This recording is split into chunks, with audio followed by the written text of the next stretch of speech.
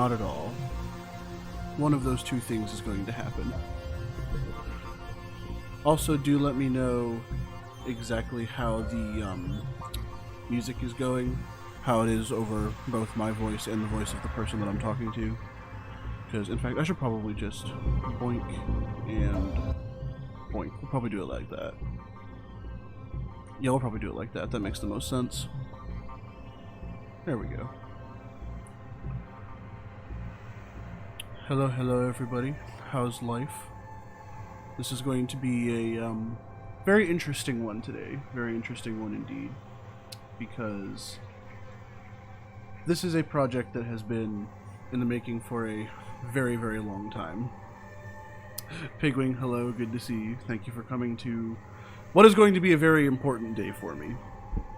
This is going to be the first, like, legitimate creative project that I'm putting out there into the public eye to be judged. And hopefully, we'll have some participants at some point. Hopefully. So to explain what this is, this is Project Angel. And the whole point of it is it's a large meta mystery that is designed to be, how do I put this? It's, I don't even know how to, I probably should have scripted out how I was going to describe it. Basically, the way it works is I'm going to run one player at a time, as though we're playing something like Dungeons & Dragons or another tabletop RPG or whatever. And they're going to have free reign of... Yes, hi Misty. Thank you so much for dropping by. I appreciate it.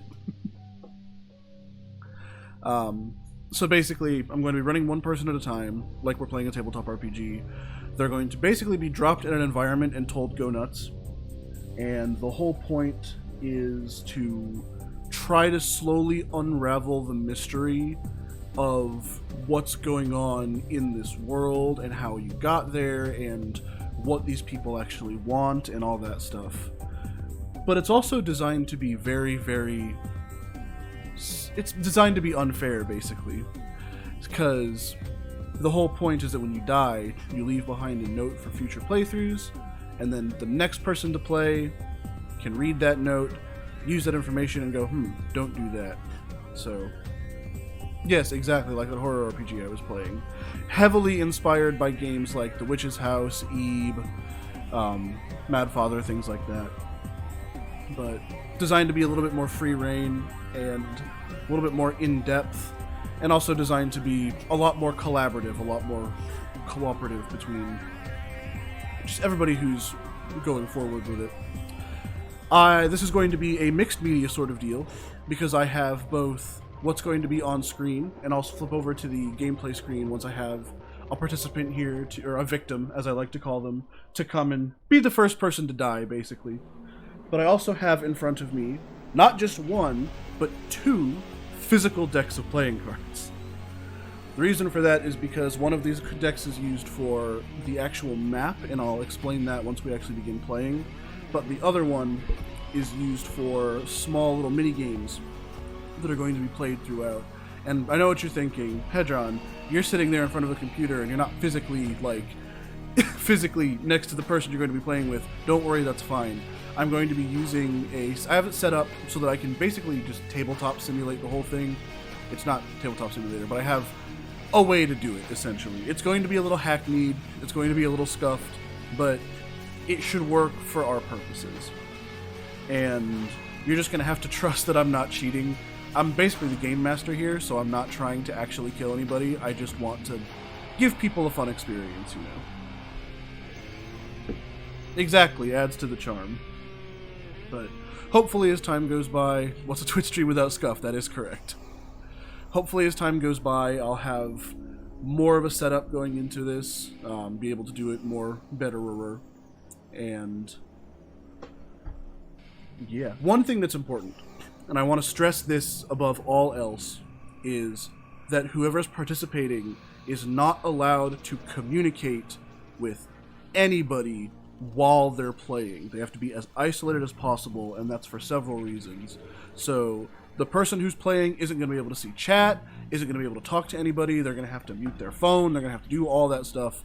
They have to be completely isolated, because they're not allowed to have help, essentially. You are going into this alone and on your own. Once you're done playing, you're allowed to talk about your experiences as much as you want. I can't exactly stop you. I can't govern you outside of the game. But while playing, you have to be as isolated as possible.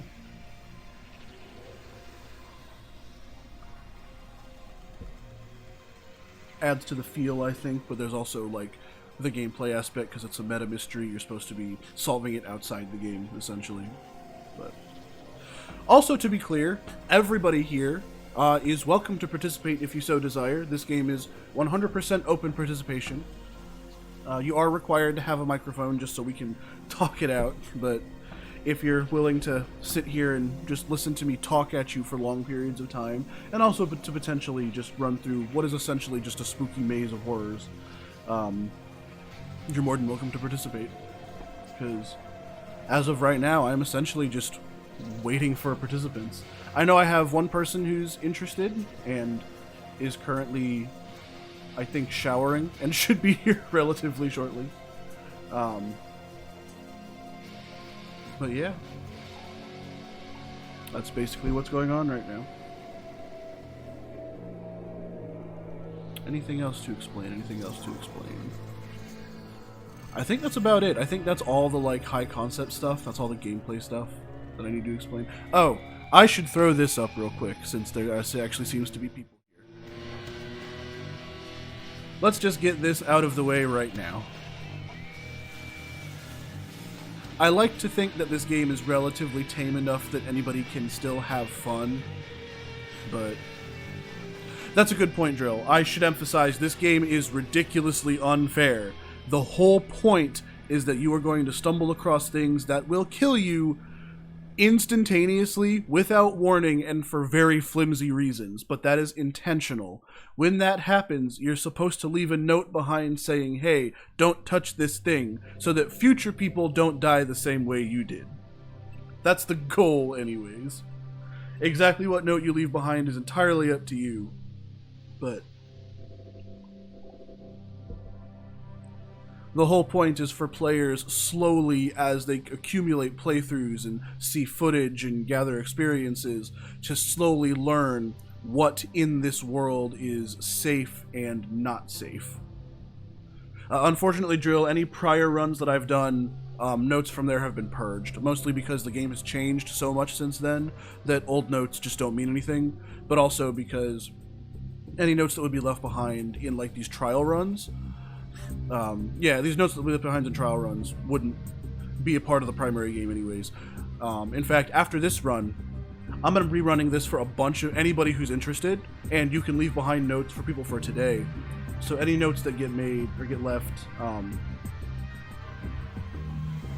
words. I just got messaged by my first victim, potentially.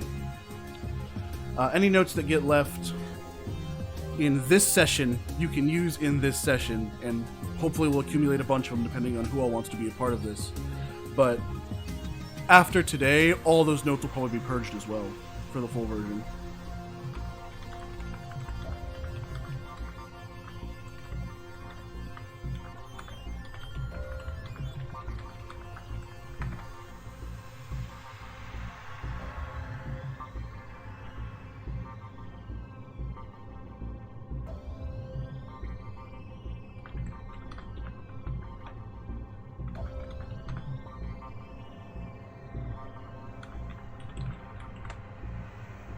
And we may, just may, have our first victim.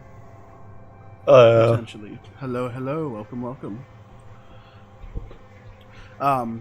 So we are live. I should make that clear. We are as live as could be. I don't know if I made that explicit. This is currently being live streamed and recorded. You made this entirely unexplicit, in fact, but okay. Rip. Do you have any problems with that, first of all? No, of course not. Excellent. Just calling you Finn is alright? Finish? Yeah. Alright, cool. So, there's going to be several things here. Let me swap over to the gameplay screen. Okay. Here we go. Alright, now, start that. Okay. So I need you to do two things. I'm going to be sharing a camera feed, and I'm going to be sharing a window stream. If you want the background music to be played, go ahead and load into the window stream. I think I'm all right. No, but the music is a big part of it. Is it though? Have you programmed this so that the music it works with the game and interacts with it, or did you just find something online? It's more of an ambiance thing. If you really just I'm all right without the music. All right, fine. You don't worry about the music, but I have music playing on stream for everybody else because everybody else cares about atmosphere. Yeah. The atmosphere will be lessered because you're not using the music, but whatever. So anyways. I don't need an atmosphere. I don't need to breathe. Basically. Food, water, atmosphere, exactly. Alright, so you didn't get any of what I just explained to chat, I assume. No, I just dropped in here, mate. Got it. Now let me grab my disclaimer. First of all, let me slap this on the screen then, just so you're aware. Okay. Don't you laugh. I'm putting this up for your Is benefit. this a card game? Yeah. How can I? Okay, whatever. All right. So we have that. Switch back to the. If I can find OBS. Yes, I believe you. to the gameplay. All right. Now I do have rules. That's what I need to read. Rules. Okay. So this game is intentionally designed to be as unfair as possible. During your Ooh, run, I like that. yeah. During your run, you will die instantly and with very little warning. This is intentional. Okay. There aren't any notes left behind right now because you're going to be the first player, so you're going to be leaving behind the first note, which is exciting. But Nice. as players accumulate runs, notes will pile up from. Oh, so it's previous like players Dark who died. Souls. Exactly like Dark Souls. Okay. So notes will pile up as people die and leave behind notes, so that people won't die the same way over and over again. That makes sense. Also, as far as actually solving the game, this game is designed to be obtuse, but not impossible. So there's going to be things that don't really make sense. There's going to be a lot of, I say, puzzles without solutions, and a lot of solutions without puzzles. And again, that's intentional. You're going to have to explore a lot, try a lot of different things, and just figure things out piecemeal. And again, Okay, so this is kind of like a community project where people get further and further along as they go. Absolutely, yes. Each individual okay. playthrough is supposed to get you that little bit further and a little bit closer to the solution. So is it one playthrough per person, or can you do as many as you want? So the way it works is you're allowed to run as many times as you want, but after you die, you have to wait for somebody else to go before you can go again. So you can never go twice in a row. Okay. Yeah, I got it. Alright, so that's all that out of the way. Rules. The character you're playing as is just you. The person that you are, the person sitting there in the chair, that's who you are. Shit. Yeah. What you have on you is everything you would have with you, or you would expect to have with you, just on a day-to-day basis. This is a total... I'm in my pajamas. Well, we're assuming you're like dressed, but... and I have a bracelet with me, but that's it. I mean, if you would be assuming... I feel like I'm woefully unprepared. Should I have brought like sunglasses, a lighter, or something? It's not stuff you have on you right now. It's stuff that you would reasonably be able to produce like on a day-to-day basis. Like I'm assuming I've got my flashlight. Really, you carry a flashlight with you? No. I just have one on my shelf, so I picked it up. Gotcha. Now I have a flashlight. All right. So again, this is a judgment call on your part. Like if you're out and about in the world, anything you could be reasonably expected to produce at a moment's notice. So I assume most people would have like some keys on them, probably their wallet or their purse, probably their phone. Yeah. I know my phone actually does have a flashlight on it, so yeah, exactly. I ran this for a friend a while ago, and when I told him that, he literally said he was going to start carrying a pocket knife with him everywhere he goes, just so he can say he has a pocket knife in this game. The thing is, the pocket knife that I have is more like a letter opener, so I don't think it would be very useful in a combat situation unless I got them in the sensitive bits. Point being, I'm going to run this mostly on honor system, so if you say that you would have something with you on a daily basis, I would believe you. So it's a judgment call on your part. Got it. Next thing. There is not allowed to be any communication between you or any spectators at all. Okay. So I don't know if you're watching the stream right now, but please don't while you're running. Okay, good. Yeah, don't worry, I'm not. You're not allowed to have any communication with any outside people while the game is running. I can't stop you outside the game, but while it's running, nothing like that. You're only ever allowed to... You have to be as isolated as possible is the way I phrase it. You know what? I'm pretty freaking isolated, so that's good. It really do be like that. Yeah. On that subject, you're allowed to take as many notes as you want. Write down, and I recommend writing down as much as you can. However, at the end of your run, you have to destroy all of the notes you've taken. Shit, okay. Yeah. If they're physical, please physically destroy them. If they're digital, please delete them. You're not allowed to leave this game, or enter this game for that matter, with anything but your memories. Again, that's a very important part of this game. Sounds good. Yeah. 2 more points. When you first enter a room, I will describe everything in the room as though you just kind of simply glanced around and won't be including a lot of details. This is important. Okay. because if you want more details on any particular thing or part of the room, you have to tell me, hey, I'm examining this part of the room or this thing, and I will provide more context and more detail.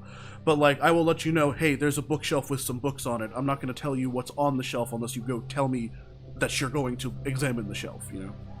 Got it. All right. And... all right, here, I'm just getting the notebook. Okay, I got my notebook. All right. This also depends on how long you live, so... yeah, I feel like you're going to explain all this to me, and then we're going to get into the first room, and I'm going to get... yeah. I don't think there's a lot of ways to die in the first rooms, but... Alright, last thing. At the end of your run, you're allowed to leave a note of no more than 6 words that will persist through all future playthroughs and be visible to all players, including yourself. And it's the first one, so and you're leaving the first note. This is the first brick in the road. This has to be a meaningful note. Exactly. Exactly. Alright, so...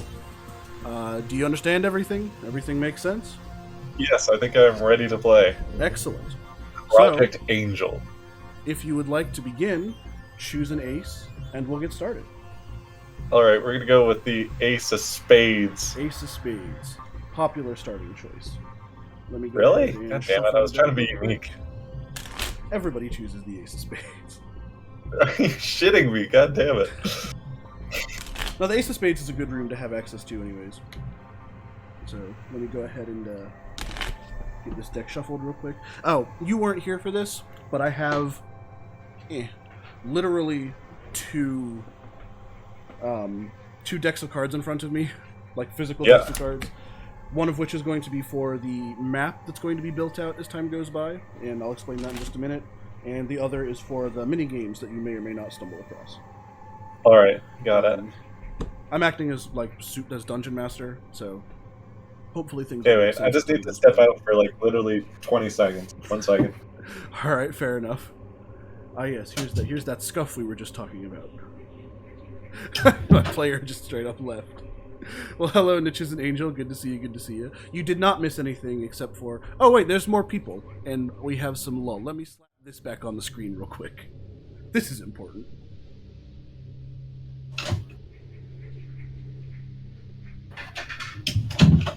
Oh, yeah, the content warning for our card game. Yeah, basically. I'm having... there's new people who showed up, so I want to make sure that this is here. So Okay. Just keeping this in mind. Yeah. Yes, Niches, no sex. That's correct. This is a good Christian stream. Alright. Ace of Spades. Let's go to the Ace of Spades room, shall we? It is right... oh, no, it's at the bottom of the list. That's right. Here we go. Ace of Spades room. Swap over to the Ace of Spades music. Alright. So.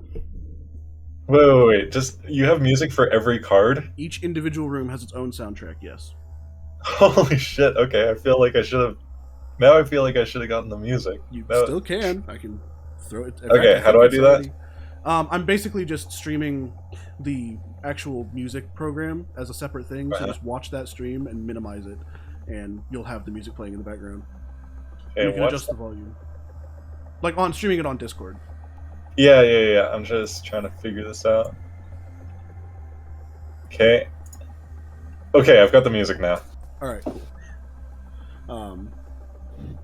So... oh wait, when you minimized it, the stream paused. Now it's gone. Oh, the music stopped? Alright, I can keep it up. Yeah. Okay.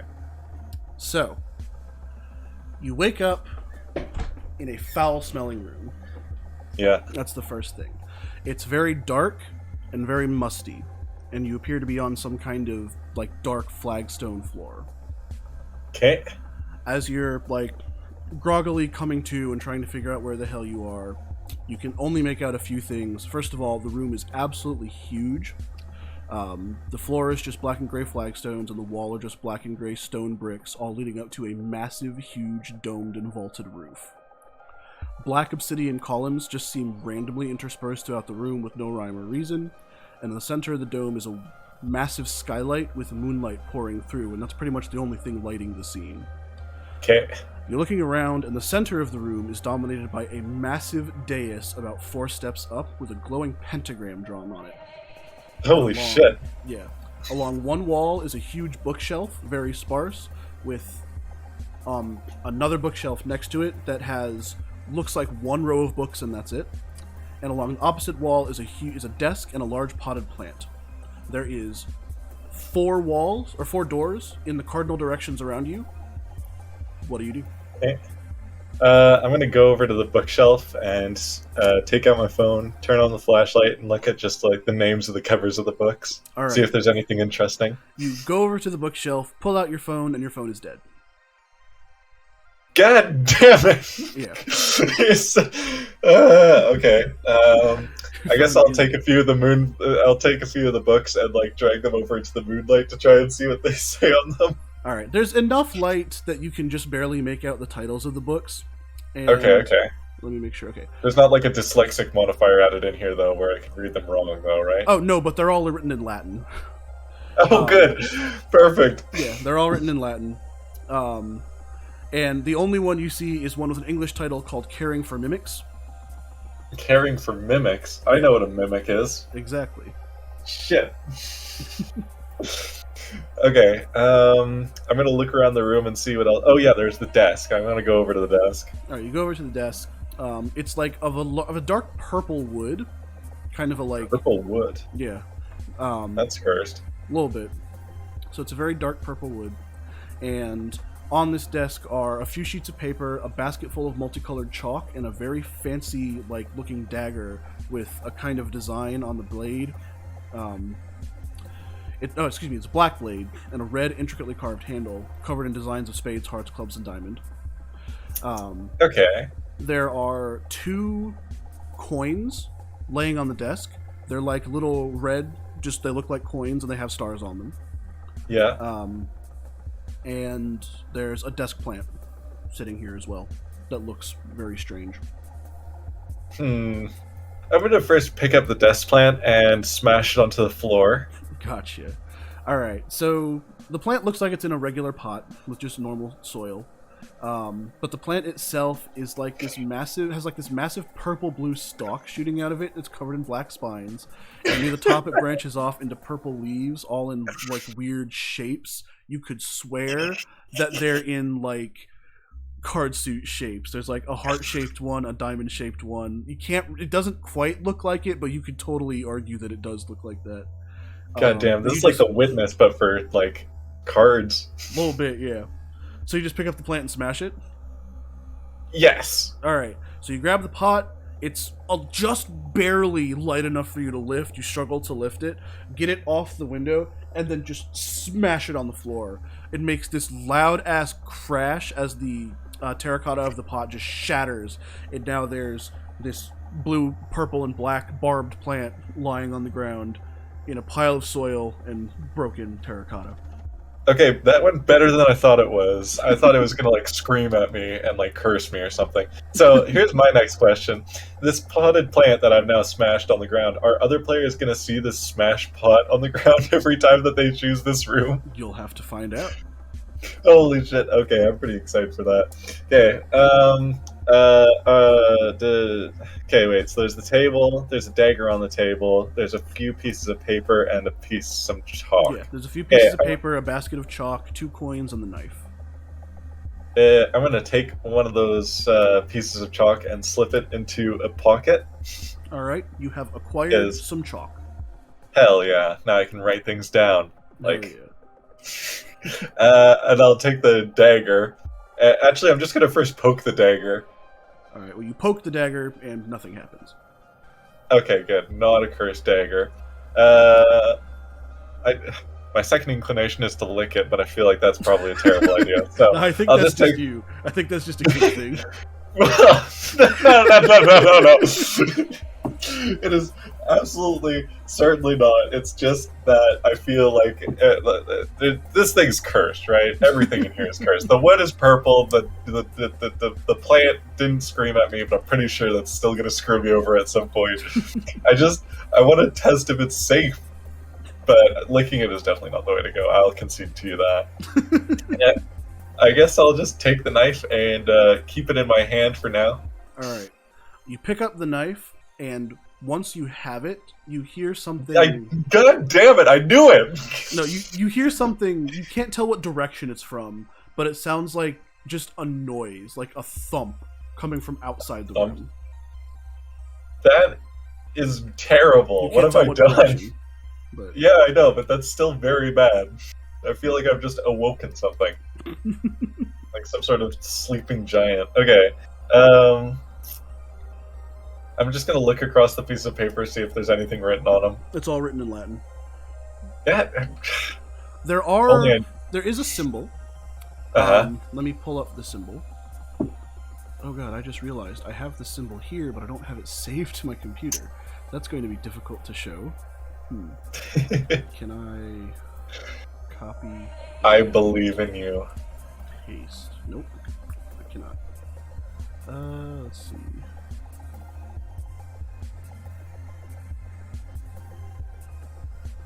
Huh. Link. Is there any guns in this game? No. Potentially. You gotta look for them. Cool. Is that like a cyberpunk gun? Potentially. You gotta look for it. Okay. Wow, I have the symbol here in the document, but I really can't. Alright, so it's a triangle with 3 circles around each of the points. Alright. It's a really simple geometric symbol, but it's like... It looks like that was printed on the page, and then somebody took like a black paintbrush and started crossing it out. Okay. So there's nothing else to investigate in this room, correct? Well, there's the bookshelf. I don't think you actually read the Caring for Mimics book. Oh yeah. You have the knife. Are you just ignoring the coins? Oh yeah, the coins. What were they again? They're just small, like red. They look like they could be currency, but they just have a star imprinted on them. Okay, yeah, I'll definitely take those. Those are money. Alright, you have 2 red coins. Hell yeah. Okay, I'm gonna go over to that Caring for Mimics book, and I'm gonna read it a little. I'll read like the summary on the back, maybe the reviews. There is no summary on the back. It's like an old leather-bound book. God damn it! I don't care for books. You're flipping. I don't want to read this whole thing through. You don't have to. I'm gonna do this like RPG style, I'll let you know the information you need. So okay. All it says that's relevant to you is mimics are notoriously aggressive and will attack anything that gets close to them. However, some of them have been known to be soothed by music. It's unknown exactly how or why certain mimics take to that, but some mimics can be tamed simply by playing music around them. This is perfect. I am, in fact, a professional whistler, so... There you go. Absolutely perfect. Yeah, look at that. It's actual... Whistling to Mimics sounds like a very good album cover, so exactly. I think it'll work out well. Whistling to Mimics. Maybe a book. Maybe I should write my own book. Whistling to Mimics. Whistling to Mimics. Some kind of like D&D new metal band. Yeah. Okay. I'm gonna topple over the bookshelf. Alright, well, you go to try to do that, but it's like inset into the wall, like built in, so you can't quite get it to... You hear some creaking as the wood, like, buckles under you trying to get it loose, but it's not budging. Oh, wait, okay, I've got an idea. I'm gonna take the knife, and I'm gonna, like, do a tiny little cut on my finger, and then I'm gonna just see what happens from there. Huh. Alright, so you take the knife, with its black blade. Like a little pinprick, just to see, like, what it is. You take your hand, you poke the end of your finger with it, just this enough... This is how we die in the first room. Just enough to draw a drop of blood. Yeah. From your finger, you start to feel heat, as though like your finger's burning. It gets really, really intense. Moves into your hand, starts moving up your arm as like. Oh shit! Yeah. This is terrible. I've poisoned myself, haven't I? Well, you're dead. I'm gonna let you know right now, because essentially from your finger out, your entire body just essentially boils, blackens, and kind of disintegrates. I like how your first instinct with the cursed knife was let me jam my finger with it. No, whatever. It was probably a bad idea. Man didn't even leave the first room and found a way to kill himself. I But told you it would happen. no, that's I fair. told you I was going to That die in is the first fair. room to So, some bullshit. you pricked yourself with the knife, and the knife did its cursed knifey thing. I mean, it's a good thing I didn't lick it. That would have been even more embarrassing. That would have been very funny, though. So you are now a puddle of black goo on the floor. Do I get to leave a note still? Yes, you do. So anything you've written down so far, please destroy. Got it. And Yep. I will make sure that a new note is created. So Okay. go ahead and do that.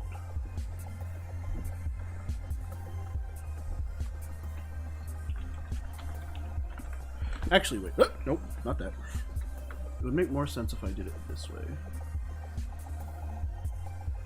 So we'll do that. Do that.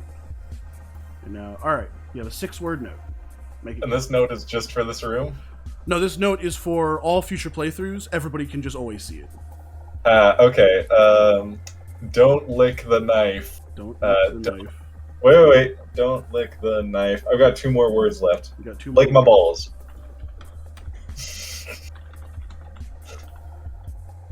And then comma, lick my balls. No, for real, though. Well, I can't say lick my balls because that's 3 words. Are you sure you want to say don't lick the knife? Yes. Okay. It's Lick your the knife. note. Lick my ball. Lick my balls. Yeah. Yes. All right. You know what? It be like that, I guess. That's the. All right. So that's the first note that we're dealing with, people. That is the first note that has been left behind by people. I am the Pathfinder. All right. Well. All right. So now you got to get somebody else in here. Yeah, so that was the first run of the game. You are, as of right now, not allowed to try again until somebody else goes. So thank you very much for participating. Okay. I don't think I have anybody else in particular lined up, unless anybody would like to volunteer.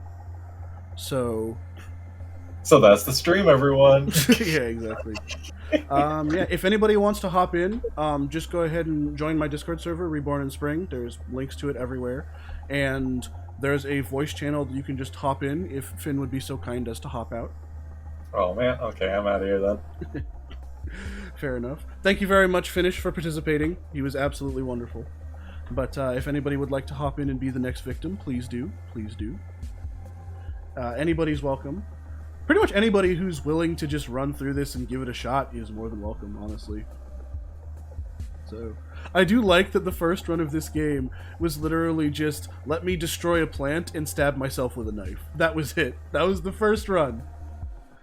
But you know what? That's kind of to be expected for how this goes. Runs will get longer as time goes by.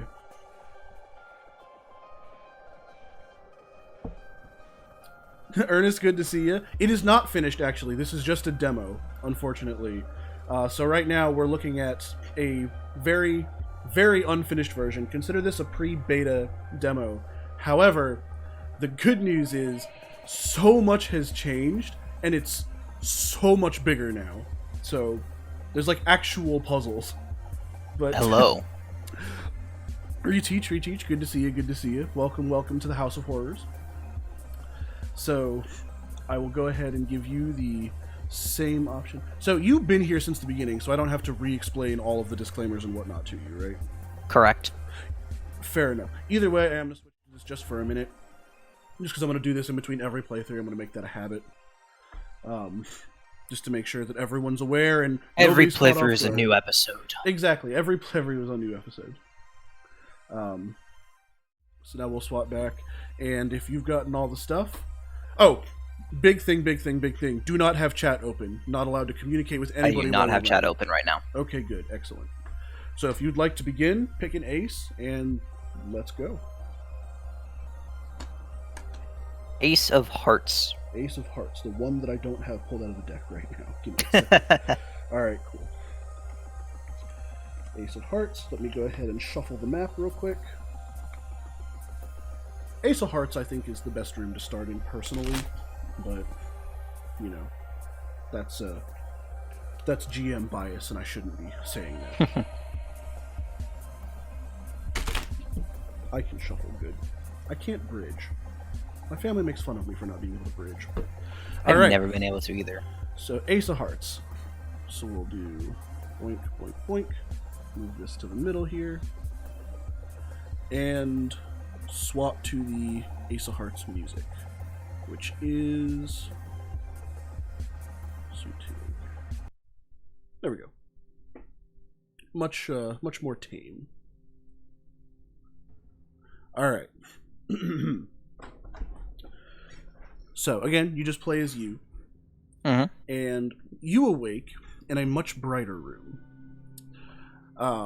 Again, you wake up on what feels like just a hard floor. No idea how you got there or where you are, but this floor is more tile. So just like any other day. Yeah, basically. But this floor is more like kind of a polished marble tile of white and gray. And as you're like slowly coming to, you find that you're in just a whitewashed room, essentially. Though there are marble columns holding up a massive rainbow opaque stained glass roof with just a rainbow of light pouring in from the ceiling. There's a red carpet that runs down the center of the room, which unfortunately you did not wake up on, because of course you didn't. And there's wooden pews, think any kind of church bench, lining down the middle, or lining the side of it. You're in essentially what looks like a massive church room. On the other side of the carpet, there is a massive marble altar that the red carpet is leading to, and a huge red book, like a massive tome, is sitting on that altar with a candlestick on either side of it. And there are 4 smaller altars along the wall. Behind the main altar is this absolutely gigantic oil painting of a woman in red clothes. And in the 4 cardinal directions, there's a door on each wall. What do you do? Can I go up to the smaller altars? You go up to the smaller altars, and on each one is, let's see.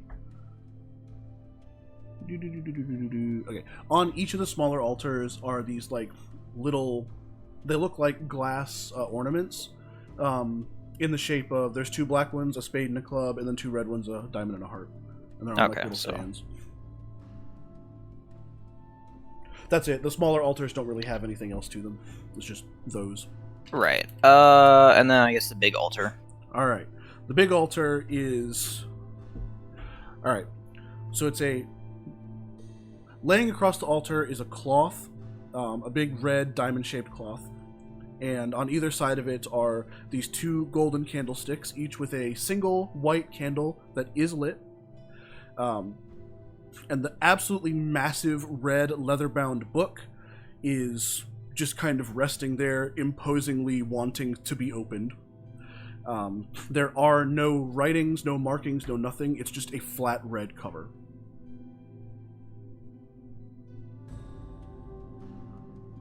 So. All right, so I have my wallet with me usually, so I'll take out my wallet. I'll take out just like a normal card and try sliding it in between some pages to see what happens. All right. So you just take out a random card from your wallet, slide it in between the pages, and it is now resting in between the pages.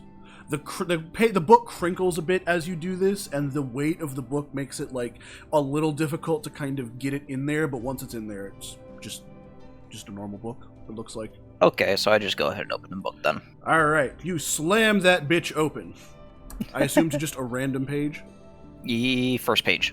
First? Oh, so you just open the cover. Okay. Yes. Let me pull up, because this is a separate document, because there's a whole ass book in here. Oh. Alright. So, you open it to the opening, and the first page, it's just a massive, ornate drawing of a heart, and on the next page is a table of contents. Okay. It's written in very, very fancy script to the point where you can just barely make it out. But the table of above the heart symbol is a massive Latin phrase, in tenebris veritas emergit. And in the table of contents, it says... Hold on, can you repeat that? In tenebris veritas emergit. Or emergit. Okay. I'm not sure how to pronounce that exactly. I don't speak Latin. And in the table of contents it says hymns and chants, map, rules, protective barriers, demonology, history of, and then like a scratched out phrase, A section that just says there is a way better than this. Translation guide, the afterlife, and irredeemable. I'm gonna flip to map. Alright, you flip to map. In the center of the page is just a small, what looks like a top-down image of the room you're in. And that's it.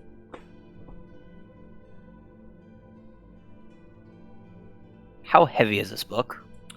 Pretty damn. Like, you could lift it if you wanted to, but it's like, while it's open, it's wider than your body. Oh, okay. It's a big book. Rules, I guess. Alright, so you flip over to... You keep flipping to the section where the table of contents says the rules would be, but there's just a couple pages torn out of that section. Okay. So it goes from, let's see, it goes straight from the map section all the way to the protective barrier section. Okay, protective barrier. Alright, you go to the protective barrier section. Again, it's just all written in Latin. But based on the diagrams, you can see various instructions on hand motions, it looks like, with pictures of people with force fields around them, essentially. You can kind of glean from this that it's instructions on how to form a magic barrier, but they're not super clear.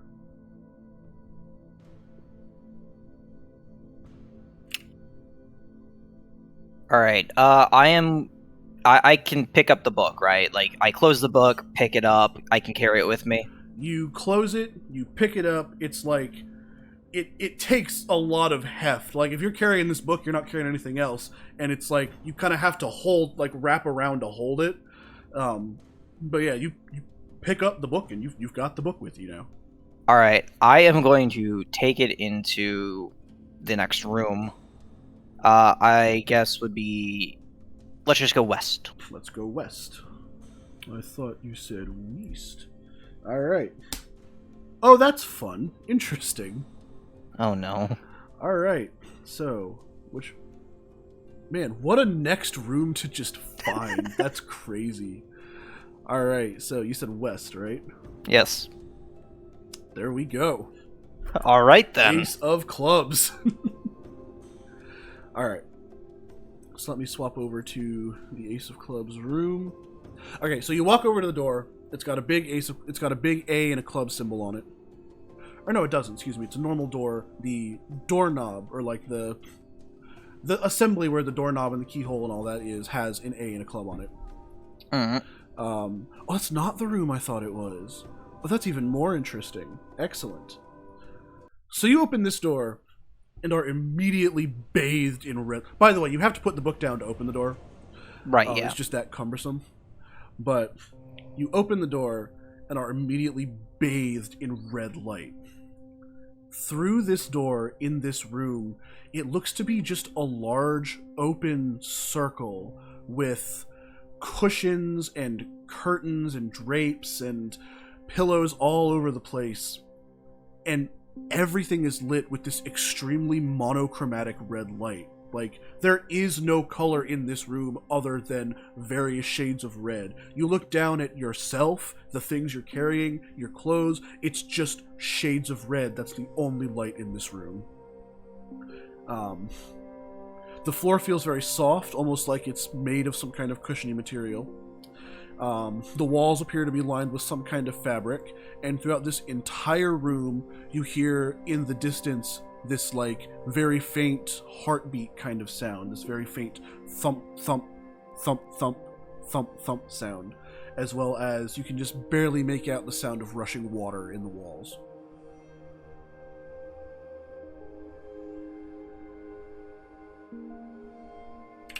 Kraken, thank you so much for the bit. Alright, so Much I'm gonna appreciated. open the big giant book to the map again. Alright, you open the big giant book to the map.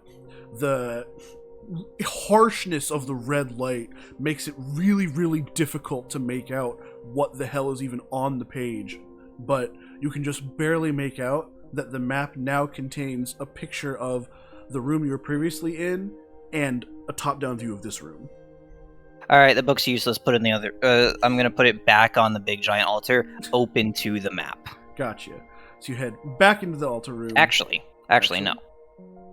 Instead of putting it back on the altar, I'm gonna open the east door. All right, fair enough. So you go to the east door then. Wait, so you keep the book with you and go into the east door? Yes, I keep the book with me going to the east door. Basically, what I was doing with the west room was figuring out if the map added as I went. Gotcha. And I'm just gonna do that to the east room as well. Gotcha. So this is the 9 of diamonds, I believe. Yes, it is. Alright, so now put this here. Alright, so you go up to that door. It's got a little 9, a little diamond on its lock. And... is this door locked? It is not. Okay, man, you're getting some good early rooms, apparently. RNGesus. Guess so. Let me swap over to the correct... There it is. Alright, so you walk out into this room, and it is absolutely massive. Like, just utterly huge. The floor is tiled with a white, gray, and gold irregular pattern, and in this massive rectangular, empty-looking room are 4 stone fountains inlaid into the walls. There's this beautiful gold trimming across the bottom of the walls, and like these golden columns holding up this massive balcony that encircles the whole room on a second floor, but you don't see any stairs to get up there. Crystal pillars holding up the balcony, and paintings are just lining the entire room on the walls. From the ceiling, 3 absolutely massive chandeliers of gold and crystal are hanging and filling the room with a lot of dancing firelight.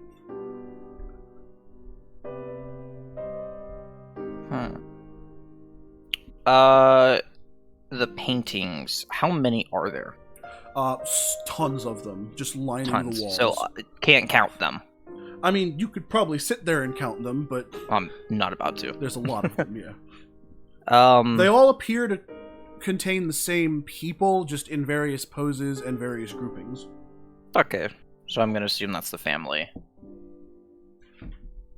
If there is a family. Shit. Alright,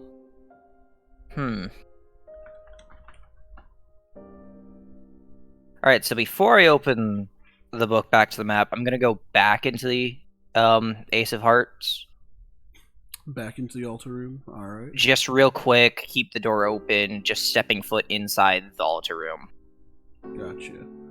And then open the book to the map and see if it needs to be opened in that room to be added.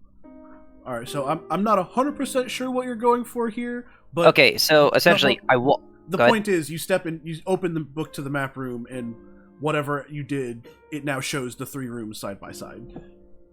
Okay. So now I'm wondering... Okay. I'm trying to figure out the book first, because it's the first thing I saw. I'm going to put the book down, go to the south room. Alright, so you put the book down, back on the altar, or just drop it on the floor? I'll carry it with me to the south door, Right, and then put it on... If there's a pew next to it, put it on the pew. Otherwise, just on the ground. Alright, there's a pew, because I think the north wall is where the altar is going to be, so on the south wall there's just pews.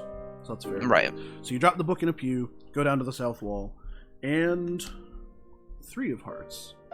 Let's go ahead and throw a 3 of hearts up on the map here. 3 of hearts, there it is. There we go. And there's a decent chance the 3 of hearts room is locked. Let's find out. Oh no. Let's see. 3 of hearts. Yeah, you go to work the handle for this one. It's got a little 3 and a heart on it, and it will not budge. It's locked. Damn it. Okay. I guess we're gonna go back to the big giant red bedroom. Alright, big giant red bedroom. I'm just gonna leave the book. Just leave the book in the altar room? Alright. Alright, so you're back in the, what I'm calling it, the color room. And there's just pillows and curtains everywhere.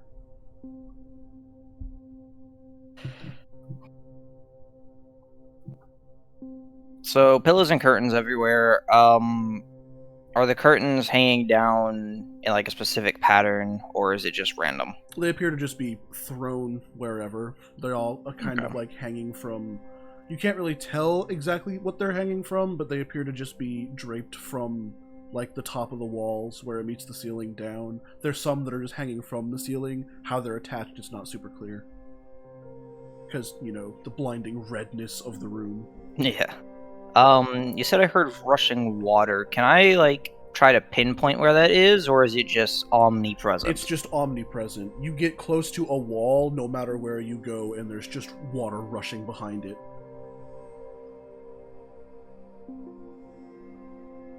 Do I see any doors on the walls anywhere? Oh yeah, there's a door on each wall. Okay. Alright. It's assumed that in all these rooms there's a door on each wall. Okay. If I forget to say that, there's a door on each wall. Okay. And then the altar room, because the altar's on the north side, there's no door there, or would there still be a door there? There's still a door there. It just leads to the altar room. Because that's the door you entered the room from. Okay. No, I was saying in the actual. Okay, I'm gonna go back to the Ace of Hearts. Alright, so you're back in the Ace of Hearts room. There's a door on the north end. You said. Oh, yeah, okay. No, I misunderstood. Yes, there's another door in the Ace of Hearts room, yes. Okay, I'm gonna go through the north door now. Alright, go through the north door. That's another card. Yes, it is. Oh, this room's definitely locked. Queen of Diamonds, there's no way this room's not locked. No way this room's not locked. Queen of Diamonds. There's no way this room's not locked. Watch it not be locked, and I'm gonna be very surprised. That would be absolutely crazy. Queen of Diamonds is, yes, definitely locked. Damn it. Alright, I'm gonna go back into the Nine of Diamonds. Back into the Nine of Diamonds. Yes. Alright. I'm very back and forwards. Back and forth. There That's you go. fine. Remember, I'm yes, describing everything to you just as though you're glancing at it. Right. If you want details, you gotta examine something specific. So, you said, were there windows on the walls here, or just paintings? There are no windows, just paintings, as well as a fountain on each the wall. chandeliers and the fountains. Chandeliers, Alright, I'm gonna go up to one of the fountains and just see what it is. Alright, you go up to the fountains. This is the Nine of Diamonds. Alright, so you're exploring the fountains. They just appear to be like these large, ornate stone carvings with just little water spouts spewing into them. They're just kind of inset on the walls. Nothing particularly special, except at the bottom of one of them you see two of those red coins. Alright, I'm gonna examine the red coins. So you're picking them up, or? Yeah. Alright, so you reach down into the water. The water is mostly icy cold, but you grab the two red coins. They're a bit wet and soggy, but they're just red coins. You have two red coins now. They don't say anything on them, I'm guessing? They just have a star on them, yeah. Okay.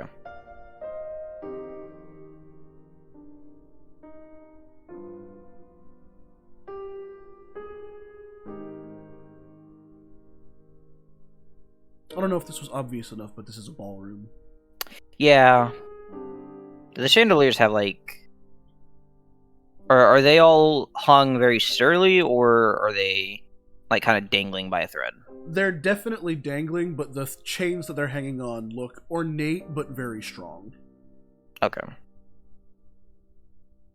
Big, thick chains. Are the paintings in reach of me? Like, could I reach up and grab one of the paintings? Oh yeah, absolutely. They're all, like, basically hanging at about chest level. Ah, shit. I'm just gonna go up to the closest painting to me and, like, move it and see if there's something behind it. Alright, so you walk up to this painting, and in this painting you see... Who's a good person to start with?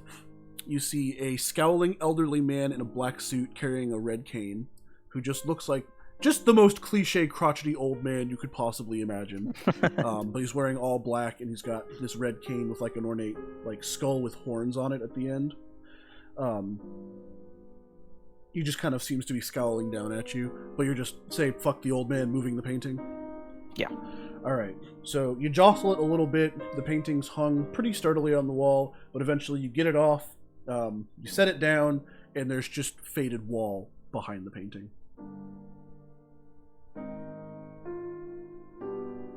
Alright, put the painting back up and try and make it level. All right, you do your. It takes quite a bit of doing, and the painting falls twice, but eventually you manage to finagle it back onto its hook, and then finagle it a little more to get it as straight as you possibly can. And the painting is now back on the wall. Are there any paintings that seem offset, like seem crooked or anything? Not crooked, but as you're looking through them, you do notice there's a consistent group of people that all of these paintings contain. There's the crotchety old man who appears more than once. There's an elderly woman, a sweet-looking elderly woman in a red dress. A man in a black mask with a white skull on it. You see him multiple times. A middle-aged woman in a very fancy Victorian red dress. A pale little girl in a tattered black dress. A young boy with glasses and short hair. A taller boy in a feathered hat. But the one that stands out is what you assume is a teenage girl, except in every painting she appears in, her face, like that section of the painting, has been torn off. Okay. And it's consistently that person throughout all the paintings whenever she shows up.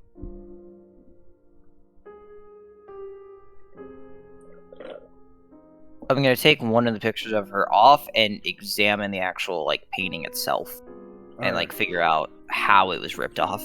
Alright, you find one of the smaller ones, I guess, where it just appears to be a painting of her. She generally has some consistent outfits, so you can pick her out from just body type and outfit in general. You take off the painting, examine it, and it literally looks like someone just grabbed that section of the canvas and ripped it off, like, with their bare hand. There's no, like, neatness to it. There's, like, strands of canvas kind of still there. There's, like, a tear going through it where the cut wasn't clean. They just yanked it off of the painting. And behind it, there's just the wood that the canvas was, stitched on. Bolted on? Stapled on. You stapled Connected to. Yeah. And then there's nothing behind the painting on the wall, I'm guessing. Nothing behind the painting but more faded wall. Okay.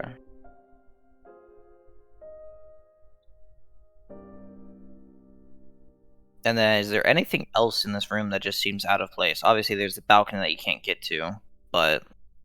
Nope, there's nothing in this room that seems out of place. Aside from, the woman whose face has been ripped out of her paintings.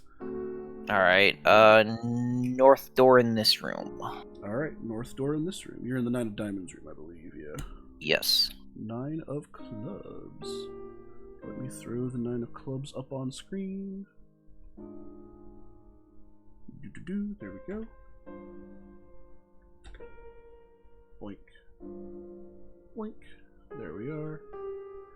And what room is the Nine of Clubs? That door is locked. Alright, east. East. Further east. Yes. Ten of Spades. Watch this door be locked too. Ten of Spades. There we go. There we go. Ten of Spades. There you go. It's finally not locked. Yay. Alright. So you walk through this room, and let me get the... There it is. Alright. So you walk through into this room, and it's a complete change in atmosphere. The floor is like this nice, well-kept hardwood, and the walls appear to be like wooden beams with massive glass windows, and you can't really make out anything through them because the glass is frosted, but they're these massive frosted glass windows, essentially, letting in a lot of bright light, kind of doming into a, like, curved ceiling. There's no, like, clear distinction between where the walls stop and the ceiling begins. But this room is just lined with shelves and shelves and tables of flowers of various shapes, sizes, and colors. The room smells like sickly sweet. There's just massive vases and flowers everywhere.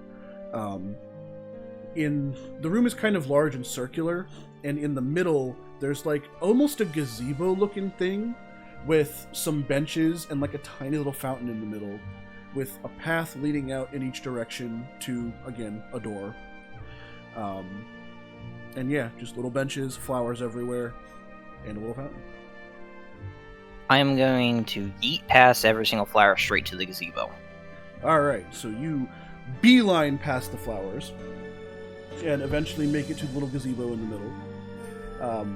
Nothing particularly special, it's just the same kind of white painted wood as everything else, with kind of like a little vaulted, not even a ceiling, but like just a little cross of wood kind of doming over you, and dominated by this, what looks like an outdoor stone fountain, but it's indoors for some reason.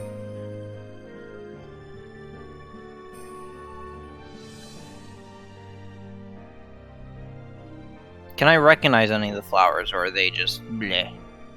Well, do you know any flowers? Because if so, they're probably here. I know very few flowers. Or let me answer what I think is the spirit of your question. Yes, you recognize the vast majority of these as just mundane flowers, but along the walls there are some that look off. Like a couple blue and purple flowers that don't quite look right. They're either in weird looking shapes, or maybe there's one in the wall that's kind of dripping a fluid for some reason. Those are few and far between, but there are some weird alien looking flowers interspersed among all the mundane looking ones. Okay, I'm staying as far away from the flower dropping fluid as possible. Probably. But I do want to go up to one of the weird looking flowers and just examine it. Alright, so not the dripping one, but you find one. The one that draws your eyes is like this little blue, almost rose-looking flower, but it's got like little leaves around it that you could swore were in weird shapes, but you can't really tell. And upon getting closer, you A, can tell that it smells like death, and B, that it's got like kind of a blue stem with black barbs on it. Yeah, I'm getting the hell away from that thing. I'm gonna go back west through the Nine of Diamonds, and then west again back into the Ace of Hearts. Alright, so you're back in the altar room.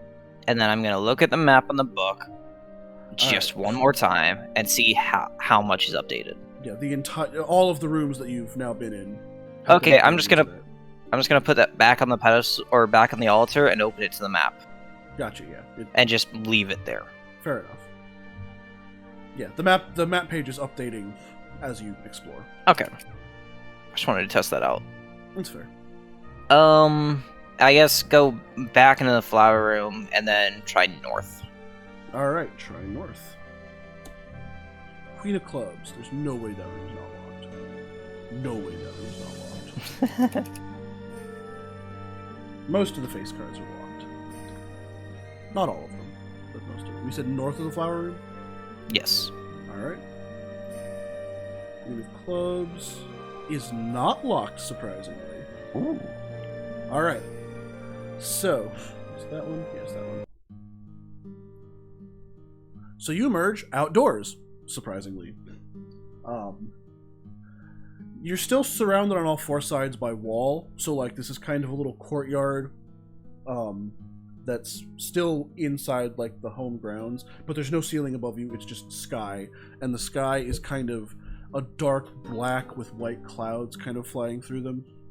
It's not very windy, it's a tiny bit chilly, but you emerge into a very well-kept, what just looks like a grass field, and that's about it. There's not much out here, aside from, again, a door on each of the walls leading back into the house, and a doghouse in one corner, with a large golden retriever kind of sleeping soundly next to the doghouse. And that's all that's back here. I'm glad you said that we were still surrounded by walls, because I was just imagining 4 doors out of, like, in the middle of nowhere, just from the ground. You know, just doors randomly. Yep. But no, this is a courtyard kind of within, not within the home, but you know what I mean. Where in the, like, courtyard is the doghouse? Kind of off in a corner, like not in, it's like, if you were to divide this big square courtyard into 4 quadrants, it's like in the corner of one of those quadrants. Not up against the wall, but closer to the walls. And like facing diagonally outwards. So I could safely, like, go north again to the next door without getting near the doghouse. Yeah, you could go to any of those doors without getting anywhere near the dog. Screw it, let's go north again. All right, going north again. 6 of diamonds. Let me. It's this one. 6 of diamonds. The fact you've had that one set up and every single time, and I've seen it every time you change or you add a room, makes me really scared. Oh no, this is just the order I accidentally have it set up in. It's whatever. Oh, okay. 6 of diamonds. You said north, right?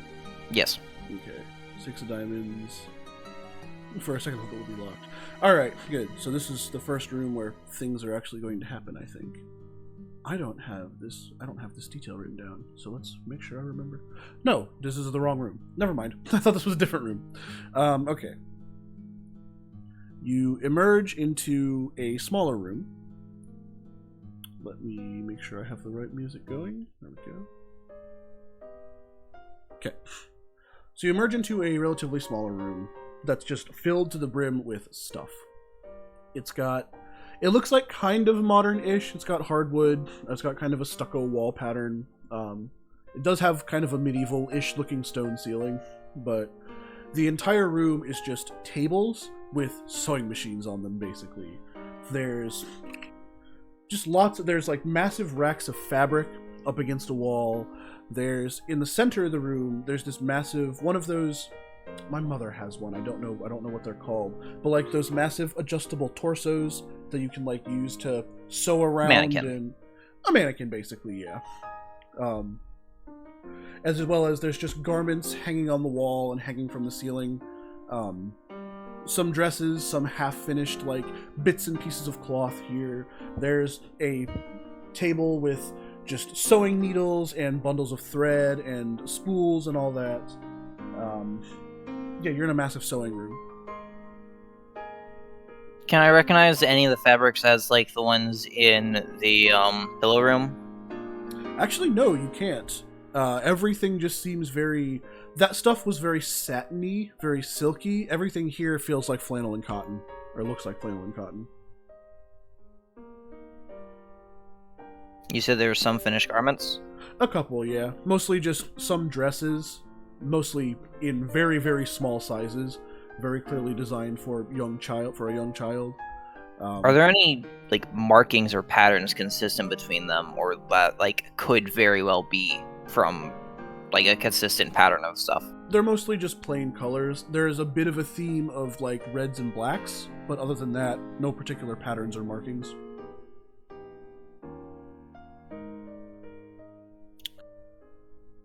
Are they easy to rip, or is it extremely hard for a cloth? I mean, can you rip cloth normally? Yes. I sure as hell can't. I think. Well, do you want to try? No. I was more saying, like, if I go to rip it, like, not much power, will it just instantly rip, or will it hold like it should? It holds like it should. Okay. Well, if you go to try.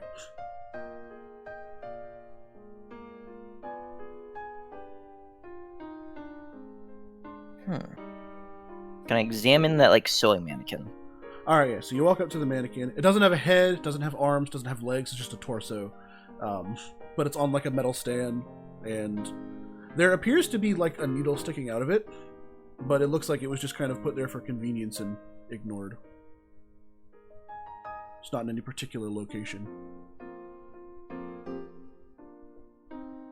Did you say this room had lights?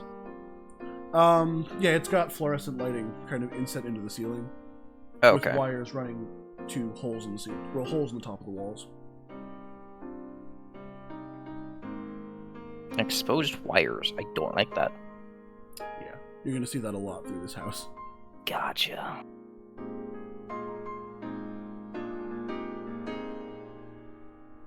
I mean, I guess let's just go west.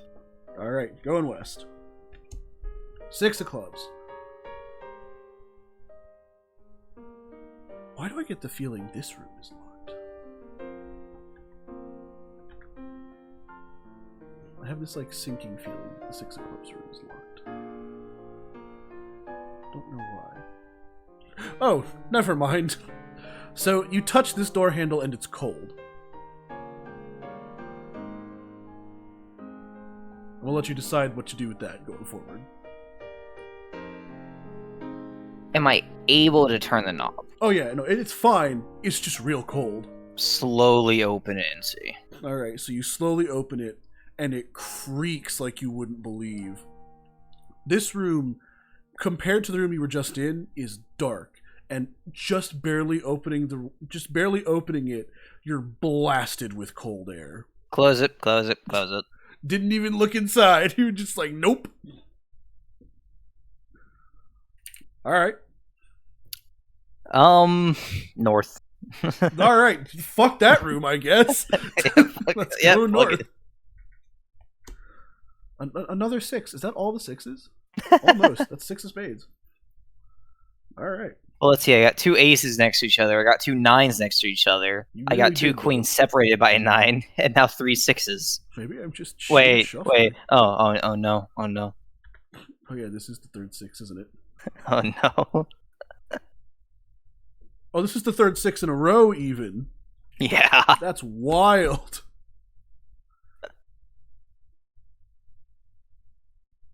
You know, the worst part is you triggered an event, but, like, not because of the 666. Alright. So, you walk out into... You don't have enough time to take in any real details, aside from...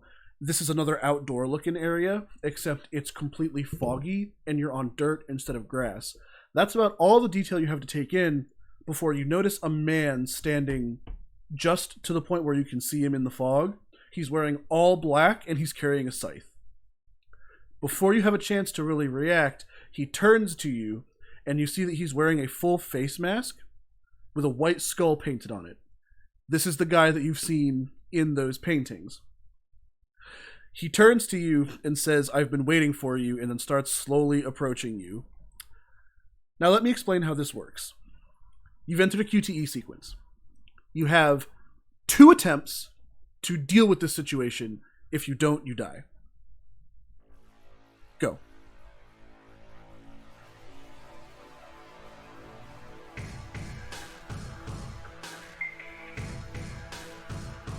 Also about a minute and a half. I'm gonna call out to him and say, "Was that your ballroom I was just in?" So that's your first decision. He basically ignores you and says, "Sinners do not deserve answers." Would it be counted as one action for me to run all the way back to the altar? Yes, it would. Okay, I'm gonna run all the way back to the altar, and would it be considered a separate action if I kneeled down and started praying in front of the altar? You don't have to necessarily... I mean, you can go ahead and still do that if it's like a thing that you're scared of, but just escaping. You run back through the door, slam it behind you, and you've escaped the situation. Okay. But you are now back in the enter. altar. I'm just gonna run back just in case, cause yeah. Okay. I'm gonna look at the map. You check the map, and again, it shows everything.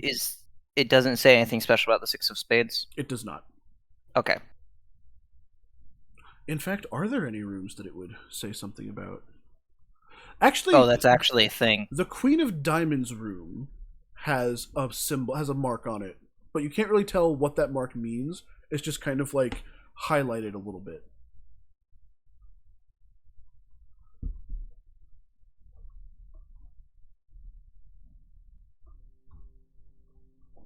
But I believe the Queen of Diamonds room is also locked. Yeah. What did the Grim Reaper say? He said sinners do not deserve answers. Sinners do not deserve answers. Huh.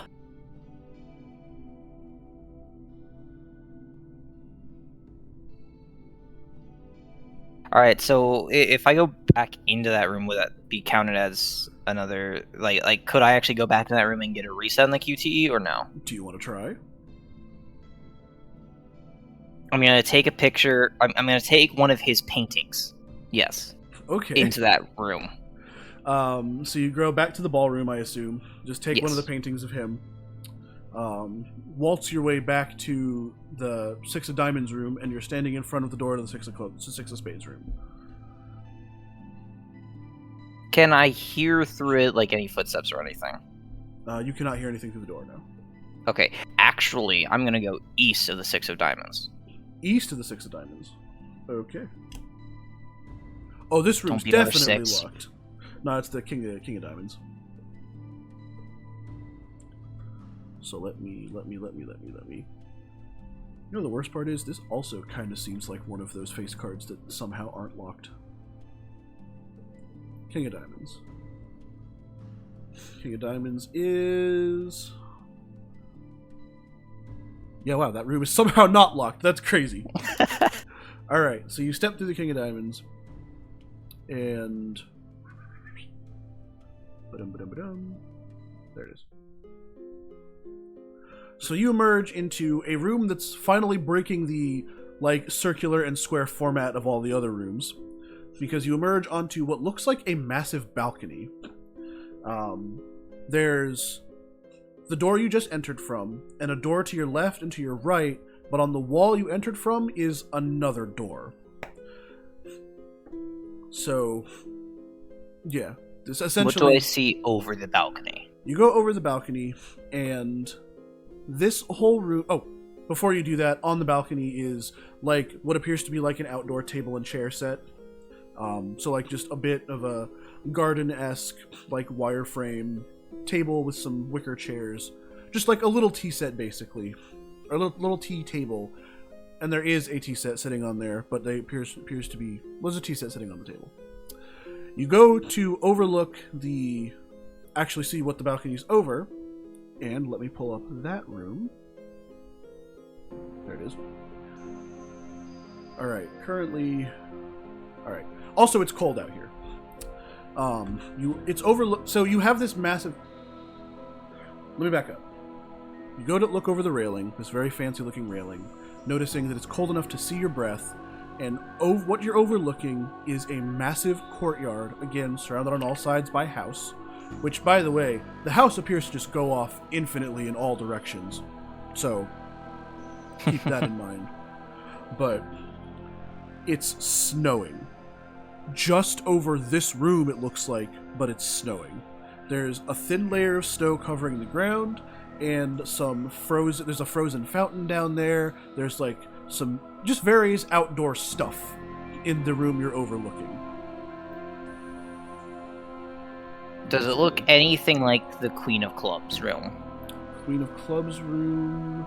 Which was the outdoors surrounded by walls with the doghouse. It does not, no. This is definitely not that room.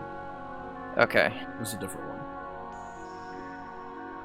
As you're deliberating what to do next, you hear a door open behind you. Okay. You're just gonna wait and see what happens? I'm gonna turn around, and look at it. Alright, so you turn around, and what you see is a very tall, very grim-looking man in a very nice suit, who... He's carrying, like, a little tray, like a waiter's tray, with one of those, I guess they call it a napkin, or a little towel around his arm. He looks like the stereotypical butler, right? And he's got this, like, a new tea kettle with steam coming out of it. Just basically walking towards the table. Just kind of grim-faced and walking towards the table. Can I ask him where I am? You can go ahead and try. Okay, I ask him where I am. Alright. He simply says, "It is not my place to say, madam. Would you care for some tea?"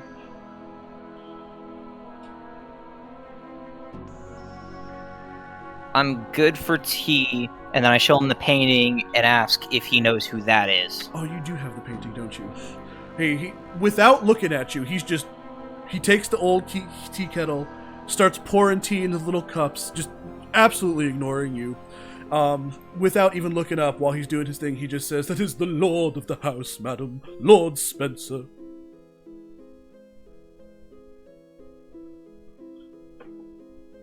Does he normally try to kill sinners?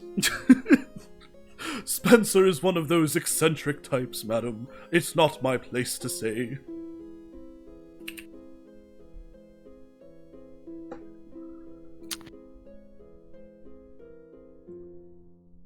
You know, one of those quirky, eccentric types that kills Did he sinners. come through the door that I came through? Lord Spencer's not bound by No, physical... no. I meant the butler. Oh, no, he came out the other door. Came out the other door. Is that other door still open or is it closed? No, it closed behind him. I'm gonna ask him if I am allowed to go through the door that he came through. He says, "It is not in my place to restrict your movements, madam." Now that he's finished doing his thing, he's got, like, the old tea kettle on his thing. There's, like, piping hot tea coming out of the 2 cups. He, like, gives you a little bow and goes, "Would you require anything else before I retire?"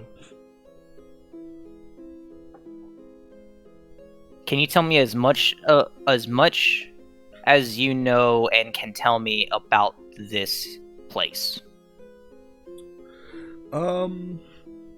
How would he respond to that? That's a good question. He simply says... Man, that's a very broad question. How would he respond to that? Ask it one more time, I apologize.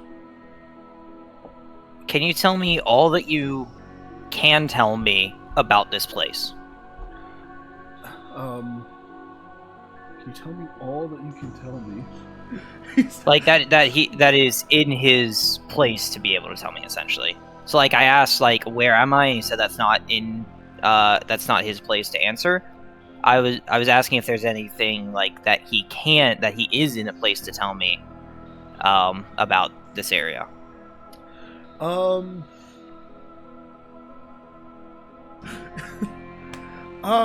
Okay, I need to think of this response. Mental note, write out some responses for these characters before drafting the final version. That's such a broad question.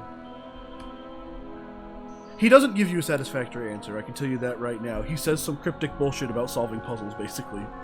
But...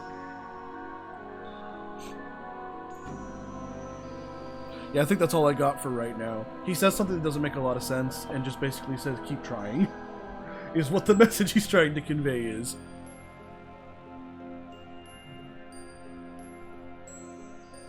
Ooh. I'm gonna ask him if he knows what the girl whose paintings the face has been ripped out looks like. Now at this point, his eyes kind of shut and he shakes his head and he goes, "Ah, Madam Christie. Such a shame, such a shame." And then he starts walking away. Actually, wait, hang on. I should make sure I got my honorifics right there. He would refer to her as...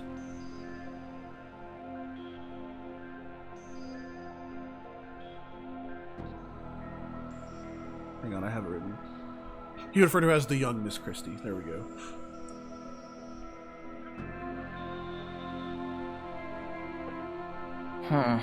Alright, I'm guessing he's going back through the door that he came through? Yeah.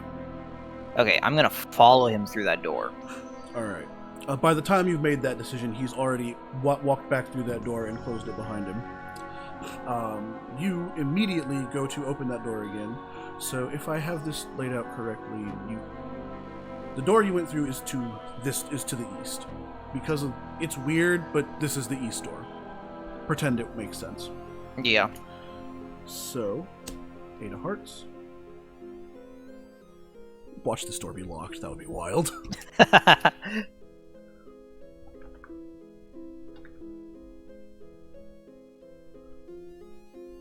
of hearts.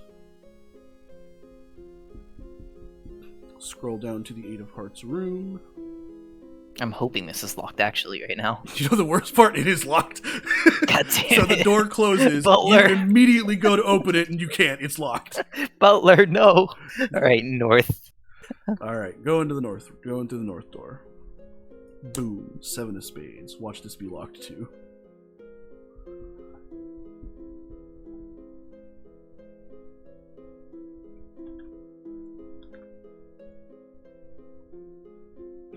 north door. 7 of spades is right there, yeah. Okay. 7 of spades. Ah, yes, here we go. One of the meteor rooms. Okay. So you open this one and all you see is a staircase leading down to darkness. Nope. She said nope. Nope. Nope. Nope. Fair enough. South. South. Got it. 7 of hearts. I really did a shitty job shuffling this deck. 7 I think I'm hearts. on my 3rd page of notes right now. 7 of hearts. That is... Okay. This is another fun one.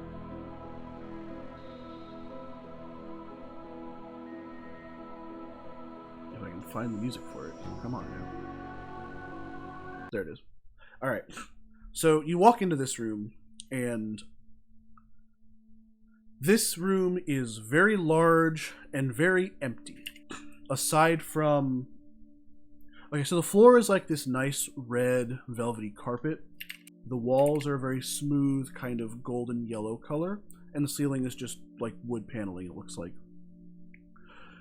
One wall is pretty much entirely dominated by a massive mirror. Like the entire wall is just a mirror. That's creepy. Yeah. In like 2 of the corners of the like where the wall meets wall, not where wall meets mirror, there's like these large torch sconces that are filling the room with firelight. There's no other lighting in the room. And other than that, this appears to be a mostly featureless room, aside from the fact that there is a massive mirror on one wall. If I walk up to the mirror and look into it, does anything strike me as out of the ordinary? Not at first, but as you're looking around, you notice that in the mirror, in a certain section of the wall, there's like a chunk of the wall.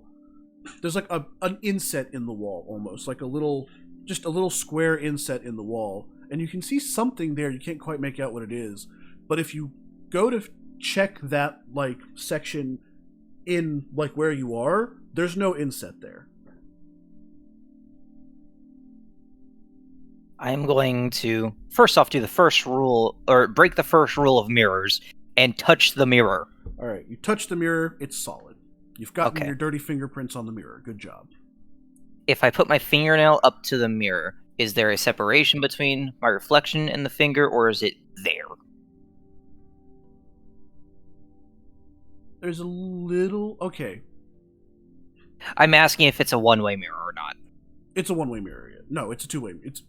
Okay. It's a solid piece of glass. Solid. Okay, cool. Basically, I think what you're trying It's to a test normal for- mirror. It's a normal mirror, yes. Yes. Okay. I'm not 100% sure what all testing you're using. It's a normal-ass mirror.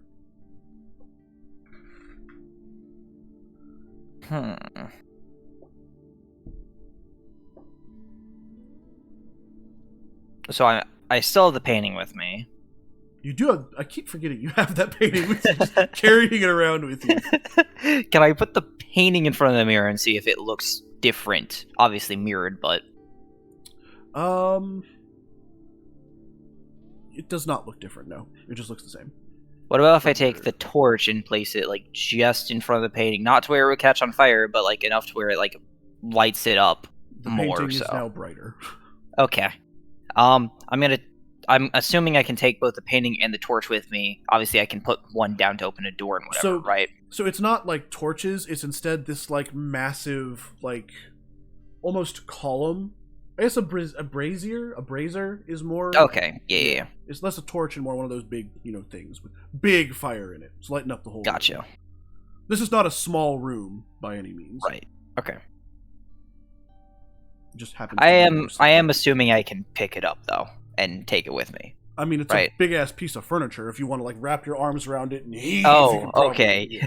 No.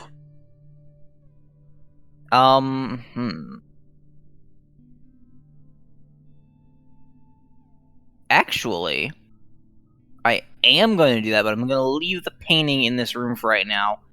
and I'm gonna chuck it down the stairs of 7 of spades. So you're gonna carry. I'm gonna try this to. massive. All right, I'm gonna let you know it's taller than the door. Okay, never mind. Never mind.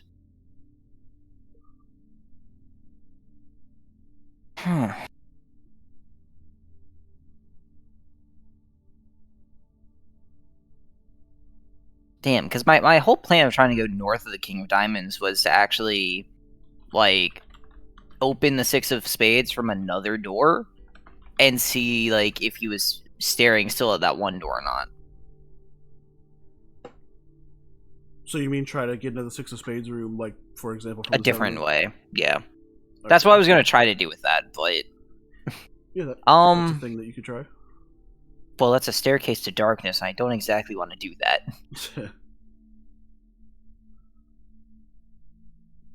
I think you're one of the few people that just hasn't checked your phone yet. And I'm not going to. Fair. Now that you mention it, I'm not going to. That's fair. That is fair.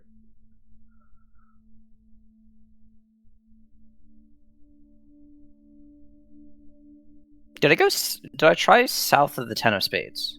Or could I not get it? Let me see real quick. 10 of spades room was... I could go in there. 10 of spades was the flower room. Yeah. Okay, I'm gonna actually go east of the 10 of spades. Alright, so you're currently in 8 of hearts. 7. You're currently in 7 of spades. No, you're currently in 8 of hearts. Oh, I went east, that's right. You're currently in 8 of hearts, which means... I need to go out the door and then go to the door. No, I was in 7 of hearts. I went south of the King of Diamonds. You did, okay. Yeah. Okay, so... Where to next? I'm gonna go into the Queen of Clubs and then down to the 10 of Spades. Alright, so you merge I back think into that's the way I went. Yeah, you merge back into the Queen of Clubs, which is, the back card with the doghouse. And then circle back down to the 10 of Spades, which is the flower room. And I'm gonna go to the east door. Alright, you emerge back into the flower room, and as you're opening the door, you see the south door close.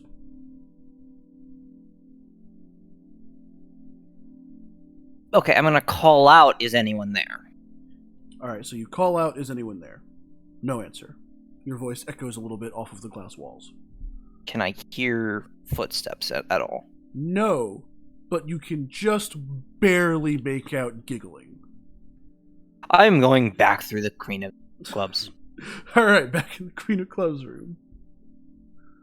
Fair enough. Wait, the 9 of Clubs was locked, I think. 9 of Clubs was... It was locked. Yes, it was.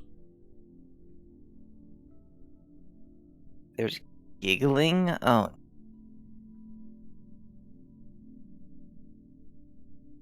It sounded The like ballroom a was... girl giggling, yeah. Okay. Ballroom was... Let's see. 9 of Diamonds. The 9 of Diamonds, okay.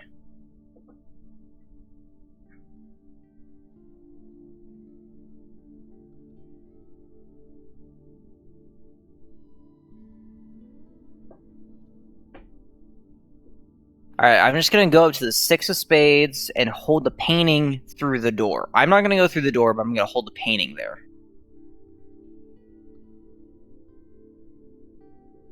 You're doing what now, I'm sorry? Okay, so I'm going back up through the 6 of Diamonds, up again through the 6, to the doorway of the 6 of Spades, which is where Spencer was. Gotcha. And I'm just gonna open the door and put the painting through and peek my head out and see where he is. Alright, so you're in the 6 of Diamonds room. You are opening the 6 of Spades door, slipping the painting through, and just checking to see what's going on. Yes. Alright, so you are currently in the 6 of Diamonds room. Okay, so you go everything you do all that. You make it to the 6 of Diamonds room. You crack the door a little bit, which as you're cracking the door a little bit, you notice just a tiny bit of the fog from the 6 of Spades room kind of spilling into the room and then disappearing. You slip the painting through, still don't hear anything. You peek your eye through the little crack, and you do not see Spencer there.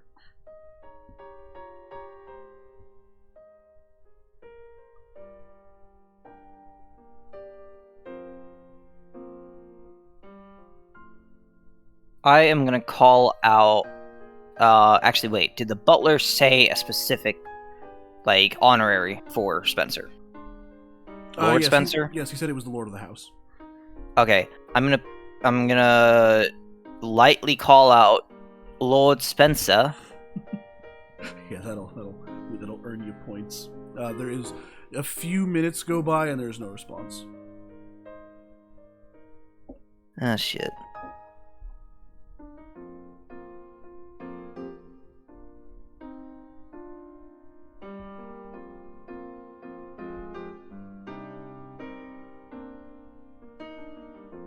Alright, I'm gonna fully step into the room with the door still open and see. Or courtyard, whatever it is. And just try and see through. You step into this room, and for the first time you can get a little bit of a better look at what all's going on through this room. Again, the floor is just mostly dirt with like tiny little tufts of grass trying to grow here and there. And mostly what you can see is just a thick white fog off in the distance, and that's about it. But the interesting thing about what piques your eye about the fog is that it looks like there's little dancing wisps in it, almost. You can't quite tell what they are. Spencer's nowhere to be seen, and the minute you step into the room, the door behind you closes. Can I open the door back up? Yeah, no, it opens back up just fine. Okay. It's just not going to stay open on its own. Okay. Well, when I was saying keep the door open, I was meaning like hold it open. Oh, so you're standing there holding it. Okay, that's fine. Yeah. But yeah, All right, now I'm gonna close it. Okay, yeah. Door slams shut. It is big closed.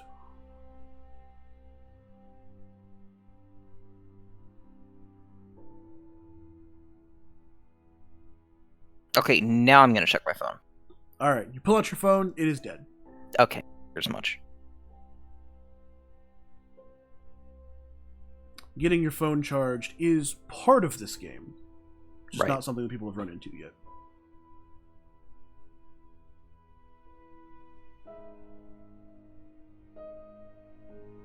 So yes, you are currently in what appears to be a large, like, dirt field, just surrounded by fog. Alright, I'm gonna try to slowly make my way towards the west. Alright, so as you're walking, you stumble across what look like what used to be walls, but kind of crumbling. And also as you're walking, you could swear on, like, in the corners of your eyes, you can see, like, little blue balls of light kind of dance around and show up, but upon looking at them, you can't see them anymore. Ooh. I'm gonna continue to the west. Fair enough. You periodically get little, like, brushes of cold air, but you make it to the west door without any fuss. You just make it to there. And then open the door and go through. Gotcha. 4 diamonds. If it's unlocked. We're about to find out. 4 of diamonds. Boink. Alright, 4 of diamonds is not locked. Ah, yes, this is a fun room. This is also a room with a lot of stuff in it. Yeah, there is. Alright. You walk into this room, and there's a lot to explain here. So, chunks of the floor are hardwood, chunks of it are a fancy limestone, chunks of it are made of metal, and chunks of it are cobblestone. The walls have this same kind of pattern, with splotches of it being like a green flowery wallpaper that you'd find in your mom's kitchen, part chunks of it being like a high-end mahogany wood paneling, Freudian slip. Chunks of it being like a shiny chrome, and chunks of it being white stucco covered in red stains. Looks like someone took several different kitchens from several different time periods and, like, stapled bits and pieces of them together to form different rooms. The floor isn't even uniformly level. There are countertops all of different heights and different styles and made of different materials. But overall, it's vaguely kitchen shaped. there's an entire wall that's just stoves. Just stoves. And that's about it. Hang on, check notes. No, where notes? Where was I? At the end of the row of counters is a huge metal rack with huge chunks of rotting meat hanging on bloody hooks, and on the other side of the counters is a pile of just rotten meals, filling the room with a really, really bad stench. There does not appear to be a refrigerator anywhere. There are cabinets above and below the counters. There's a door on each wall, including the oven wall, and what looks like stationed at each counter are kitchen utensils floating there, looking like they're being used. And it seems to be this whole like line cook setup where you've got like a knife and a fork slicing off pieces of the rotting meat hanging on one side, tossing it to the stove where you've got a frying pan and a spatula that's like sauteing it, moving on to just down the line various things to create what looks like a meal, which is then piled onto the floor with the rest of the pile of rotten food. And each of these it is a phantom kitchen. Basically, yeah. Each of these utensils are just kind of using themselves and just kind of going about their business. The constant sound of chopping and cutting and like frying is everywhere. Fills the room, along with the horrid stench of rotting everything.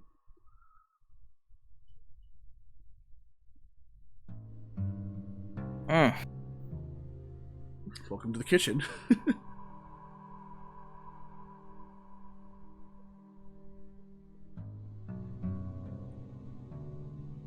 I'm gonna do my best Gordon Ramsay impression and say this meat is fucking rotten.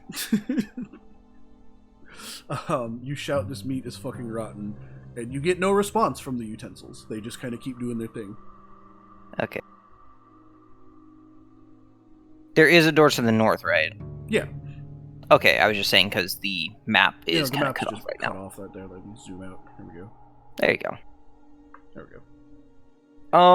Space. I'm just gonna go north. Screw it. Just fuck this room. Go north. All right, cool.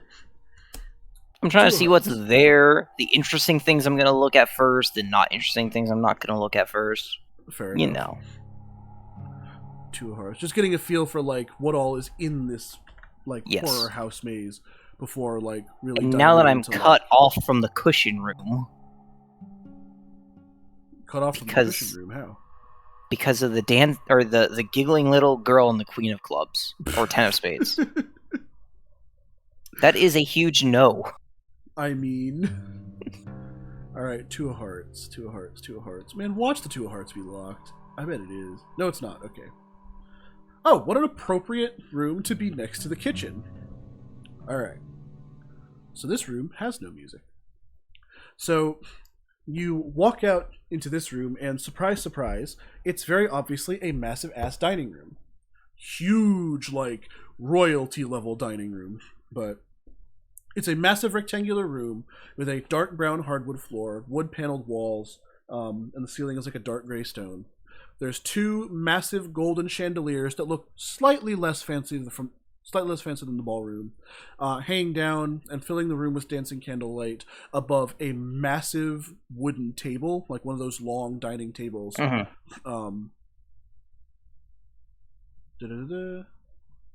the huge rectangular table covered by and the whole thing's covered by a long white tablecloth.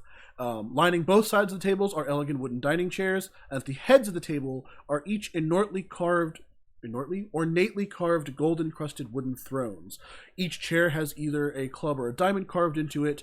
One of the thrones has a black painted spade, and the other has a red painted heart. Along the walls are 4 smaller end tables, each with a drawer and a smaller white cloth on it, and on one of those end tables looks like a music box. Okay,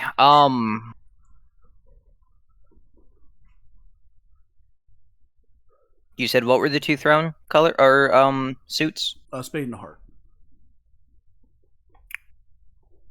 So I'm gonna go over and put the painting of Spencer in the you said spade? Yeah. In the spade chair. Spade throne. Right. You rest the painting on the... I keep forgetting you have that damn painting. You rest the painting in the spade throne, and immediately you hear a door open. Okay, which door? The one from the kitchen, actually. Oh no. What is Obviously, I'm gonna look over and see what it is. All right, so you look over, and it's the butler again, all grim-faced and with his like little towel over his shoulder. This time, pushing like a little cart, full stacked with dishes. Okay. He's just pushing the cart into the room.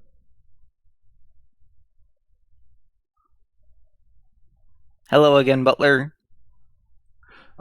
Grim-faced and stoic, the butler says nothing and starts setting a placement before asking, "Will you be joining us for dinner, madam?"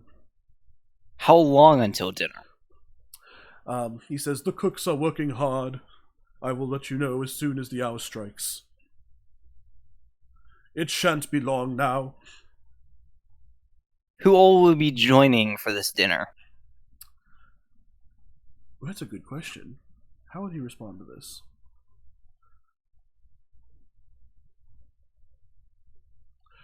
"I trust the family Gregor can put their differences aside for once, madam. Family Gregor? With hope, each of them may join us once again." The family Gregor, you said?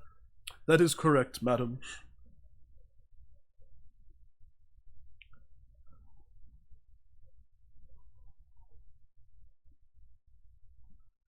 I'm about to sneeze.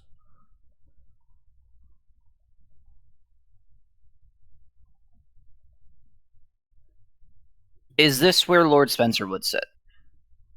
And I point towards the painting of Lord Spencer in the spade throne. "That is the throne of the lord of the house, yes, madam. My young master Milton was caught sitting in that throne, and let me tell you, that was a dark day in this household." So surely the fact that it's a painting of him, he will accept it.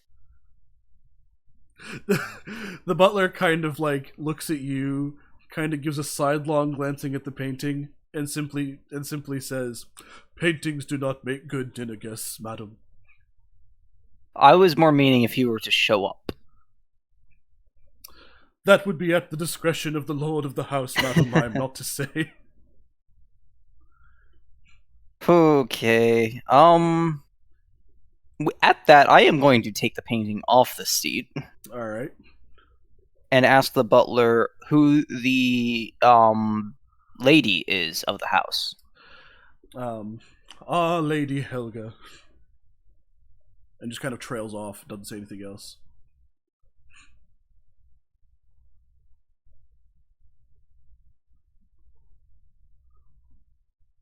Is she nice?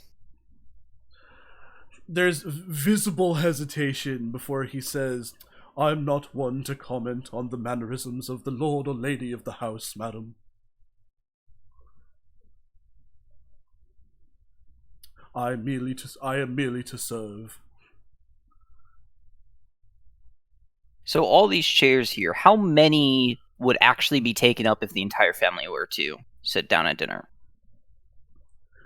He kind of glances at the rest of the table and then glances back at you, and he says, "The family Gregor was once. Hang on, how would he phrase this? The family Gregor was once overjoyed to. Was once overjoyed to provide. Wow, my brain is dead. Something something dinner parties. Um, Family Gregor was once more sociable and overjoyed to provide their guests with the utmost hospitality. Now this table sits mostly empty." That's a good way to phrase that. That's what he would say. Pretend I did the accent. Yeah. Um. Tables Also, most. at this point, he's like setting placements at the table, like every single placement, and is just kind of walking away from you slowly as he's setting the various placements.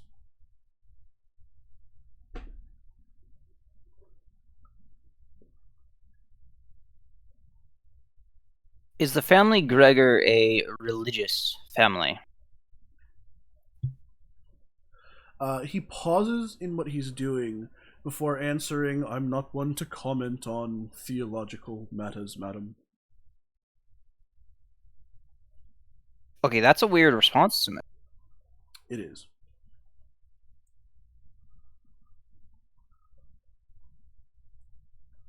Hmm. Hmm. I'm gonna ask him. Um, do you know anything about those magical barriers I saw in a book on an altar? He pauses for a minute, kind of gives you this confused look, and simply asks, Madam? So when I first woke up, I'm just gonna explain to him that whole shtick. Just like, hey, I was in this room, there was a book, and the book said, hey, here's how to make magic barriers. But it was in Latin and I could not read it. Uh-huh. Yes, I'm basically just gonna explain that to him and ask him if he knows anything about it. Gotcha. The butler gives you another confused look and goes, I'm afraid this is beyond the scope of me, madam.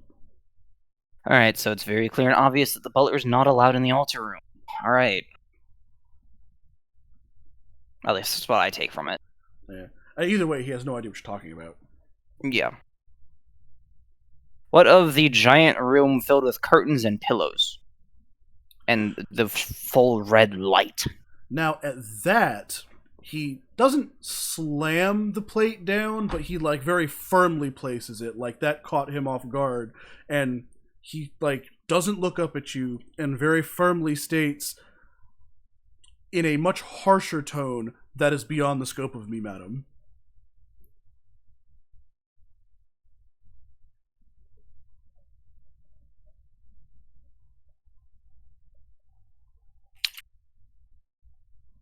I apologize for bringing up so many questions. I want the butler on my side, even though he's a butler. The butler simply goes, think nothing of it, madam. I am here to serve. Would you care for anything before dinner?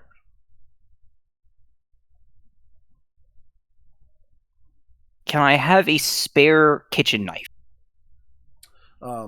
He simply nods, stops what he's doing, walks back into the kitchen. I do find it funny how they're right next to each other. Yeah, it was pretty coincidental.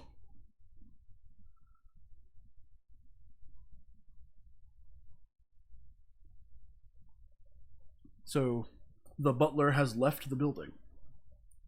For now, anyways. I'm just gonna wait there with the painting. I'm not gonna touch anything on the table.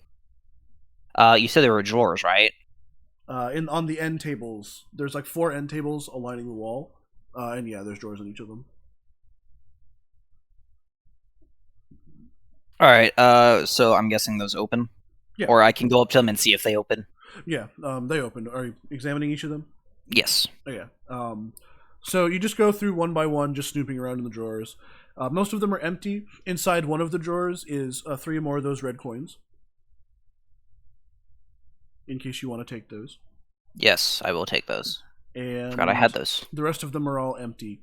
Upon getting to the end table with the music box, you notice that it's a very ornately designed music box with a little keyhole in it, or a little tiny little turn keyhole, and laying next to it is a small turnkey with a spade inlet on it.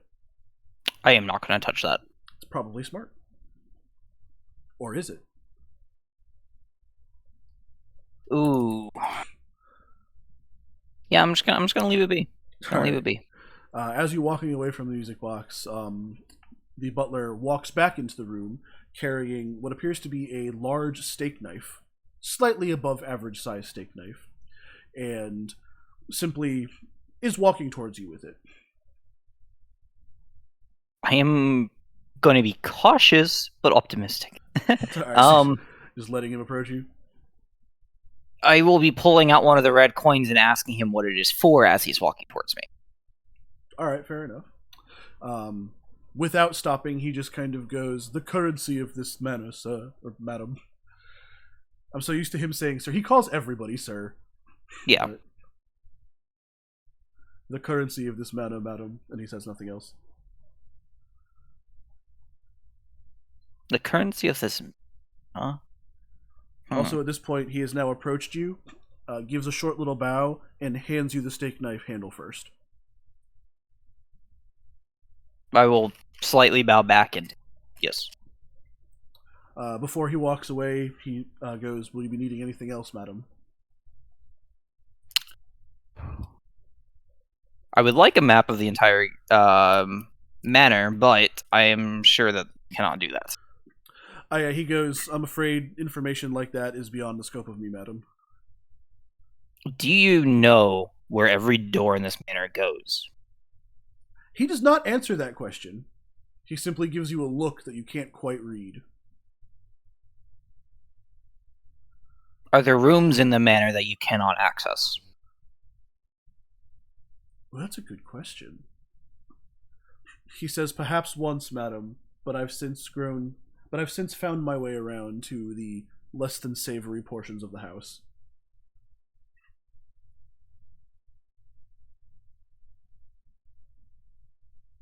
How many butlers are there in the manor?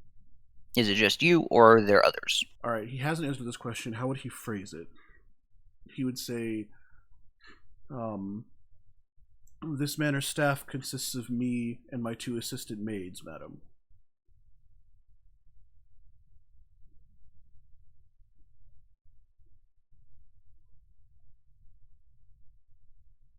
Do they like to giggle in the flower room? He gives you this look and just has no idea. He just goes, madam? Like, completely confused.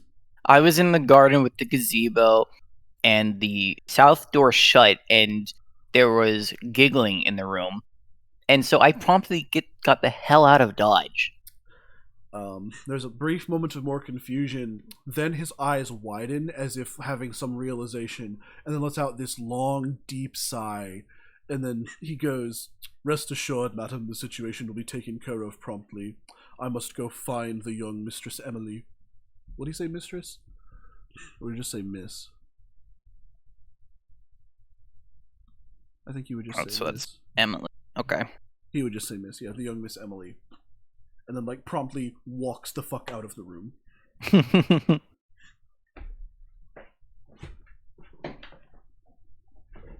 Alright, now because of that, I will try to go back to the garden. Back to the flower room?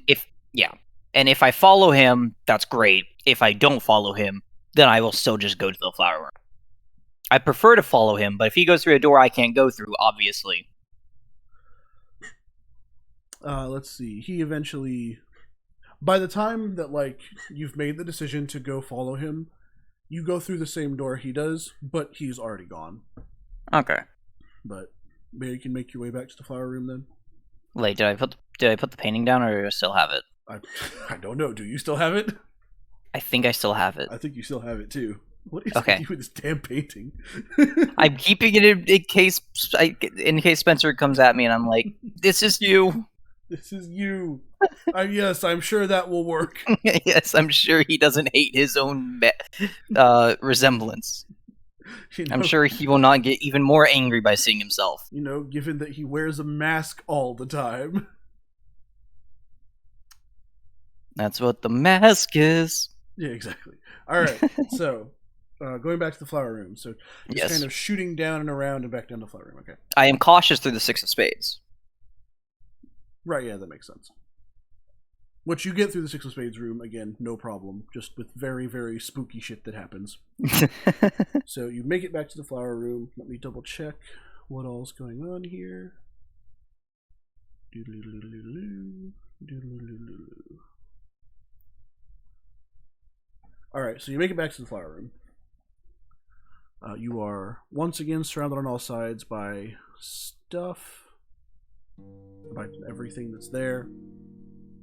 The one thing that's different is that now on one of the benches in the flower room is, let me make sure that I have this correct.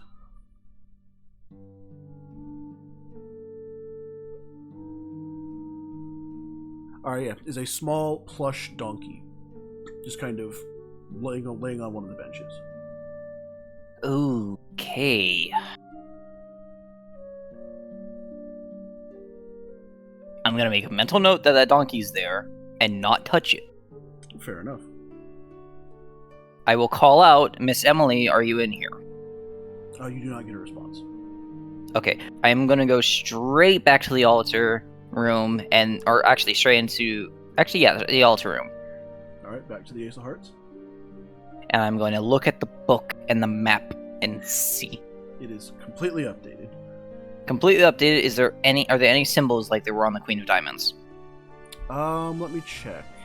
Is there anything? I don't think so.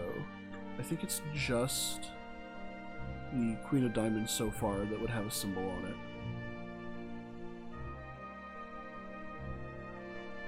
Yeah, I think it's just the Queen of Diamonds. Alright, I am going to leave the painting of Spencer in the front row of pews. Alright, so just leave the painting there. Yep. Fair enough.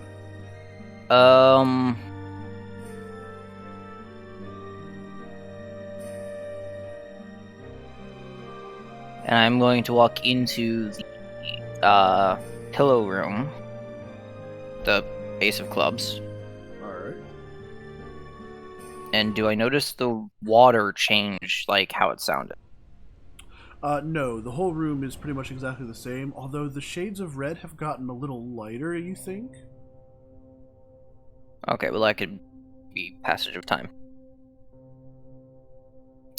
Yeah, the reds aren't as deep now. It's more of like a light, it's more of a light red instead of a dark red. I'm gonna call out for Lady Helga and say dinner is nearly ready. Alright, so you call out Lady Helga, but before you can finish the rest of the sentence, you hear a thump from the wall. I immediately shut up. Also, the reds get deeper again. I immediately shut up.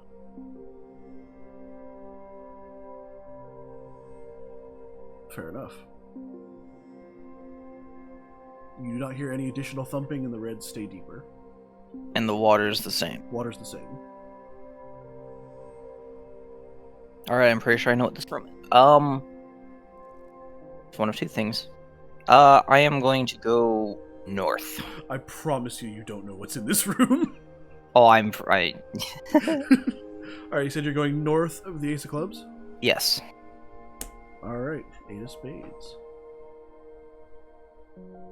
I think your run has lasted like an hour and a half at this point. That's crazy. Yay! It's because I don't take risks. It's because you're just not doing anything. I don't stab myself with ritual blades. Sorry, Finn, if you're watching. I mean, it'd be like that sometimes. I mean, sometimes you just gotta do it to him. I mean, sometimes you just gotta do it to yourself, you know? Yeah. Eight of Spades, north of the Yes. color room, right there. Eight of Spades is... Alright, cool. So you walk into this room. This room is a bit smaller, but it's like relatively normal looking. It looks like, at a glance, kind of a cliche man cave. It's got a hardwood floor with a carpet over the whole thing. Immediately dominating the center of the room is a big-ass pool table, like a big professional-grade billiards table. Ooh. There's a couple bar stools lining the walls, as well as a cabinet with what appears to be liquor bottles and like a little wet bar over on one side. There is a massive china cabinet off on one side of the room with, let me double check to make sure that I have this correct.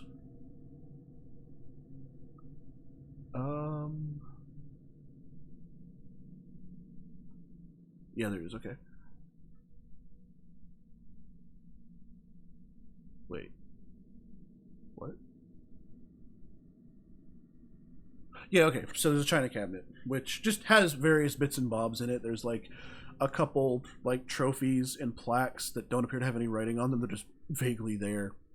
There's some playing cards in there. There's like a set of what appears to be poker chips in there. Just various man cave accoutrements. There's and also like some tools like a hammer, a screwdriver, things like that. And off on another wall, there is a corkboard hanging with some notes, some photos, and a little key dangling, like from the corkboard. Okay. First off, are there any is there a game going on the pool table? There is not. No. Okay. There aren't even any pool balls on it. It's just a pool table. Oh, and Okay. there's like a little stand with a bunch of pool cues off in a Right. corner. This actually almost exactly describes my grandparents' basement. That's what I was going for. Alright, going over to the cork board, not a dart board. I'll go over to the cork board and just look at the notes and pictures and look at the key. All right. You approach the corkboard, and very quickly you hear like some squeaking as a mouse just kind of drops from a random hole in the ceiling, like starts climbing the cork, like falls on top of the corkboard, grabs the key off its little hook, falls to the floor, and runs into a hole in the wall. I'm going to just ignore that. As for the papers, they're mostly notes that appear to be numbers that are just keeping score from various games. A note that says like Spencer, Victor, and Milton with numbers under them. And some more what appear to be old-timey photos of the various family members that you've seen. Although mysteriously, the girls are missing. What number is or like the numbers? What are the numbers basically for Spencer, Victor, and Milton? They're just random numbers. Damn it. But Spencer's tend to be the highest.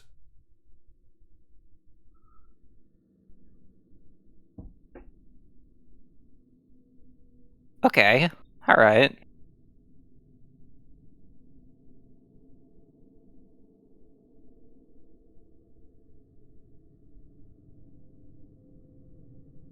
I am gonna look up at the ceiling and see like where that mouse would have come from. Alright, so you look up at the ceiling, and there just appears to be this, like, tiny little hole in the wall where some wires are getting through, but, like, it's been widened a little bit by chewing. It's too dark to really see what's through there. You can feel a little bit of a draft, but you can't really tell what's up there. And then the hole that the mouse went through. That looks like a cliche Tom and Jerry style mouse hole down at the bottom of the wall. Again, too dark to see through. North. Alright, fuck this room. Move north. Got it. 4 of hearts.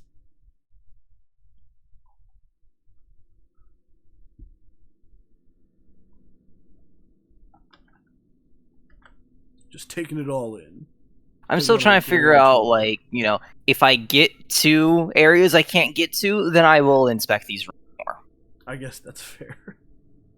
I mean, there's 52 rooms. You can just kind of wander around all you want. Yes. 4 hearts, 4 hearts, 4 hearts. Is the 4 hearts locked? No, it's not. Okay. Ah, you'll recognize this room. So you walk out into this room, and let me make sure I have the right music going. You walk out into this room and immediately recognize it as this is the room that the balcony is overlooking. Because you can kind of see up, you see the balcony. So, there it is. Again, it's freezing cold and it's snowing. There's just a layer of snow on the ground. But now that you're on ground level, you can see a lot more of what's going on. A couple inches of snow, and there's a white fog and mist that's covering the room. You can see that there is, in the middle of this courtyard, there is a large stone, like a very large stone fountain. And kind of surrounding it is this big rotunda that's like kind of sitting in the grass, or sitting in the snow, I mean. Again, a door. This is a courtyard surrounded on all sides by wall, and there's a door on each wall. In one corner is a very large tree with a wooden bench resting underneath. In another corner is a small rock formation with a small waterfall, and you assume like a little pond. In one corner is what looks like a little fence and what you assume would be a garden if it wasn't covered in snow. And on the last corner is a like stone patio with a picnic table and a large industrial looking grill and a small tool shed. Is it cold enough for me to not be able to actually get across? I mean, I assume you're wearing some kind of shoes, so right. As long as you don't mind trudging through snow, you should be fine. It's not like it's like up to your ankles or anything. It's just like an inch or two. It's a small layer. Okay. Yeah. Like, you can kick the snow around and see, oh, there's grass and cobblestone under your feet. I was more asking if it was like -40 or like 18 or Put it at something like that. 20-ish Fahrenheit. Okay. About. It's cold. It's just not, fuck you cold. I'm gonna go to the tool shed. Alright, so you walk up to the tool shed. It is completely frozen shut. Like, it's a relatively small, just kind of, you could tell you could open it up and it would just be like basically an outdoor closet, but there's like this line of frozen that's just constantly sealing it shut. Alright, I'm gonna go to the east then. Alright, fuck this room. Moving to the east.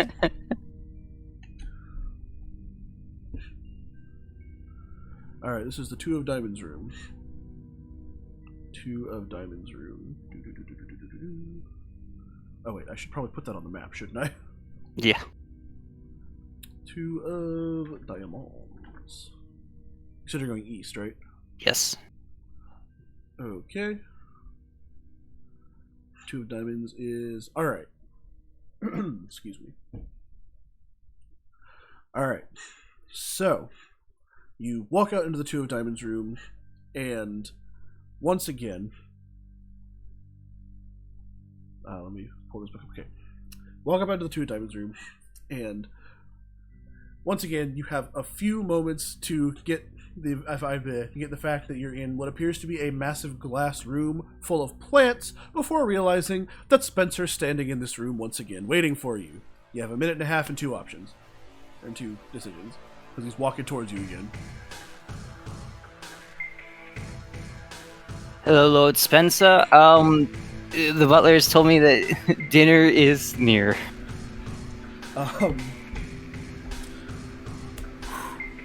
I do not need sustenance. I will feast on your soul. Okay, alright. That's your one. You got one more.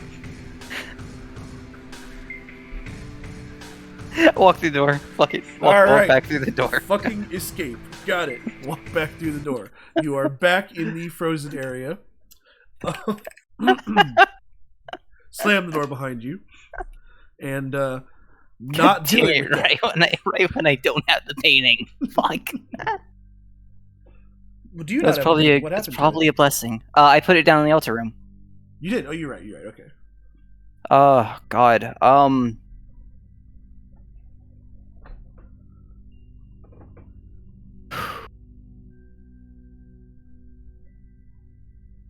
Let's go north.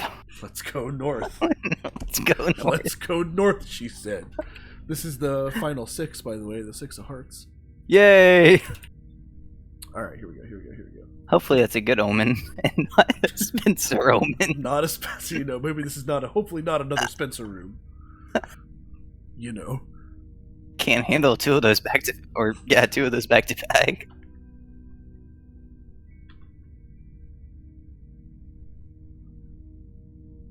You said north, right? Yes. Alright, Six of Hearts.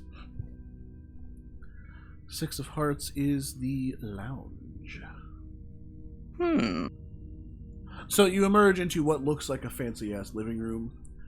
It's got nice plush white carpet that feels good to walk on. Feels like something you shouldn't be wearing shoes on, honestly. Are my shoes dirty? I mean, you did just walk through all of these rooms. Okay, I'll take my shoes off and hold them in my hand. No, I'm going to. Alright, fair. If I see Spencer, he might chop my head off if I don't. Make a valid point. He's gonna chop my head off in general, but, Make a very valid point. Everything to appease him. So again, plush white carpet and just very nice. I'm about to sneeze again.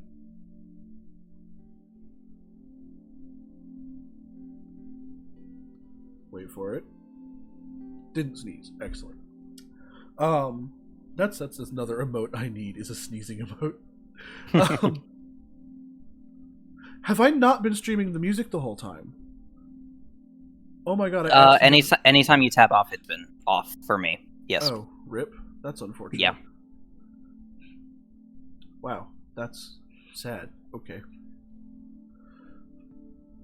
I will be sure to rectify this situation from now on. So, Nice plush white carpet, something that like you feel like you shouldn't be wearing on. The walls are a deep, like, black with a couple red stripes here and there, leading up to, again, kind of a nice white, fancy-looking ceiling. There are sconces all over the walls with little candles in them that's filling the room with, like, a dancing candlelight. And just lavishly elegant, like, couches and chairs and cushions, all in a very, like, bright, pristine white. There's a coffee table in the middle that's, again, this room is just very white. Coffee table in the middle, painted white. And off on each of the four corners, you have these large end tables with, like, massive growing green ferns that look like regular plants. They don't look like crazy, creepy plants. And that's about it. You've got couches, chairs, plants, and this is just what looks like kind of a meeting, like, sitting room, basically. Do the end tables have drawers? They do not. They're just tables. East. Going east. Got it. 7 of clubs. 7 of clubs is... Ooh, fun. Okay. Oh, no. This is actually one of the rooms that I'm having the hardest time describing properly. But... I don't know if that's a good or a bad thing. This is 7 of clubs. Alright, so you walk into the 7 of clubs room and are just... First of all, it's mostly dark. There's just barely enough light to see. It's lit by a horror movie bulb. You know, the single bulb on a string that's just kind of periodically flashing and buzzing. Yeah, it's lit by that. Okay.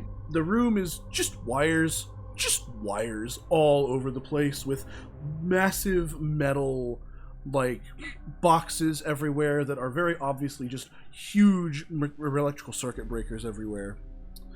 What was I doing? Oh, right, I gotta put this on the map. Massive electrical circuit breakers everywhere. And just all of these wires coming from all of these boxes running through various holes in the wall, just to every which way in every which direction. This entire room just seems to have a low buzz to it, and let me make sure I have my notes up, because there is something in here.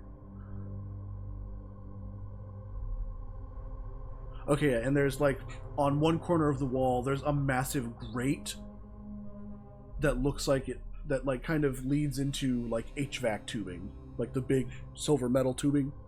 Yeah. That goes off into the wall. The whole thing is lit by one single horror movie bulb. That is not scary at all. Not at all. Perish the thought. No.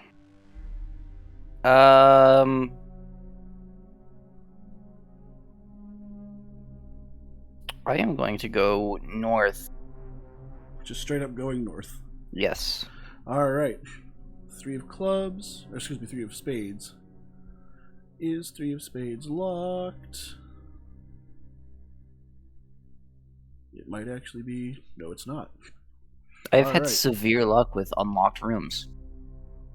Which is good. I think only about a quarter of the rooms are locked anyways. Oh, okay. So... 3 of spades.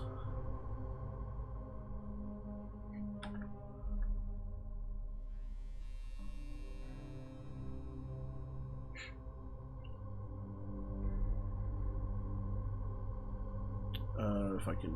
Here we go. I'm losing it. I'm losing it, Chul. I'm losing it. Alright. So you walk forward, or you walk into the next room, and as you open the door, without warning, a hand grabs like the cuff of your shirt, basically pulls you into the room and throws you on the ground and slams the door behind you. After you have a minute to, like, come to, you realize Spencer's there once again, standing between you and the door, and basically shouts, "No more games, you die here." 2 options, minute and a half. Don't even have time to take in what room you're in.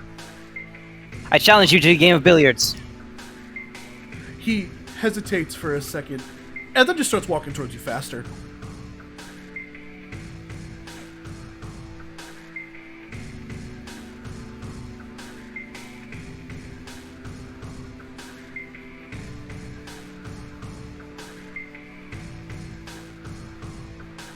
As you're deciding, you start to notice that you're surrounded by weapons and suits of armor.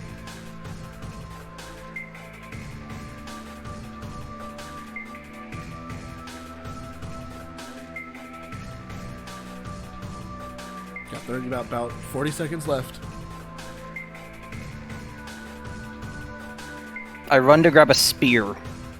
Alright, so you're frantically trying to get through this room, trying to find some kind of weapon you can use. Unfortunately, everything you can find is bolted to the wall. You do eventually find a spear that you can slide out, but about halfway through sliding it, you feel a massive pain in your chest as a scythe blade shoots out from from behind you, just through you, and you can hear Spencer in the background just say, "And thus your soul is put to rest," as everything fades to black, and You die. Cue the "you died" screen. Damn it. So, and I want to promise you, there was rhyme and reason to each of those Spencer encounters. You did trigger them all 3 times, but I can't tell you what those triggers are. Or But yes, that was Jules' extremely passive exploration run. So you've got a lot of information on what a lot of these rooms are. Granted. And that's exactly what I was going for. There you go. Jules' run did end in the armory. So as much as I appreciate all of the notes you've taken, unfortunately you do now have to destroy them. Control A, backspace. There you go. But now you have all of these memories to pull from, and you are allowed to leave another 6-word note for all future players.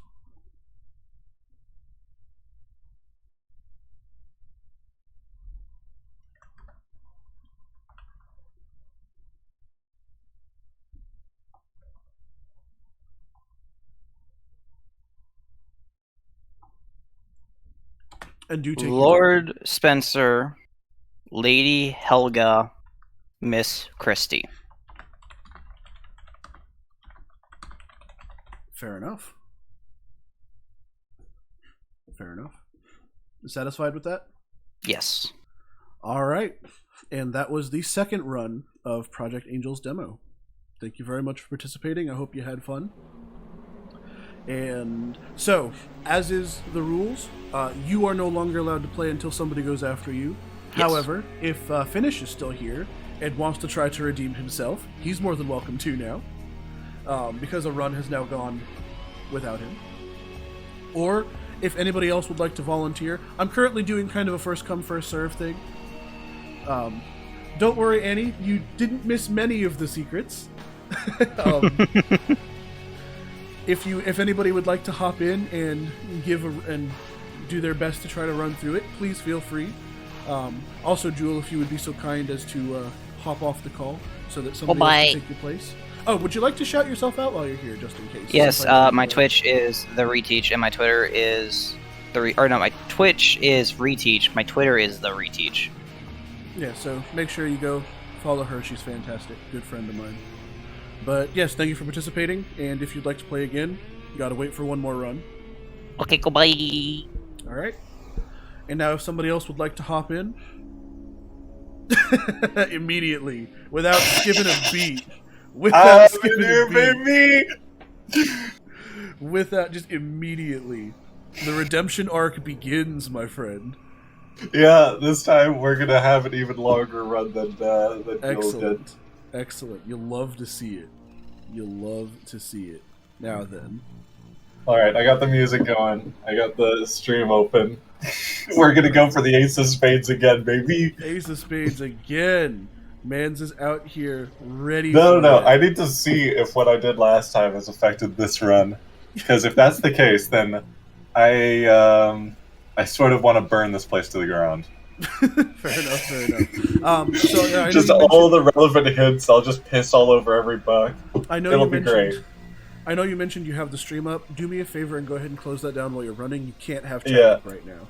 It is dead, don't worry. Excellent. No communication between player and everything else. But alright, welcome back, They would probably advise me to do something sane, which is just against my entire principles. That's very true, yeah. We can't be out here making sense. Who does that? Yeah, get the hell out of here. Oh, thank you, Joe. Thank you very much for reminding Just trying to get into the habit of putting this up in between every single run. Just trying to make sure it all, yeah. All Jewel right, did so I just had get this stabbed open in through the this. chest, so. Yeah, I had their stream running in a separate tab. What I know is that there's an awfully annoying butler, and then there's Spencer who comes around sometimes. And apparently, every time he comes around, it's not scripted. You do everything. You do things to make Spencer come around. Pretty much this whole game is based on triggers. About. So. Huh, cool. But alright, so you started with the Ace of Spades. Let me pull that out of the deck and then shuffle. Y'all haven't even met the demons yet. Y'all haven't met any of the kids yet. Yes, reteach. Demons. If you solved some puzzles, you'd be beating some of them. Alright. Also, Reteach is a little bitch for not going into the storm. Alright. Alright, so disclaimer's been popped up. Okay, scroll back down to the Ace of Spades room, and let's begin again. Alright, so once again, you wake up in the same room as last time. It's the same description. Dark flagstones. The plant, where is it? Well, hang on. Let me do my spiel. Oh my god. Because dark flagstones, dais with a pentacle in the middle, 2 bookshelves, desk. The plant is not broken. It is once again returned to its rightful place on the desk. Alright. Unfortunately, these changes are not all changes are persistent. I really wish they were. I was going to go through and destroy everything. It was going to be great. See, that's the reason that we can't do stuff like that. But anyways. So yes, you once again wake up in... This is the summoning room, in case anybody was curious. Hence the massive dais with the pentagram in it. Yeah. So, alright, I'm going to go over and pick up the knife. Alright, so you walk back over to the desk, pick up the knife, and once again, upon picking it up, you hear the thump from outside the room. Shit. I'm gonna poke the plant with the knife, see if it does plant damage. Alright, you poke the plant with the knife, and nothing happens. Holy shit.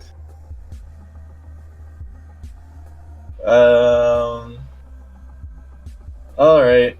I guess I'll topple the desk over, and then we're gonna go north. Alright. So the desk is a little bit heavy, but you do manage to eventually, like, work it and then just kind of throw it to the side.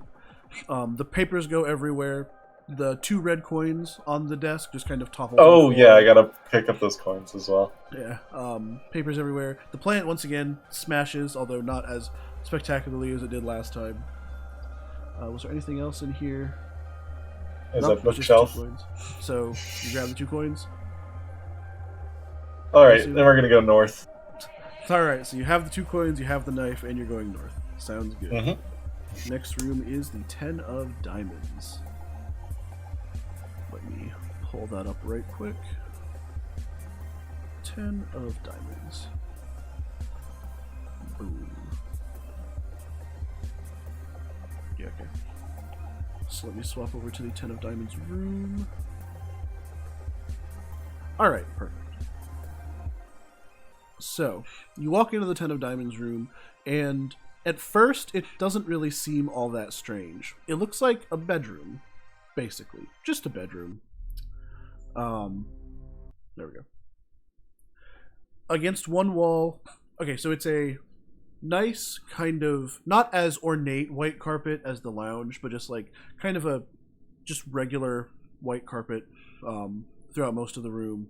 The walls are kind of a dark gray, and the ceiling, again, kind of a dark gray, with what appear to be sconce like electrical lights all around the room. There's a door on each wall, but in one corner is dominated by this massive double bed. With, like, it's one of those ornate fancy beds with, like, the curtains on either side. Looks like it's very well made. In the center of the room, there's a small coffee table with, a couch and 2 chairs next to it, and there's a fireplace in one end. It almost looks like a really, really fancy hotel room. Is the fireplace going? It is not, unfortunately. Damn it! but it is there, and it does look like there is kindling in there. It's just not lit. Yes. Okay. Um, so what else? On one wall there is a table with 2 drawers, both of which are locked, and in a why did I say that? There's a table with 2 drawers, and on top of the table is a large glass case with a red gemstone in it that's pulsing and glowing. Pulsing. Shit, that sounds really good. Okay, this sounds like a room that I'm gonna die in. So yes, this is the. I'm gonna first investigate under the bed. All right. So you walk up to the bed. What all's in here? Okay. So you walk up to the bed, and there doesn't appear to be anything under there at first. But as you're walking around, you see like a glint under the bed. You can't really Yes. tell what it is, but it's vaguely. I want to crawl under the bed. Well, there's not enough space for you to crawl under the bed. Damn it! I don't know how Okay. skinny you are. I don't think you're that skinny. I am very skinny. Whatever is glinting is just out of reach, though. Okay, this is definitely solvable. So, it's under the bed, it's unreachable. I'm gonna go over to the fireplace and get like a stick, and then go back to the bed and try and get the glinting thing to get over. Fair enough. The wood in the fireplace is mostly like the big chunky firewood, but you do manage to Shit. find a couple twigs to use. Yes. A little flimsy one. You head back under the bed and start fishing around. Eventually, you do grab hold of something. You pull it out, and it is Yes. a large key. Okay. It's a key. Sounds pretty good, actually. Yeah. All right. In fact, specifically, I'm it's a gonna large smell key. the key. It smells metallic and musty. I'm gonna listen to the key. It sounds uninterested. It's not like screaming or anything. No, but it does Okay. have a K and a heart carved Ooh. into it. It smells and sounds like wait. a key, yes. Can I look at the notes that have been put down for other people? Oh, yes, absolutely. Let me swap over to Because this. I'm trying to remember if K. No, K is not. Or no. So there I was is about to. there's a K and a heart basically carved into the top of the key. I'm gonna go to the glass box. All right, you go over to the glass box, and like there's just a red chaos emerald looking thing in there, like just pulsing. It seems like this would probably hurt people. I want to. Okay, can I listen to the box? You can actually. You listen to it. At first, doesn't seem like much, but eventually you hear whispering, incoherent. Whispering. You hear whispering coming from inside the box. That's Okay. kind of incoherent at first. Also, you paused the music. Did I? Yeah. Oh, yeah, you're right. You're right. Okay. I need to stop doing that. Stop minimizing the music. I need to stop doing that. Okay. Is the box something I can hold? Can I take it? It is like built into the table almost. Shit. I don't want to die in the second room. That'd be pretty lame. Obviously the smart thing to do would be to get some information about this. Okay, I'm gonna flick the box and listen to it and see if the whispers get louder. Alright. You flick the box, and immediately, yes, the whispers not only get louder, but you hear die, die, die, die, die, die. Okay.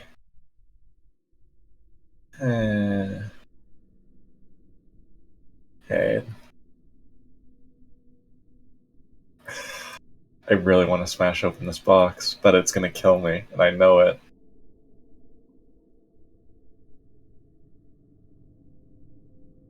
Alright, we'll save that in our back pocket. Let's go north again. Alright, going north again. North room is the 8 of spades, which is... Oh, that's the billiards room. So, let me go ahead and put that on the map. The 8 of spades is right here. Let's move that there.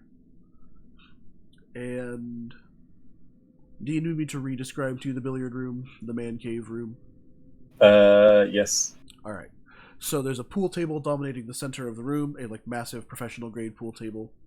Mm-hmm. Um, there's a little wet bar on one wall with like a cabinet behind it that looks like it's just full of booze. There is in Oh, one corner a rack full of pool cues. Hanging on one wall is a corkboard on which are some notes and a little key hanging from a nail. And on another wall is a china cabinet that's just full of like man cave paraphernalia. There's like a set of poker chips in there. There is some tools like a hammer and a screwdriver. There's I think the pool balls are going to be the pool balls are in there. The pool balls might as well be in there. okay.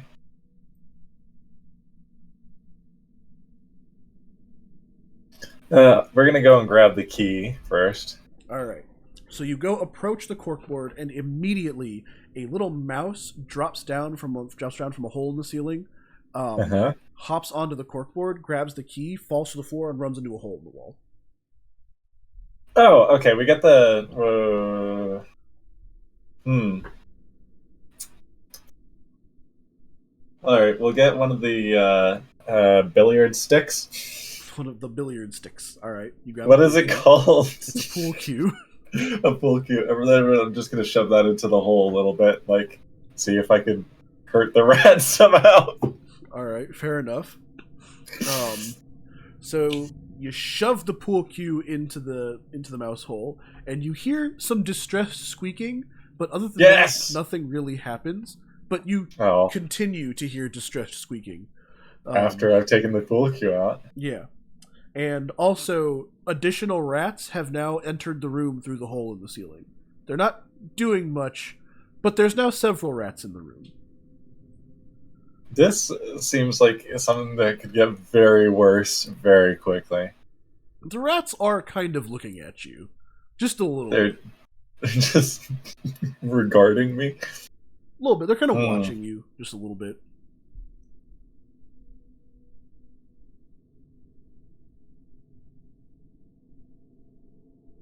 I am thinking. Take your time. Okay. You said there was like hammers and stuff inside this man cave paraphernalia thing? In the china cabinet, yeah. There's some tools. Okay, definitely gonna open that up and get a hammer for myself. You go to try to wiggle open the china cabinet, and it is locked. I'm gonna try and use the big K key on it. Let me guess, it's too big to It's even fit. far too big to fit, yeah. Shit. The Okay. the K heart key is big enough for the doors, actually. Okay.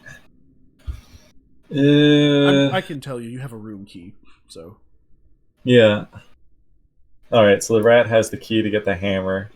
I really want the hammer so that I can bash open the glass box. Just in case. My thinking is that if Spencer is ever chasing after me, I go into that room and then smash it and kill us both. I mean... It's the nuclear option, and that's always my favorite option. Okay, I've got one more idea to think on this. I'm gonna go south, back into the room, and gonna try and light the fire. Okay, fair enough. Do I succeed or do I fail? Well, how are you lighting the fire? This is a good question.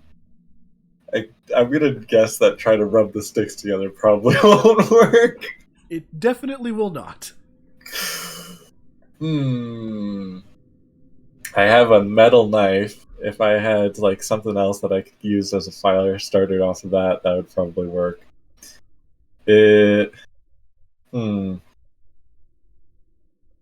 Damn, I got nothing for this.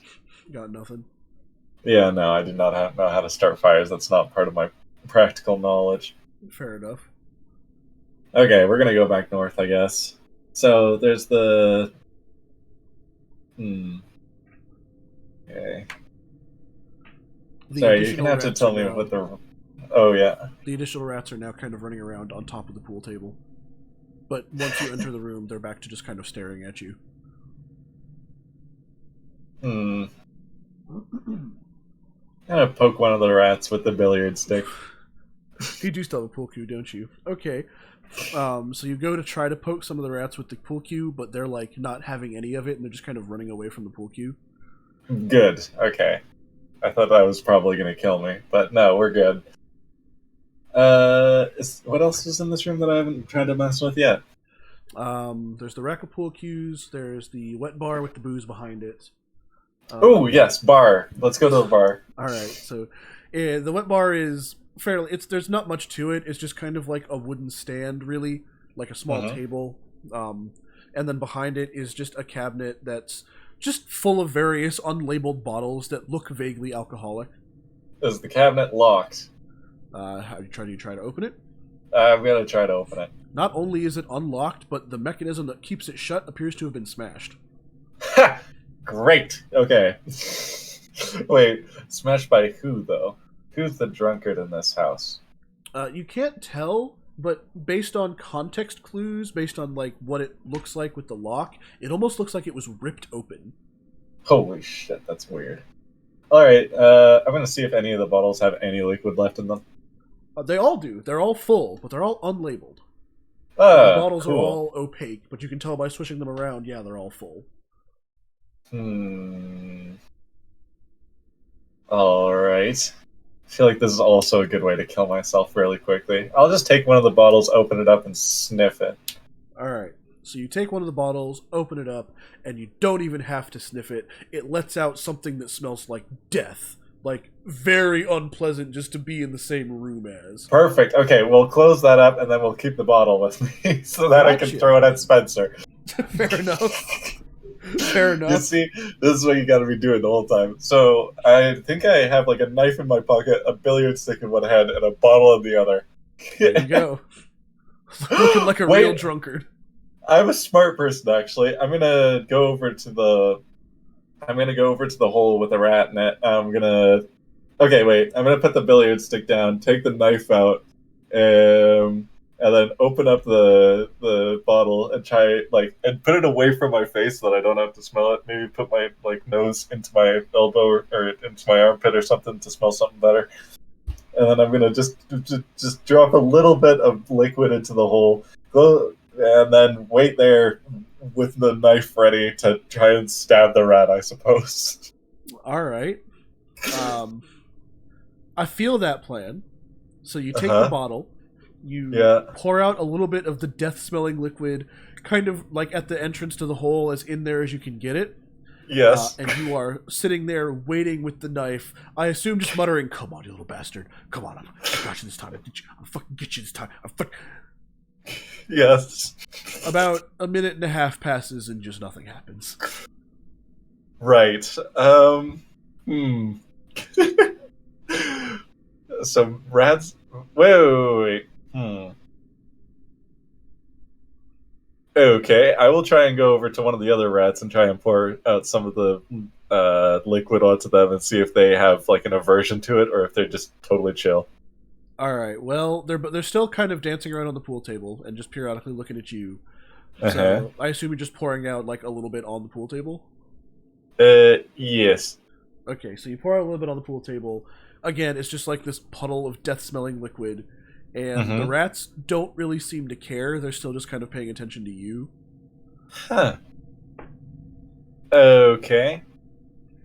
I wonder. So they don't really care about this stuff. Okay, I'm gonna put the cork back onto the bottle. The room now smells like whatever the hell that stuff smells like, and it is not pleasant. That is not pleasant. Okay. I'm sure that all the bottles probably smell like death, but I'll put this one down on the pool table and then go to the bar and open up another one and then waft the smell towards me rather than trying to take a full huff of that thing because I'll probably pass out. All right, you open another one, and this one actually is completely odorless. Odorless? Yeah. What? That's crazy. Okay. Yeah. You're not sure if it's like the overpowering death smell of the previous one that's like making it so you can't smell this one, or if it's just completely odorless. But all right, I'll put that one down and then take another one from the bar and open it up and waft the smell towards me. All right, you pull out a third one, and this one smells oddly fruity, almost fruity? Sweet. You can't quite place what it is, but it's somewhat citrusy, just a little bit. Okay, wait. Maybe I shouldn't try to be smoking them out of the hole. Maybe I should be trying to attract them out of the hole. So I'll like pour down some right outside of the hole, and then wait for the rat to try and go for it, and then I'll stab him. All right, so you pour out some of the fruity smelling stuff. Uh-huh.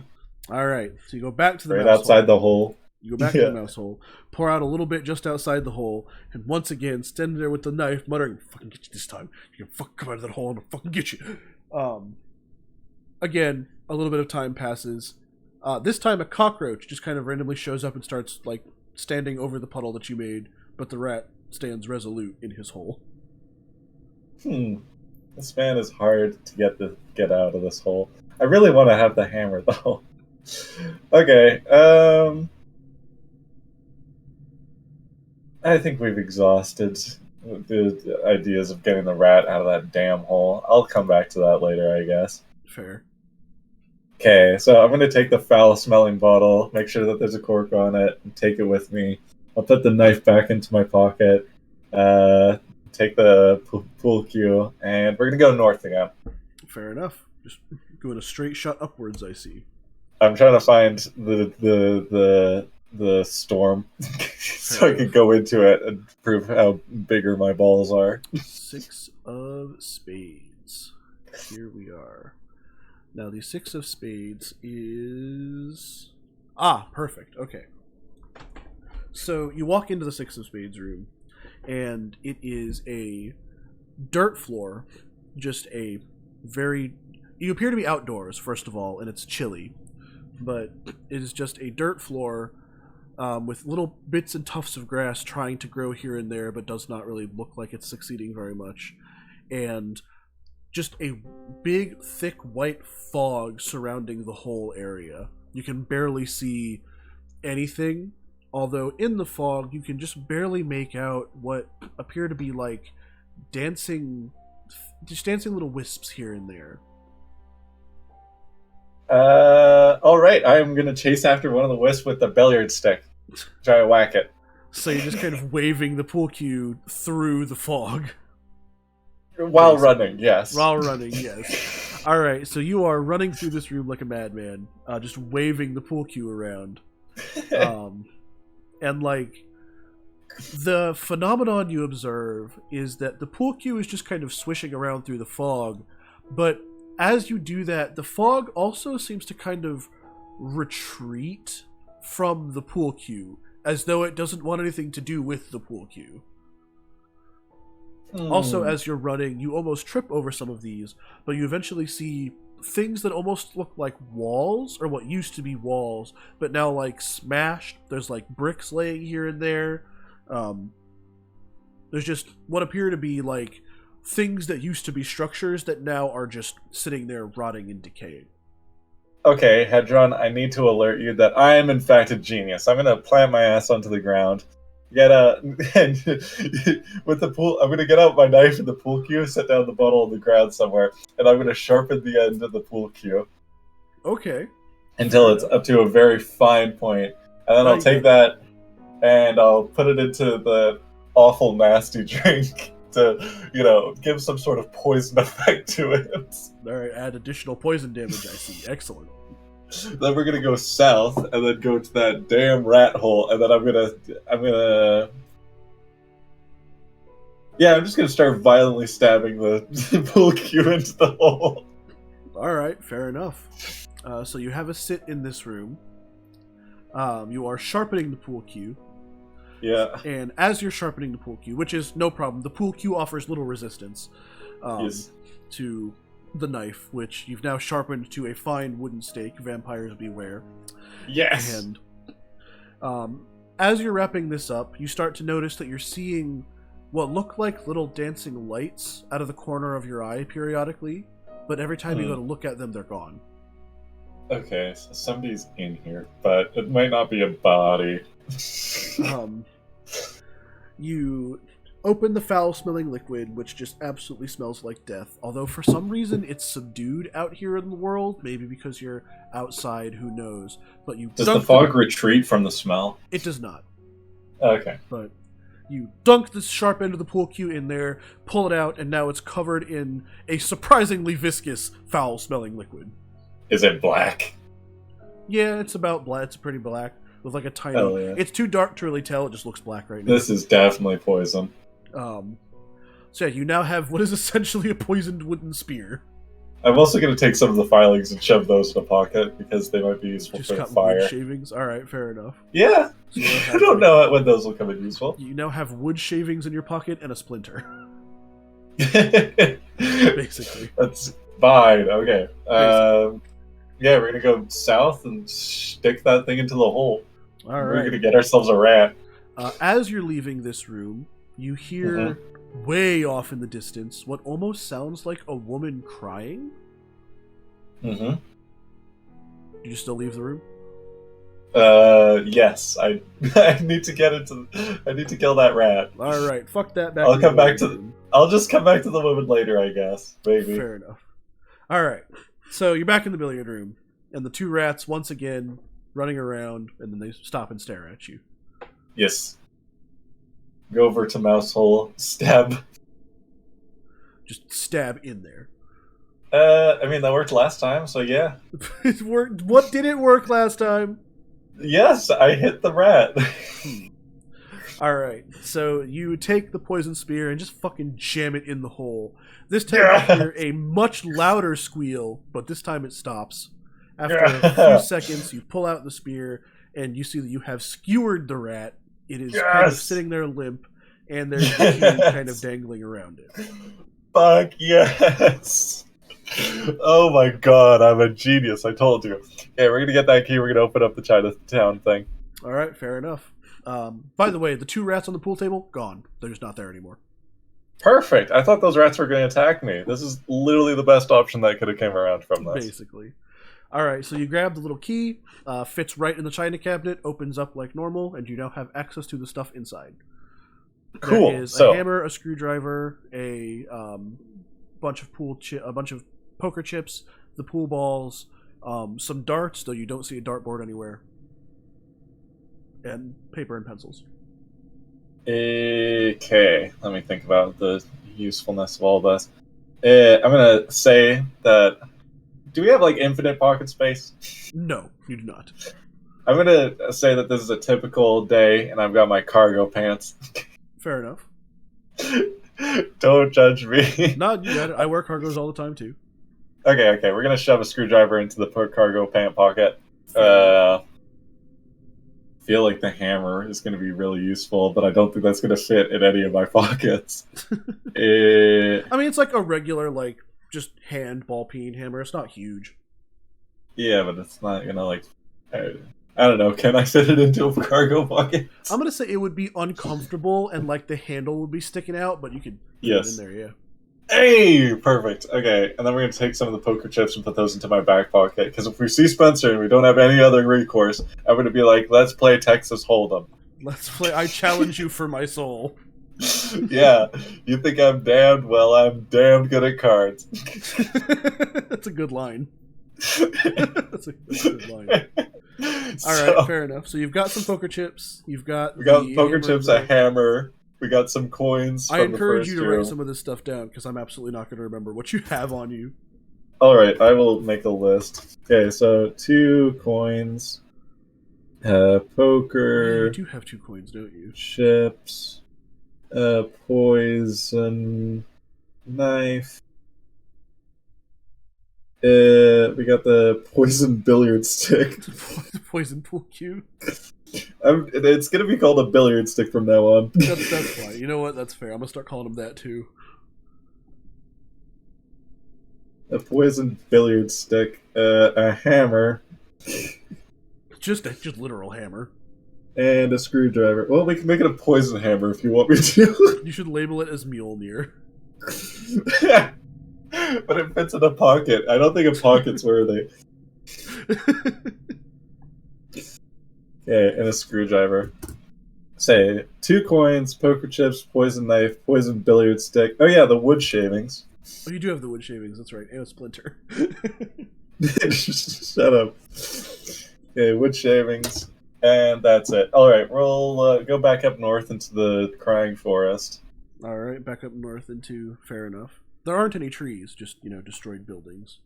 Ah, okay. And then I'm just gonna sit my ass down on the ground and listen for the crying again. I'll wait like 5 minutes and see if it still comes around. Fair enough. Well, you don't have to wait very long. Almost immediately upon sitting down, you hear it once again.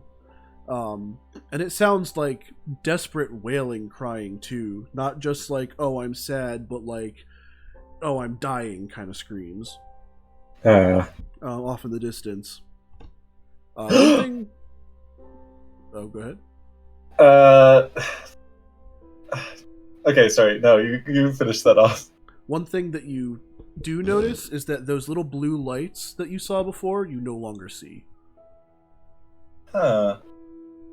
Also, the dancing in the fog seems to have stopped. It looks like regular fog now. Weird. But the woman's wails are still there. Okay, I'm gonna sneak up on the woman and make sure she doesn't see me, and I'm gonna try and like suss out what her age is and genuinely what she looks like. Okay, so you're looking for a woman, is what I'm hearing. Yeah, but when I see her, I don't want her to see me because I don't want her to see me yet. Right, I got you. Well, you can't really tell.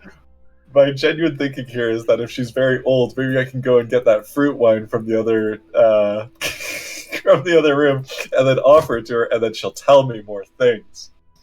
Wild.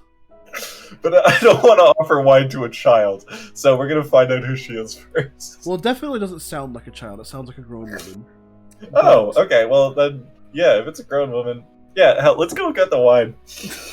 All right, fine. You go back to the billiard room, grab the sweet-smelling juice. Yes.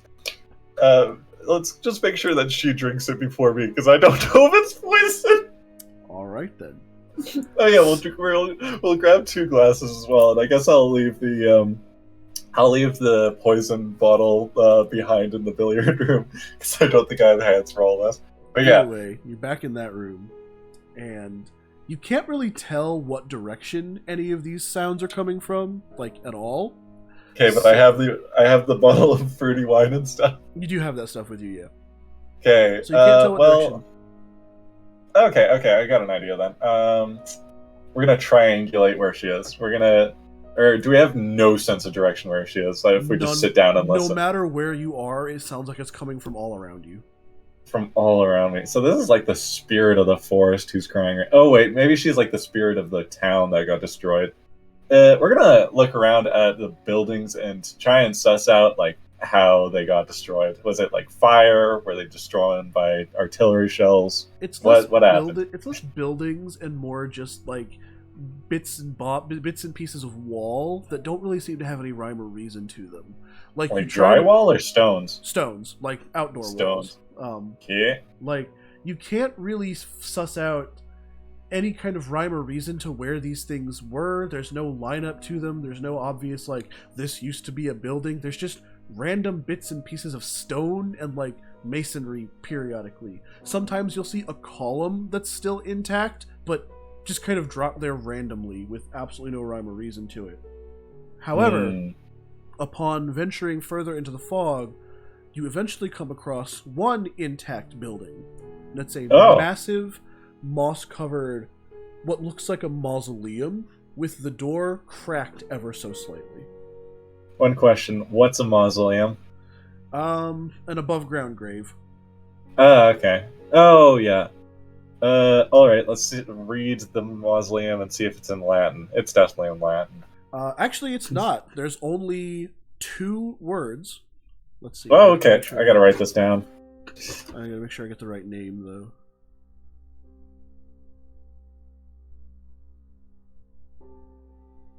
It's around here somewhere.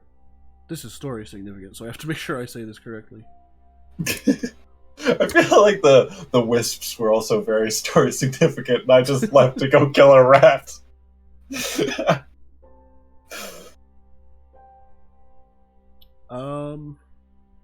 Alright, so it's only 2 words. It's a nameplate. It says Evelyn Martin.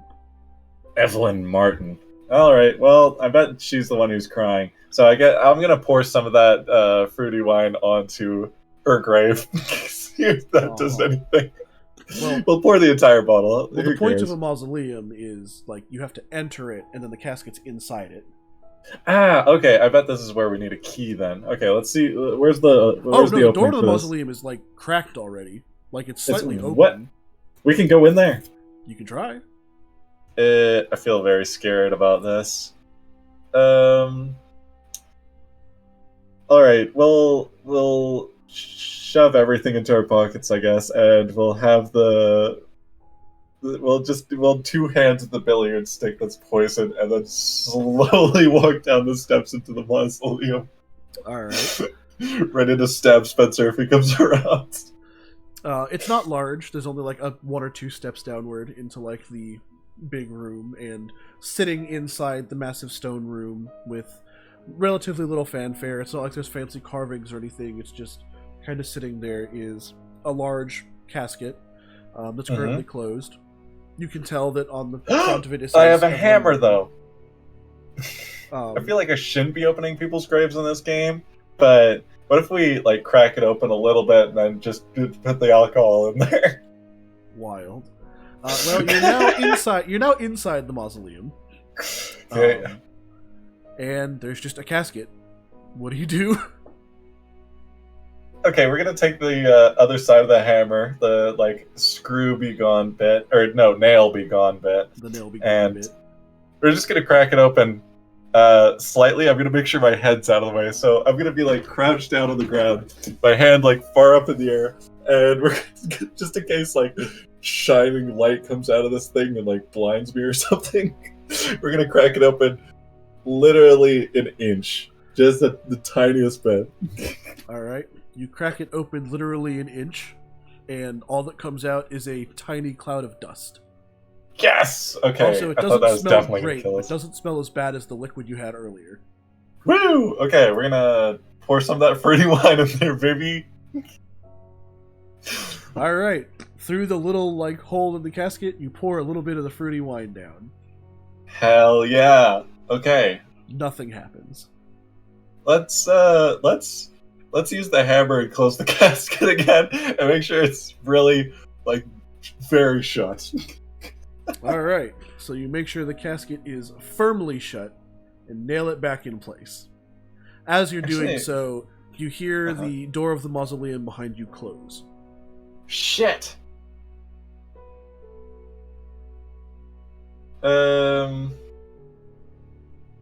Well, all right. And you said there's nothing around here. We're gonna have to dig our way out. You're encased in stone, my guy. We've got a hammer. We've got a knife that can be a chisel. Shit. Okay, we'll go back to the door and see if there's anything that we can do to open it again. All right, you go back to the door, and it just kind of doesn't appear to open from this side. Like it's just a smooth stone wall. This is terrible. Yeah, and you feel like air flow on your shoulder, and Okay. turn around to see a like banshee mummified corpse of a woman who now screams and starts ripping at you with her claws, just tearing your guts out piece by piece. You gotta be shitting me! So- Oh my god. You have now been killed by a mummified banshee zombie. Congratulations. What was her name again? I didn't write it down. Well, It was Evelyn something. I can't answer that. Your run's over. You have only your memories now. Evelyn some bitch. Okay. Evelyn, some bitch. Don't remember. Don't forget though. You're not allowed to take any. And you have to destroy all your notes now if you took any. Oh damn. That run was going so well too. You did. I'm surprised you solved a thing, which is neat. That's pretty great. That's progress. So, God damn it. all right. Would you like to leave another up to 6-word note for future runs? That is so sad. Did I just spend too much time in there, or did I fuck around with the grave a bit too much? I'm gonna let you know you. Oh, it was probably the hard thump. I don't want to say anything. I probably woke her up with the hard thump. You did something before you were supposed to. Let me put it that way. Probably opening the grave or something. Don't fuck with graves. Okay, my note's gonna This be. is good in horror in general. Don't mess with bodies. This is a bad idea.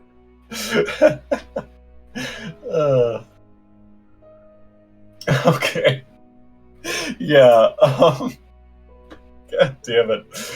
We'll write down. Here. Okay. It's gonna be 6 words, Right. but one of them is gonna have a.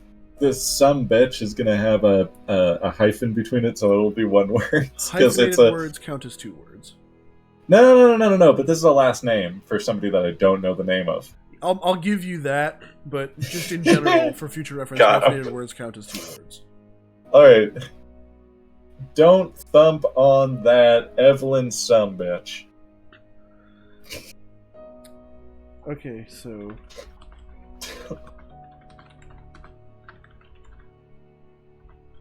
And then, oh, perfect. like that. Yeah, but with a dash between some bitch. Yeah. All right, we're good. Yeah, we're good. You leave expert tier notes, Finn. I'm always impressed. You're welcome. All right, I'll see myself off. That was great. I wish I could have had an hour and 20-minute long run, but I mean, hey, paranoia serves you well in this game. you know what? The next person who comes in, you better be as stupid as I was and die as quickly as I did, because I want one more go at this before I go. All right, see ya, Jen. Yeah, yep. Actually, before we do another one, I am going to go ahead and take a short break because I've been going for 3 hours. So let me go grab some more water, run to the restroom, and then I'll be back to run again. Annie, I don't know if you're still here, but if you want to go ahead and do a run, you're more than welcome to go next. Or if not, somebody else can go ahead and hop in. I'm not partial. But thank you all so much for participating so far, and I will be right back shortly.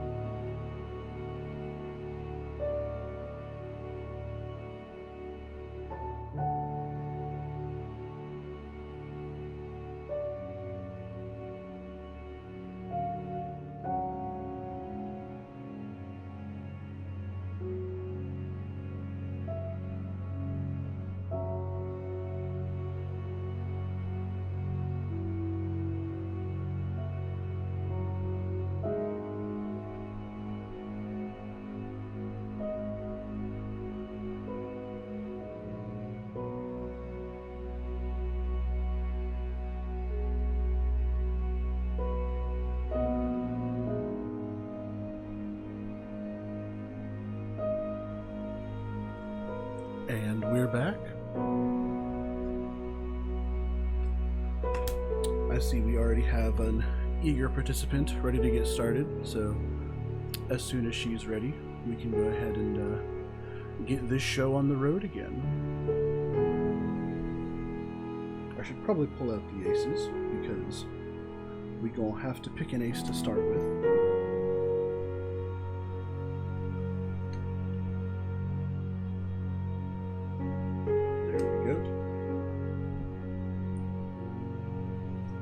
I do hope everybody's enjoying this project so far. I've put a lot of, just a lot of time, effort, and care into making this as good as I can make it. I've tried my best to avoid moon logic wherever I could, even though I'm not always super good at that. I'm just gonna wait here right now. But hopefully, hopefully everything works out correctly. And I also hope that people are, I hope I'm getting the brains turning. Oh, I should also point out that just because people aren't allowed to communicate with each other while someone's playing the game, if you're outside the game, you can talk with each other all you want, share theories, share ideas. Like, a lot of the puzzle solving, a lot of the conjecture and theory is designed to be done outside of the game. So anything y'all want to write down after the fact, anything that y'all want to talk about, absolutely feel free. I encourage the exchange of ideas and thoughts and theories and all that outside the game.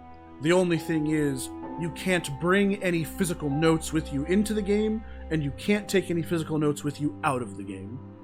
Those are the only two things that I'm requiring, because while you're actually playing, you need to be, like I said, as isolated as possible. But while you're outside the game, that's where a lot of the community problem solving comes in. That's kind of the goal here, is to try to get people thinking about it while they're not playing it.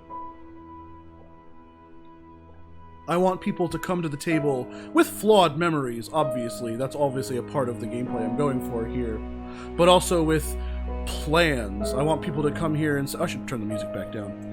I want people to come here and say, hey, I just thought of this thing that I could do. Let me hop in and try it real quick. And again, anything that feels a little rough around the edges probably just isn't done yet.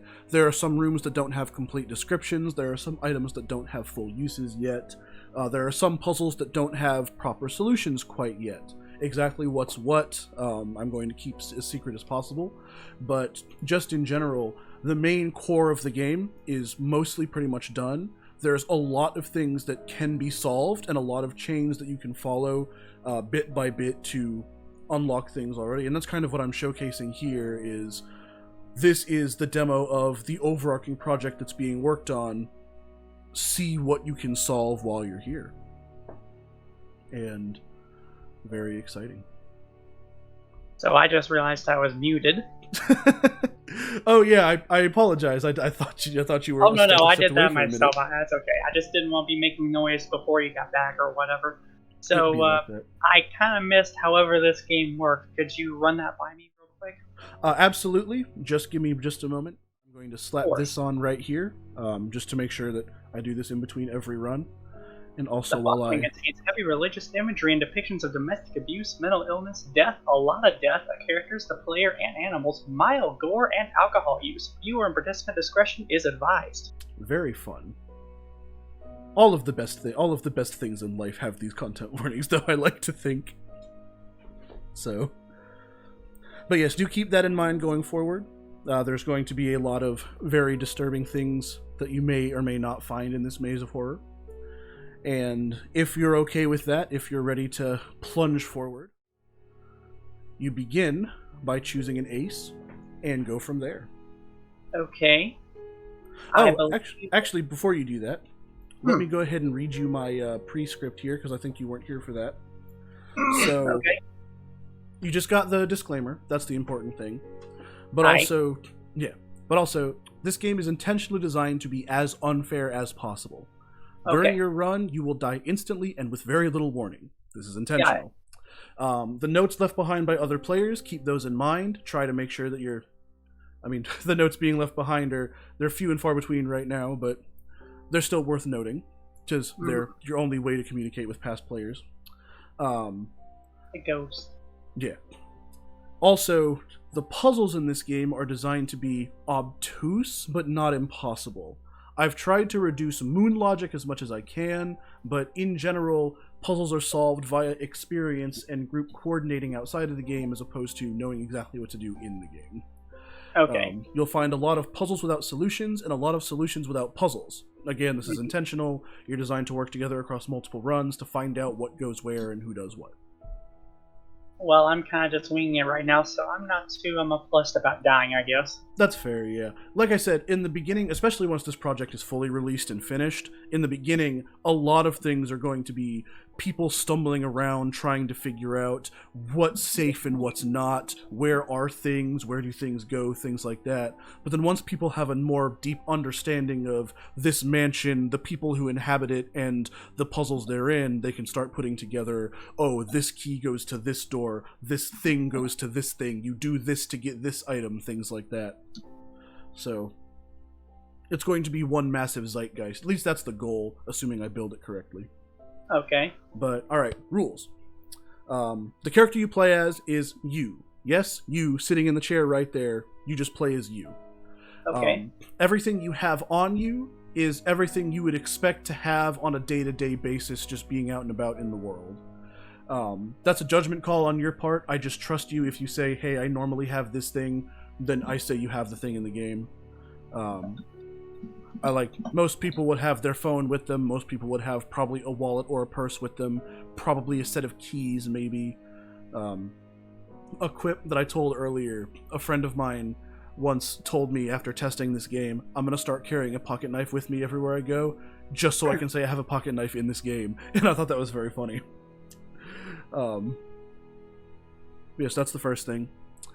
Second, there can be no communication between you or any spectators. So I'm going to need you to make sure... I can't even see them right now. Excellent, yes. Just make sure chat's not open. Just make sure that we're as isolated as possible. It's just going to be you and me, and that's it. You're allowed to take as many notes as you want while playing. However, at the end of your run, you have to destroy them. If they're physical, you have to actually physically destroy them. If they're digital, you have to delete them. But you're not allowed to leave this game with anything but your memories. Alrighty. Don't worry, my memories are pretty fragile. Fair enough. When you enter a room, I will describe the room as though you just simply glanced around, and there are a lot of details I'm not going to describe. If you want more details about any particular part of the room or any particular object, tell me you're examining it, and I'll give you additional details. Alright. And last but not least, at the end of your run, you're allowed to leave a note of no more than 6 words behind. This note will persist through all future runs, including any future runs that you do, and will be just available to all players throughout the entire game. Here are the previous notes that have been left before. Hold on, I'm trying to read them. It's a little scrunched on my screen. Here, let me... Is that better? Okay. Okay. I think I got it. Gotcha. I think there was one more thing I wanted to say. Oh, and then after this run is over, you're not allowed to play again until somebody else goes after you. You can never play twice in a row. I see. And with all that out of the way, to begin, choose an ace. Okay. Oh, one question though. Alright. Would including my tanuki-ness be cheating? Unfortunately, I'm going to have to just go with, like, the person sitting there as opposed to anything else. Aw, okay. Yeah. Alright, This game assumes that the person playing is just a normal human and is kind of built around that. So. Fair enough, that makes sense. I think I'll go with the Ace of Hearts. Ace of Hearts. Good room to start with. So let me go ahead and shuffle the deck. Which, by the way, what you're seeing on screen right now is kind of a virtual tabletop that I'm making sure is something that I can use to denote everything, but I have 2 physical decks of cards in front of me that I'm going to be actually shuffling for the randomness aspect. Alright, that makes sense. So, I'm acting as benevolent dungeon master, so. As I throw cards all over the place because I'm angry and full of rage, obviously. Yes, I can just tell from your tone. Exactly, I'm just fuming right now. Must be all that Hollow Knight you were doing last night. Exactly. I can't be mad at Hollow Knight. I'm loving that game to pieces. Alright, Ace of Hearts. So we'll hide all these. Slap this in the middle. And away we go. So, Ace of Hearts. Alright. You wake up with a little bit of a headache, having absolutely no idea how you got where you are or where you are. Okay. The floor is tiled kind of with a white and gray marble. It's very shiny and well kept. And as you look around and come to, you see that the walls are just a pure white, and marble columns are holding up a massive, opaque, stained glass roof. Rainbow light is pouring in from the ceiling. Actually, hang on, let me make sure I have the music correctly. Oh, that's what I was going to say. If you're watching my camera feed, then you've got the table. But if you watch what I'm streaming on Discord, you can get the music. And the music is very important. It's good for atmosphere. I don't hear any music currently. Are you watching the Discord stream? I'm in the same Discord chat as you. Yeah, you need to be watching the actual Discord stream in order to get it. Oh, okay. One moment then, please. Yeah. This is I figure out how that works. Yeah, you should be able to just click and then hit view, I think, and then just kind of swap over to watching the camera feed instead. Oh, there it is. It says watch stream. 1 second. Yeah.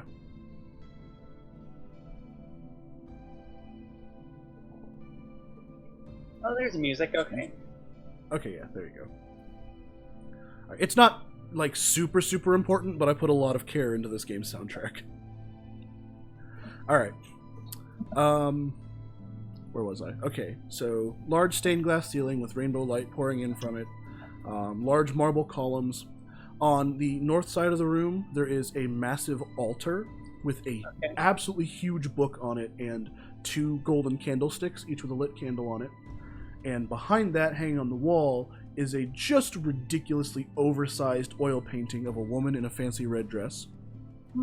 Starting from the kind of middle of the room and going back is a red carpet that leads all the way back to the south door, and along either side of the red carpet are church pews, very large, elegant-looking church pews. Okay. You have woken up in this room and have no idea where you are. What do you do? Okay. Well, first of all, how far am I from this altar again? One more time, I'm sorry? How far am I from this altar again? You woke up relatively close to it. Okay. I would like to get up and walk over the book and see if there's any words on the cover. There is not. You walk up to the book, and it's this massive... In fact, let me read you the description here. Okay.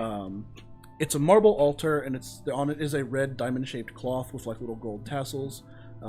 There's 2 golden candlesticks, obviously, and the tome in the middle is absolutely massive, like almost as wide as you closed. And there's nothing on the front. It's just a big leather-bound blank book.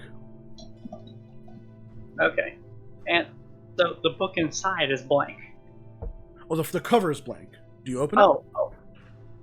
Okay, yeah, I'll open the cover and see if there's anything like written inside. Just a glance.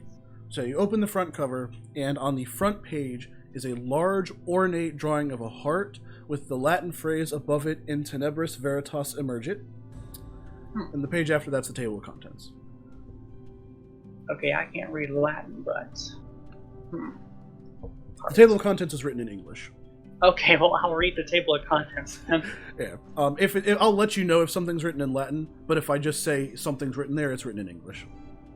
So the table of contents says hymns and chants, map, rules, protective barriers, demonology, history of, and then like a little scratched out phrase, a section that literally just says there is a better way than this, translation guide, the afterlife, and irredeemable. That's what the table of contents says. I'm very tempted to just steal the book, but I think I'll skip to protective barriers if possible.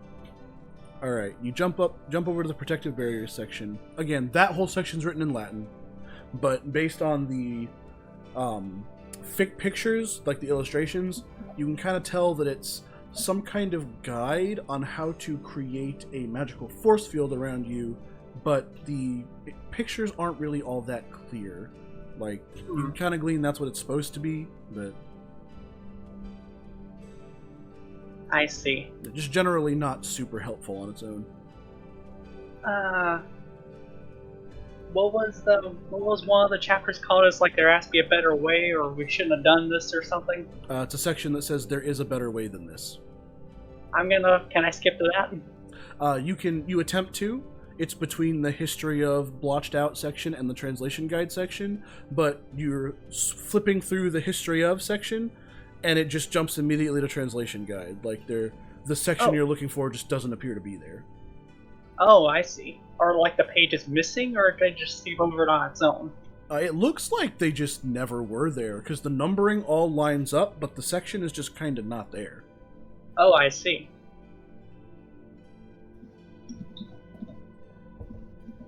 Well, what does the translation guide say? The translation guide is written in Latin. Of course it is. Why wouldn't it be? Well, it must be for translating into English, I guess. Well, okay.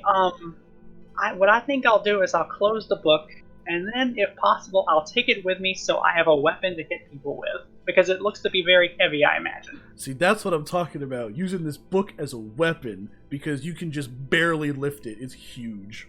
It's already hurting my brain. It may as well hurt someone else's. Exactly. I like the way you think.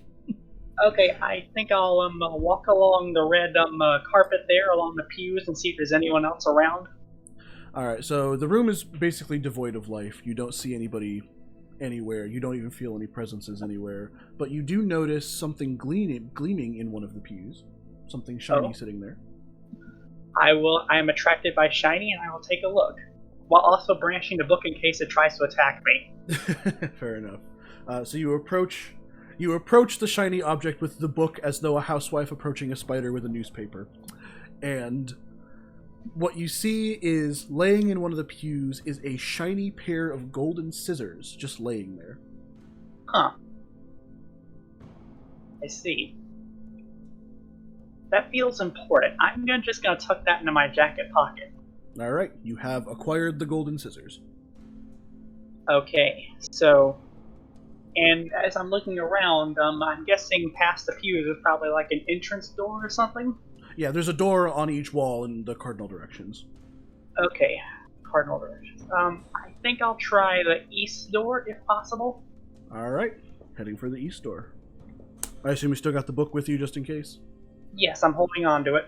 Alright, and that is the 10 of diamonds, which is right here. And the 10 of diamonds is...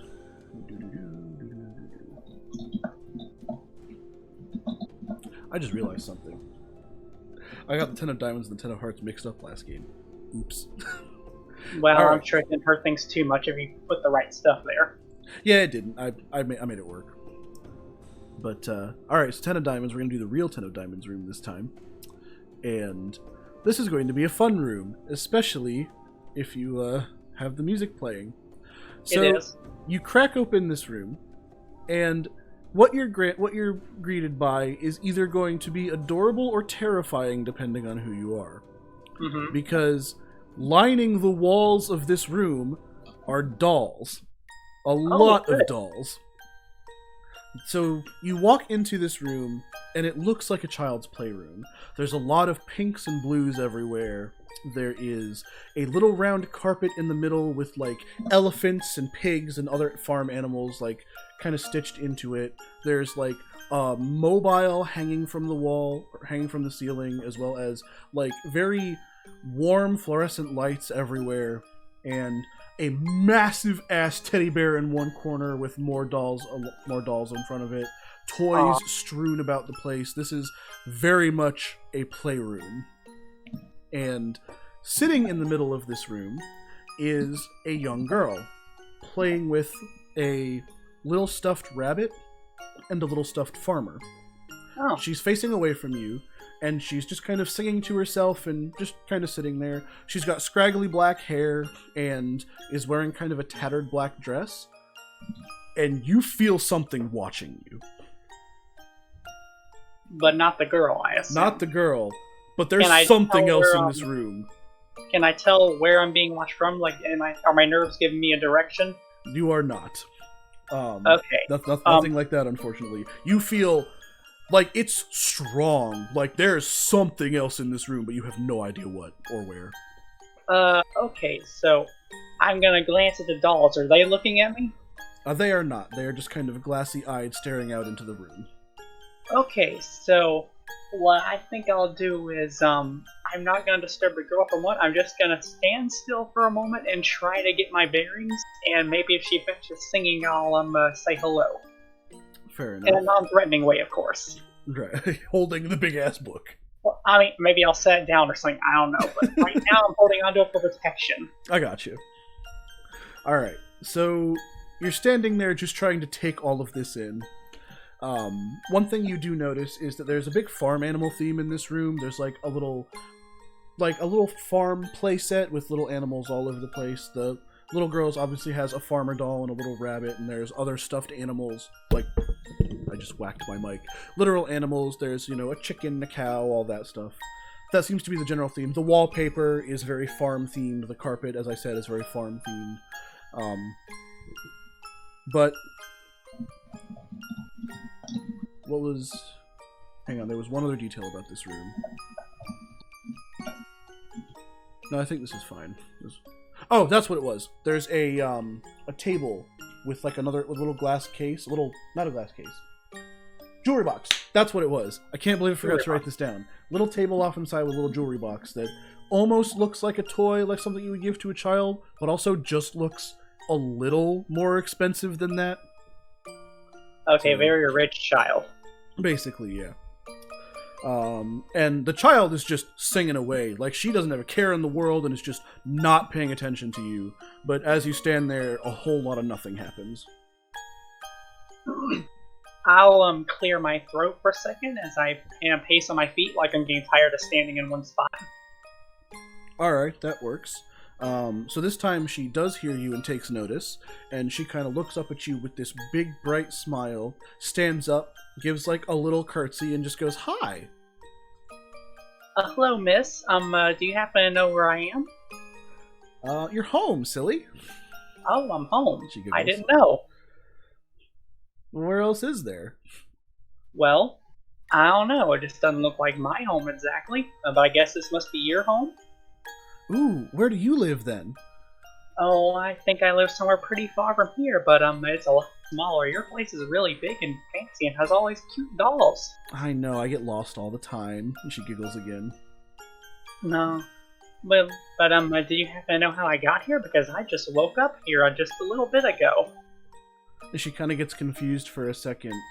Well, then she realizes, oh, just like Carrie! Oh. Carrie? Who's That's all she Carrie? says. Carrie's my nanny. She's real nice to me. And she just woke up here one day too? Yeah, Daddy brought her here. Oh, I see. Where's Carrie now? I don't know. I haven't seen her all day.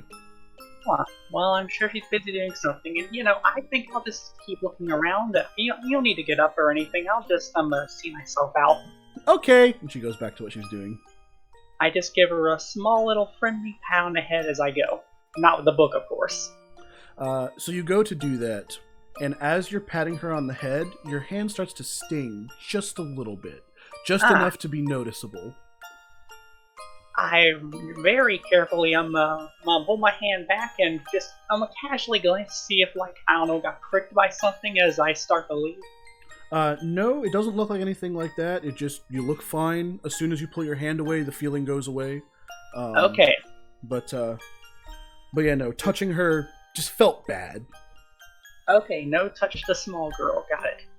Anyway, I'm just gonna leave her be and try and head on my way, and hopefully nothing bad happens. Fair enough. That presence is still there. Like, there's just something filling this room, but yeah. Where are you going?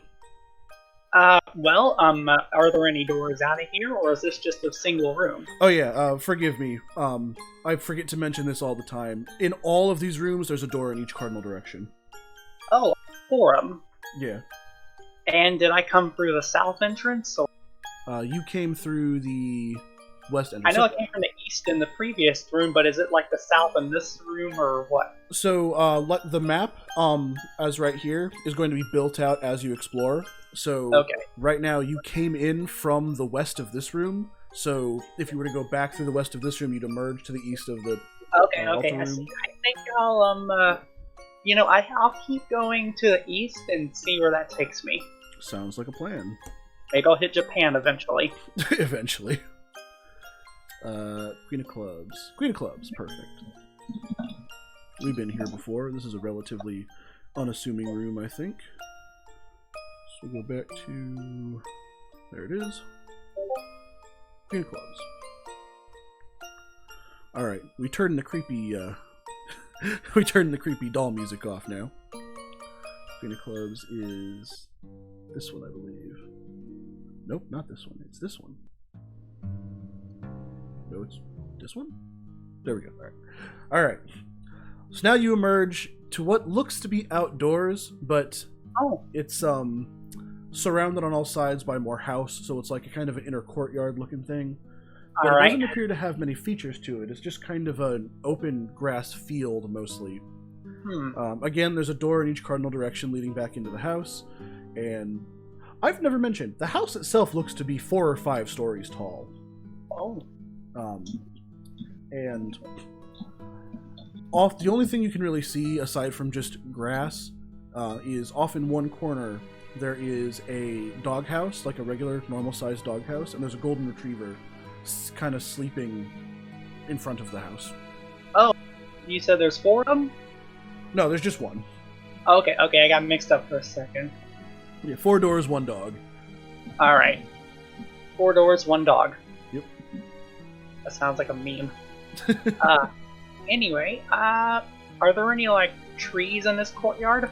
This is a very barren grassland. It just appears to be grass and the doghouse, and that's it. Okay, well, I am gonna... Okay, and I assume there's... Yeah, you said 4 doors. Okay, I'm gonna pick whichever door is furthest away from the dog, and I'm slowly making my way in that direction. Alright, so... Also, do the doors have any, windows on them or anything, or are they just pure wood or whatever? They do not. They're all relatively ornate, but they're all identical, down to the fact that they all have the door handle on the same side. Okay, I just wanted to see if there's any way I could look in and see what I'm going to be getting myself into. Unfortunately, no, but depending on the room, I may describe how a door handle feels. But... Alright, well, which one would be furthest away from the dog at the moment? Furthest away from at the moment, so from the direction you entered, the doghouse is kind of to your forward and left, so basically the south door is where you'd want to go to avoid the dog as best as possible. I believe I will do that. I mean, I do like dogs, but I don't get the feeling this one will be friendly. This is a pretty safe bet in a kind of pseudo-horror thing. 8 of spades. Here we are. Move that down like that. 8 of spades. Watch it be locked. 8 of spades is not locked. Alright, cool. So onward to the 8 of spades room. Alright. Which is the billiard room, as has, I think, everyone managed to go to so far. So, you walk into a relatively small man cave looking room. It's not very well lit, but the center of the room is dominated by a very large professional grade looking pool table. Off in one corner, there's a rack of pool cues. Off in another corner, there is kind of a wet bar looking thing, where it's just kind of a cabinet with... behind it is another cabinet full of what looks to be liquor bottles, essentially. There's a cork board hanging on the wall with just some pieces of paper and a little shiny key hanging from it. And across from that is a china cabinet that looks to be full of man cave paraphernalia. Poker chips, playing cards, a couple tools, a hammer and a screwdriver, things of that nature. You mentioned a key. I did, hanging from the cork board. And, okay, well, I'm gonna take a guess that key probably goes to a door or maybe to something just in the room. I don't know. But either way, a key is a key. So I think I'm gonna try and take the key if possible. Alright. As you're approaching the corkboard to grab the key, before you're close enough to grab it, immediately a little mouse, or a little rat, excuse me, drops down from a hole in the ceiling onto the corkboard, jumps down onto the nail it's got, grabs it in its teeth, falls on the floor, and runs into a hole in the wall. With the key? With the key. Alright then. I will just back away slightly just in case something else happens, and I guess this is the mouse's room now. This room belongs to the rat. I'm out. Yeah. Though, I think I'll take one of them, the cue balls with me, so if I have to throw it at someone, I'll do that and just put it in my other jacket pocket. Unfortunately, all of the pool balls are inside the china cabinet. Okay, and that was probably what was locked, wasn't it? Okay, I guess I'm not getting that. I'm just gonna try and find another door out of here. I bet there's another one just in the same direction. Fair enough. Yeah, again, there's a door on each wall in each direction. Yeah. So I think let's see. Door. I guess I'll just go south again. all right, fair enough. Oh god, I should draw a card. There we go. 9 of clubs. Have we been in the 9 of clubs room yet? I don't know. I don't think we have. Oh, this is new and exciting for the viewers. Good thing I brought a club. Yeah, exactly. 9 of clubs. Here we go. You said south again? Yes. Alright. 9 of clubs. Oh, never mind. We have been here before. It's locked. My bad. I don't suppose, think for a second. Okay. No, I couldn't push the pool cue into the lock. Okay, I guess, Oddly enough, the old-timey lock is big enough you could probably shove a pool cue in it, but it wouldn't do you much good. no, that is pretty strange, though. Was the key big enough for that? Oh no, the little key that the rat took was definitely too small for the doors, you could tell.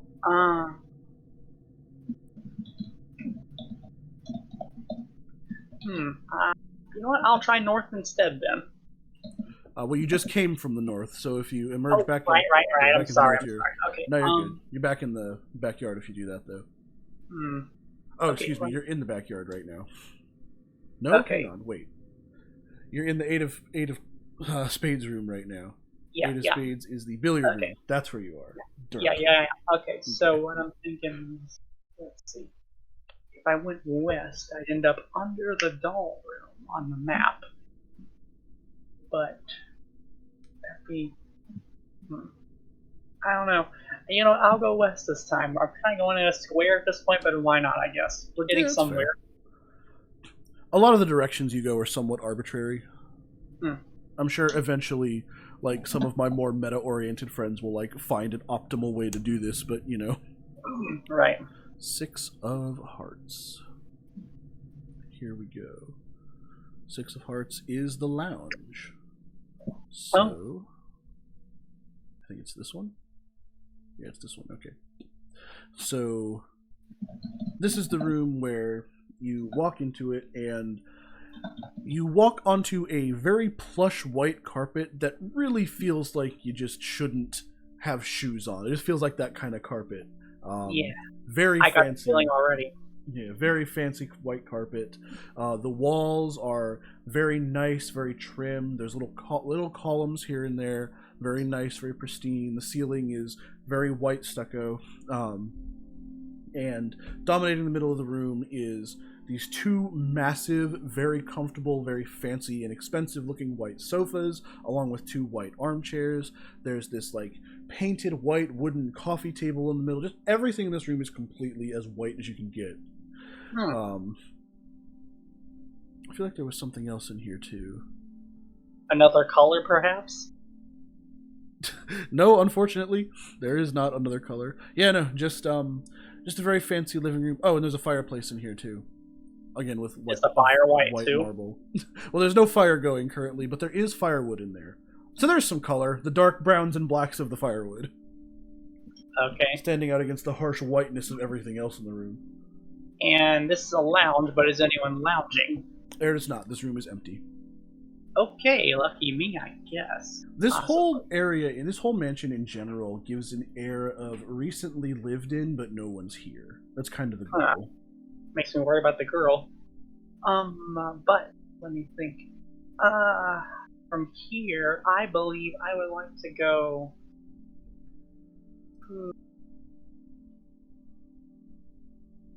Yeah, let's go south again. That would probably, I think that gets around where the locked door in the pool room, so let's see where that is. South again.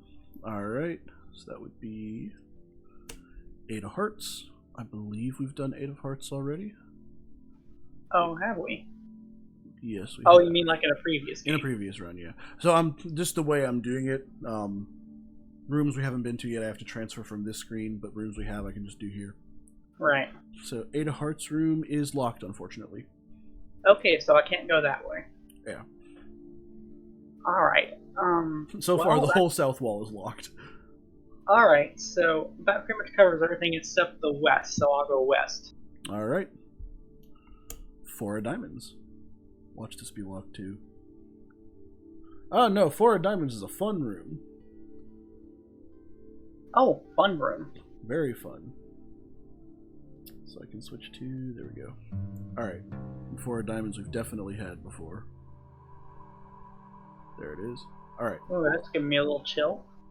So this room, alright. So you walk into this room and the blotches of the floor are like hardwood, blotches of it are fancy limestone, bits and pieces of it are like a kind of metal grating, and some of it's cobblestone. Just So it's a splotched Frankenstein randomly. floor. Absolutely, yes. The walls follow the same pattern with splotches of like a green flowery wallpaper you'd find in your mom's kitchen, splotches being a high-end mahogany wood paneling, splotches being kind of a shiny chrome, and splotches being a white stucco covered in red stains. It literally looks like somebody jammed multiple different kitchens from multiple different time periods and just kind of stapled bits and pieces of them together to form a single room. The countertops are all made of different materials and at different heights.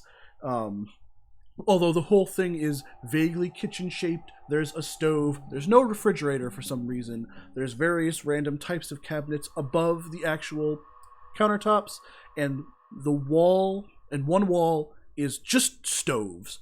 Just stoves. There's still a door on that wall, but it's just stoves. Is it a stove door? it kind of blends in a little bit if you're not looking at it correctly. But there is a door that leads that way, but there's just stoves all around it. Okay, Excuse me, just ovens, not stoves. Ovens. But there are ranges in the cabinets that I'll explain that in a second.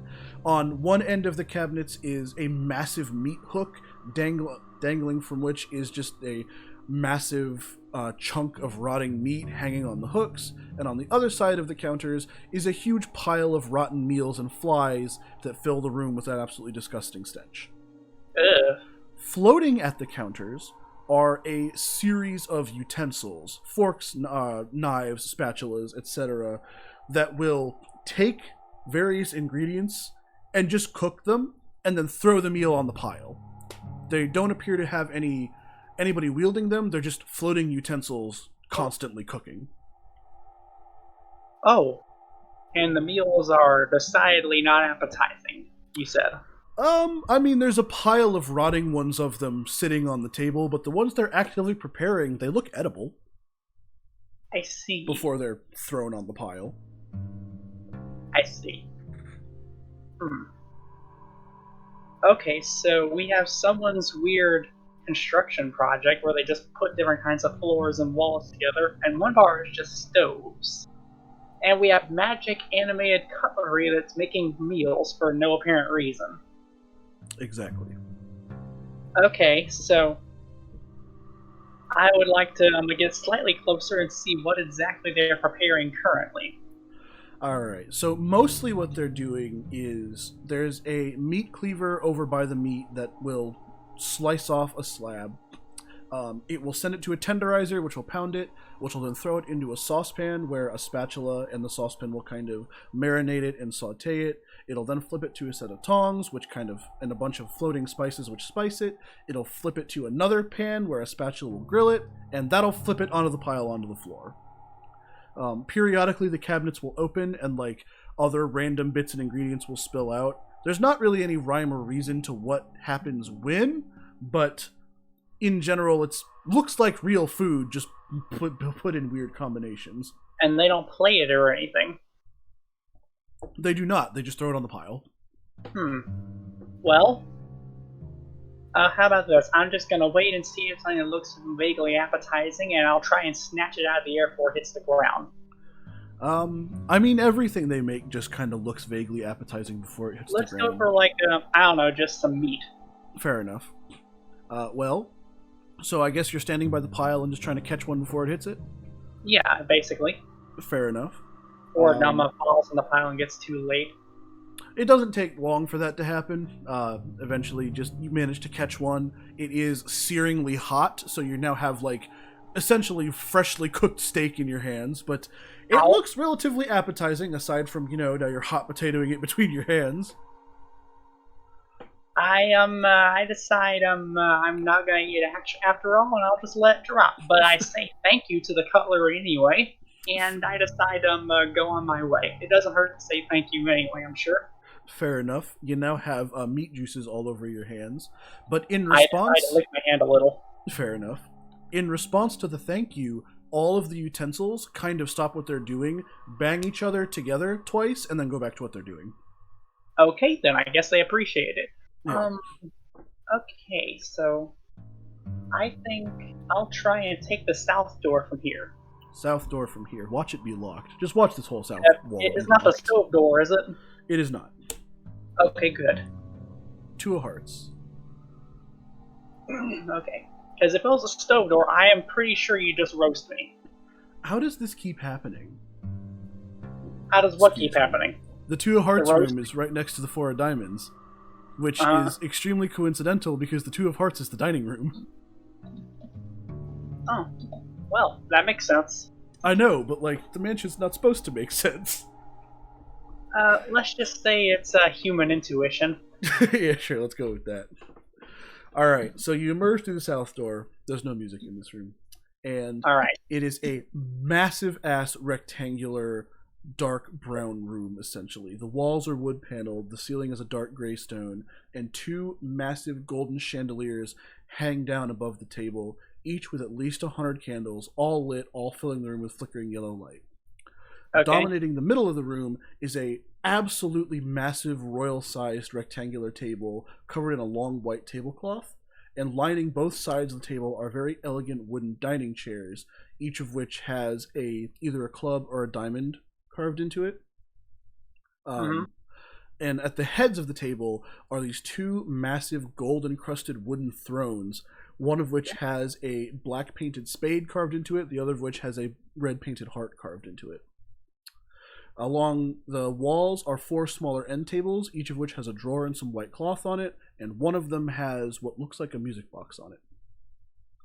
Okay, and you said the music box isn't playing because there's no music. It's not playing right now, no. Okay. And again, the room's empty. Currently, yeah. Just a bunch of tables and chairs. Just a table and a bunch of chairs. I'm gonna try and turn on the music box. Fair enough. After having cleaned my hand off, of course. Right, yeah. So you walk over to the music box. It is an extremely ornate-looking music box. Lots of blacks, reds, and whites. And there's a little turnkey hole. And sitting next to the music box is a little turnkey with a spade engraved on it. So I need to turn the turnkey? Yeah, do you do that? Yeah, I'll do that. Alright. So you go to do that, but right before you have a chance to, you hear a door open. Oh, I turn to look at whoever's coming in. You turn to look, and emerging from the kitchen is a very tall, very proper, very grim-faced butler-looking person. Nice suit. He's got like the towel over the shoulder, and he's pushing this like dining cart just stacked high with dishes, and he just has this grim face to him. And this is out of the same door I came out of. Out of the same door you came out of, yes. Okay. And he just kind of starts setting places at the table. Okay, does he like acknowledge me at all? Or? He does not. Okay. Now my first impulse would be to talk to him, but at the same time I get the impression that didn't well for me.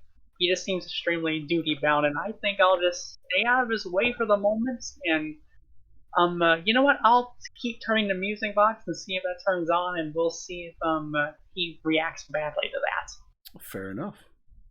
So you go ahead and turn the music box on? Yes. Alright, give me a second to make sure I'm playing the right track here. Alright. I'm pretty sure it's this one. And then anime music comes out of it. Yeah, exactly. It is this one. Okay. So it starts playing. The butler does not react. He's just setting the table. Okay. So, and nothing happens when I turn it on or anything, because I'm looking a little bit at the spade chair in case, I don't know, someone materializes or something. No, the music box is just playing now. Huh. Okay. I'm just gonna... And he's setting the table, you said? Yep. Well, I get also the impression I was probably kidnapped, and whoever kidnapped me probably will be the people eating at this table, so I'm just gonna mostly try and leave. I'll just head west from here if possible. You're just gonna what, I'm sorry? Head west if possible. Alright, head west from here. Yes. So you move to the west door, try to open it, and it does not open. Alright, so that's It doesn't locked. feel like it's locked, it just feels like it's not opening. So like someone's wedged on the other side, or just the More like the doorknob? handle's like jammed, almost. Huh, the handle's jammed. Yeah. Meanwhile, the butler has collected his things and has exited the room. Okay, good, because he's not going to see me use my book to try and knock the doorknob off. Alright. So you're trying to knock the doorknob off then with the book? Yeah, basically, so I can reach in the hole and force it open. Fair enough, I forgot you had that with you. So you now take I the book and are slamming at the door handle. While doing so, you just barely manage to notice that emerging from under the tablecloth is this massive shadow of a hand. Slowly it comes out, reaches up as the black shadow emerges from the floor, grabs you, crushes and strangles you, and then pulls you down into the floor with you. You have died. Oh. Alrighty then, don't touch the friggin' doorknobs. It's not quite that. You did trigger that to happen, but I'm not going to tell you exactly how. Yeah. No, I can guess, but sure, go ahead. Yeah. But yeah, so that was your run right there. Yeah, I had a pretty good run, a full 9 rooms. Honestly, 9 rooms is not bad. 9 rooms Yeah, is I definitely figured. not bad. But yeah, so if you took any notes, please do. Now is the time to destroy them. Okay. And if you would like to leave a 6-word note for the next contestant. I'm gonna write down my note here so I can count the words. Fair enough.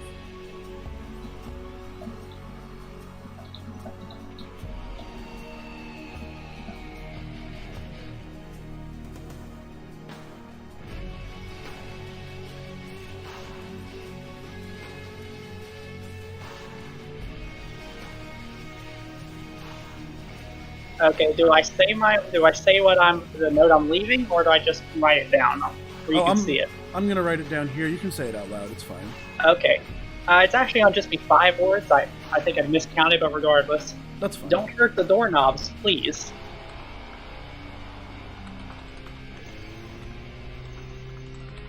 Fair enough. Yeah. Fair enough. Not that. Cancel. All right. Fair enough. Well, that was another run completed. Thank you so much for participating. I know it was a little bit unfair, but that's how this works. So, but yeah. You are allowed to try again, but only after somebody else has gone. So, before you go, if you would like to shout your stuff out, because I know that you have stuff to shout out. Oh, of course. Well, if anyone wants to come see my Twitch, I should be streaming again on Monday on on my channel and everything. Annie the Tanuki. I've lately been doing Mario and Luigi's Superstar Saga. I usually do RPGs and platformers and so on. Oh, and I read books too. So yeah, if anyone thinks that's interesting, feel free to come on in. She likes Metroid, so, you know, she has my endorsement. Yes, I do.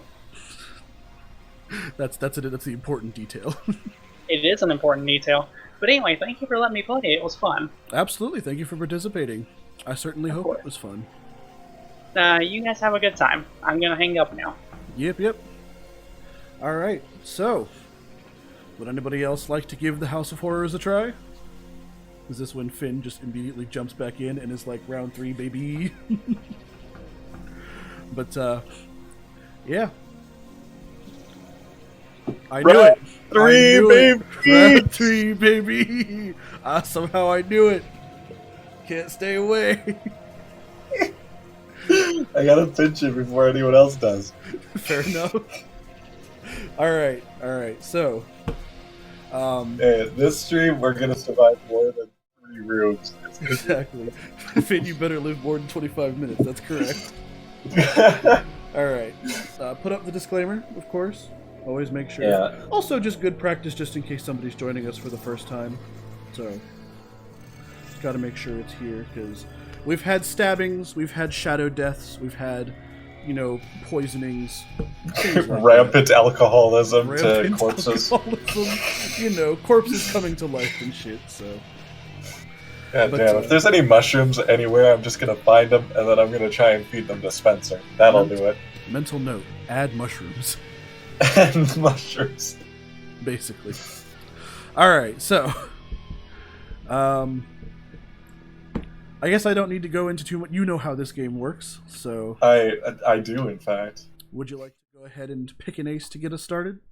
Alright, I really like the knife, so I'm gonna go with Ace of Spades again. Ace of Spades, you got it. Let me go ahead and shuffle the mansion real quick. Alright, I'm just gonna... That's a visualizer in the background, and it's for my voice. It's a visualizer for both your voice and the background music, but yeah. Oh, okay. I'm fancy. Neat. Yeah, it is, I've never seen a visualizer like this. I've got a couple interesting ones, but... Alright, so you said Ace of Spades? Yeah. So let's go ahead and set that up real quick. I now have a new page of notes. Yeah, so you're not bringing any previous notes with you, right? You destroyed Yeah. all those? Okay, good. If I find that girl who's reading the book from Annie's playthrough, I am going to kill her. Fair enough. Fair enough. That is an option. That is most definitely an option that is available to you. So, alright, so we have here the notes, TM. Yeah. If you would like to peruse those, make sure you... I got him. Yeah. Alright, cool. And you're always allowed to refer back to these at any time. Just ask me, hey, can I see the playthrough notes, and I'll be sure to give them to you. But, Alright. Switch to the summoning room music, because that's where we at. And... yeah, you've been in this room enough, you know the drill. Everything's black, desk on one side, 2 bookshelves, dais with the pentacle. The pentagram. Okay. Same thing. I'm gonna go get the knife and the 2 coins. Alright, you got yourself the knife and the 2 coins? Then there's the bookshelf as well. What's the name of the book again? Caring for Mimics. No. That's one of the... that's the English book. Isn't there another book on there? No, there are just a bunch of books in Latin. Ah, okay. Well, one of the bookshelves is, like, relatively sparse. It's just got, like, a couple books in here in Latin. The only one that's in English is Caring for Mimics. The other bookshelf has, like, everything's empty except for 1 row of books, which is completely full, except it's missing 1 book. Huh. I bet that's a puzzle. What are the other books called? Like, what is the... Everything in this mansion is a puzzle. All the titles are in Latin. Okay. Yeah, I gotta flip over the table again. So I just knock over the desk. Yeah. Make sure that potted plant is dead. Alright, you knock over the desk, and this time you hear kind of a laugh in the distance, but like not a haunting one, more of a ha ha ha ha kind of off in the distance. I'm glad somebody enjoys my sense of humor. Okay, then we're gonna go north. Alright. Wasting no time, just go straight north. 7 of clubs. 7 of clubs. Wait, is 7? No, 7 of clubs is not new. Alright. Watch it be locked. Damn it, if it's locked. 7 of clubs is... Oh, never mind. 7 of clubs is not locked. 7 of clubs is a fun room. Hell yeah. Right. So, you walk into this room, and just immediately, it's just darkness, except the middle of the room, which is lit with a single horror movie bulb.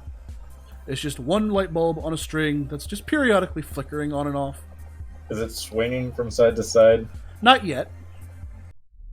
Okay, I feel like if I go over and cut that thing down and then take it with me, it'll probably be my death. Well, the rest of the room, if you're curious, is just wires. Just wires everywhere. The floor is wires? Well, the floor is more of like a metal grating, but the walls are just, there's wires absolutely everywhere. And they're all leading to these massive metal breaker boxes that are kind of sitting in the middle of the room, mostly illuminated by the single horror movie light bulb. That's all that's in this room that you notice. Oh, if I cut the light bulb down, it's going to stop working. I'm an idiot. If you cut the light bulb down, then there's going to be nothing else lighting this room, see? But then I'll have an electrical current, and with that I could start a fire. You go to the desk and get some wood shavings, and then get like a billiards club or something. Point being, there's also a massive HVAC like tubing and a metal grate off in the side. That's important. Is there any sounds in this room? There's not. There's no sound. There's no sound. There's like a low buzzing throughout the whole thing, but no, there's no other sounds. We're gonna step into the room, I suppose, and try and go north. All right. So you just chugging on straight through. Just go north. Yeah, I mean, I guess I can investigate. Yeah, let's go look at some of the breakers, see if they're in Latin as well. I mean, you're free to go ahead and just chug through the room. That's fine. I know, but you say that there's things in the room that you don't necessarily say. Fair enough. So what are you looking at? Investigate one of the breakers. All right, you investigate one of the breakers, and it has a symbol. There's 4 different breaker boxes, all of which there's a heart, a diamond, a spade, and a club. Classic. Yeah. Okay. Can I flip one of the breakers? Well, right now all the boxes are closed. You'd have to open one. Can I? Okay, I'll open the Ace of Spades one. Well, it's just the spade box, and when you open it, then there's like one for each card, basically. Okay, so I can flip any of them as I choose. Okay. Yeah, basically. I feel like this is a code room where you put in a certain code. However, you'll note that. Never mind. You said you checked the spade one? Yeah. Okay, yeah. Never mind. Everything looks as normal as it can there. Now you're making me investigate all the breaker boxes. All right, I'm going to the heart one. Is there anything strange there? Heart one looks the same. How about the club one? All right, so on the club one, in the 7 of clubs room, there is a fuse missing. Hey, wait, that's the one that I'm in. Yes. Oh my god. But there's still electricity in this room, otherwise the light wouldn't be on. That's strange. Alright, let's go north. Fuck this. Alright, let's go north. Breakers, man. Crazy. 2 of clubs. What a room to come after the breaker room. Oh, I know we haven't been here yet. Oh, shit. 2 clubs, there it is. Boom. Alright, don't You said north again? graves. Yeah. Alright. North again. Alright. So... this time, instead of wires, it's pipes. Oh, cool. So you step out onto a concrete floor, and are met with a wall of small metal pipes and the smell of burning coal. As you go deeper into the maze of pipes, the pipes get wider and longer and seem to go off in random directions, some into the floor, some into the ceiling. You see a wall of valves and a series of 6 different colored, huge metal cylinders that appear to be water heaters, each with a large valve attached to them. In the back of the room, you can see a massive machine that looks like an electric generator with even more pipes connecting in all directions. Dozens of wires and wire clusters protrude from the generator and move along the walls, up into the walls and ceiling in all directions. Alright, we're gonna go to one of those water boilers and see if there's an open flame. Alright, well there are 6 of them. Unfortunately, the system does look to be entirely enclosed. But there are 4 white ones, each of which has one's a club, diamond, spade, and heart. Yeah. There's one of them that is red and just has the triangle symbol with the 3 circles. Yeah. That I mentioned to you before. It has that on it. And there's a 6th one which is a tinged bluish whitish color. Okay. Each of these different water heater looking things has a large valve attached to them. Is there any symbol on the blue one? There is not, no. It's just okay. We'll go over to the generator then. Alright. So you walk over to the generator, and there doesn't appear to be anything of note there. It's just a bunch of random dials and lights that you don't quite understand. Although there do appear to be 2 socket-looking things that almost look like spark plugs fit in there. Just 2 holes of note, essentially. Okay, don't stick your fingers in there. The impulse is strong, but I will not. Okay, we'll go north then. Alright, heading north once again. 4 of clubs, apparently. A lot of clubs right now. Did we go to the 4 of What clubs? the hell? There's somebody talking. Wait, stay silent for a second.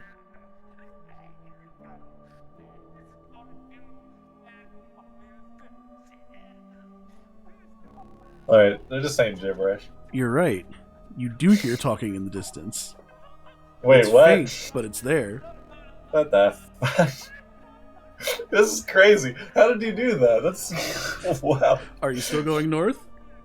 Yeah. Alright, let's ignore the insane gibbering in the background then, why don't we? I mean, it seems like the best option. Oh, this door's locked. Damn it. Okay. We'll focus in on the weird ramblings of the fucking crazy woman. Alright. See if we can hear any words. Well, you can't, unfortunately. It's just vague mumbling. But it always seems like it's coming from a direction, but you can never quite tell. Okay. Okay. I'm gonna go to the corner of this room. Alright. Getting to the corner is definitely no easy task, because just the maze of pipes that you have to walk through, just the things you have to step around, it's easy to get lost in this room, really. But you eventually do manage to make it to the corner of a room. Okay. And then I'm just gonna wait for, I'm gonna count down from 5, and when I hit 1, I'm just gonna point in the direction that I think it's in. Fair enough. So you do just that. Halfway through the countdown, you do hear what sounds like a tin can falling over. Okay, I'm gonna take my knife out. Alright, you take the knife out. What the fuck? Okay, we're just at the end of the soundtrack. Okay. I scared the fuck out of me. I thought something was gonna happen.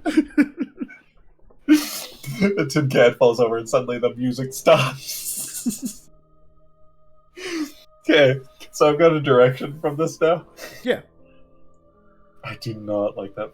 Okay, somebody's probably just maintaining it, and it's like some sort of hobbit or something. Just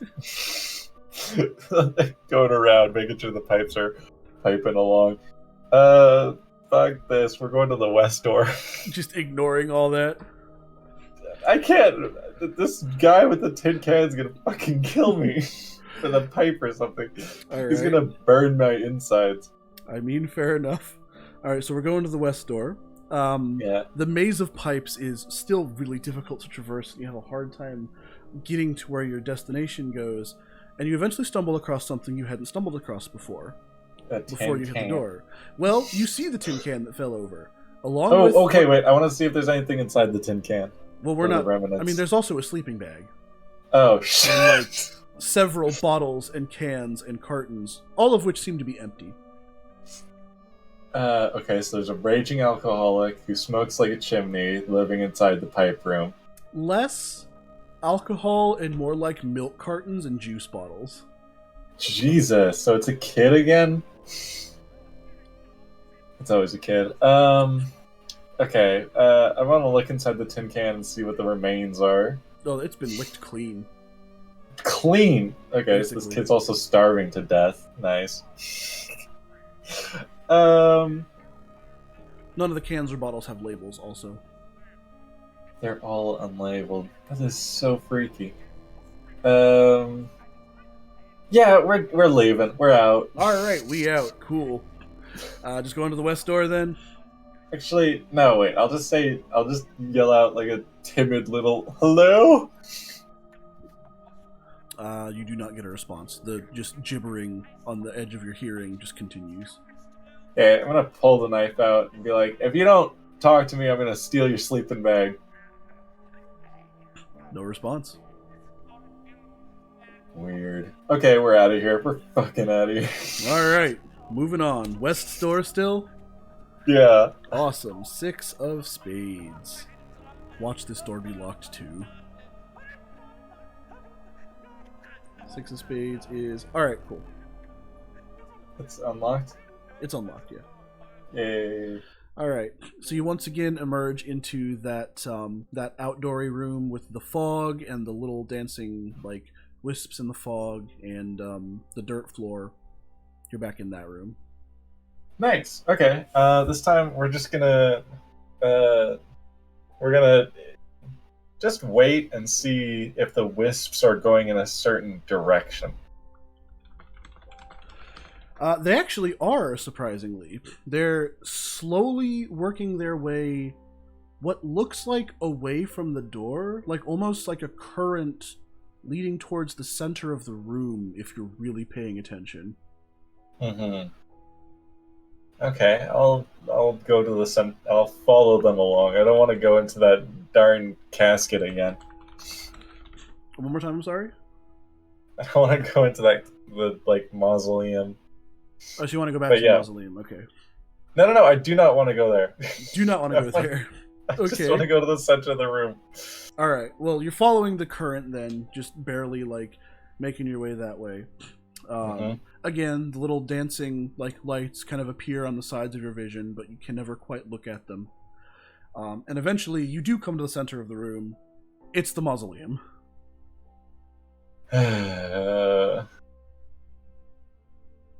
Yeah, no, we're not going in there. Not going in there. Got it.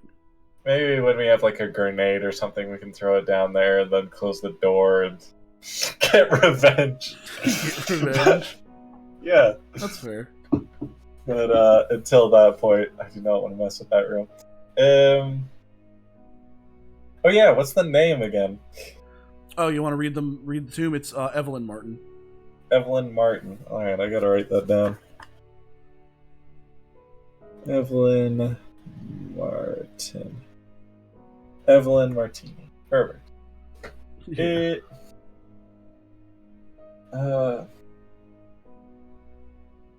Yeah, do not want to fuck with that room. And there's just, like, there's a bunch of rocks on the ground. There's the wind. There's the wisps that I can't see. Okay, I'm gonna close my eyes and see if I can still, like, see the wisps. Alright, so you're standing in the room, and you close your eyes. Once again, off in the distance, you can kind of hear, like, the wails of a woman crying. But as you're standing there with your eyes closed, not only do you feel the, like, periodic cool rushes rush past your skin, but you start to hear whispering as well. But it's not menacing. It's little things like, you hear phrases like, I hope I'm okay, I wonder what's wrong, I hope she wakes up. What else would you hear? I miss him is one that you would hear. Okay. So this is probably like a girl talking about her mom and dad. And the mum is obviously the dead woman, Evelyn Martin.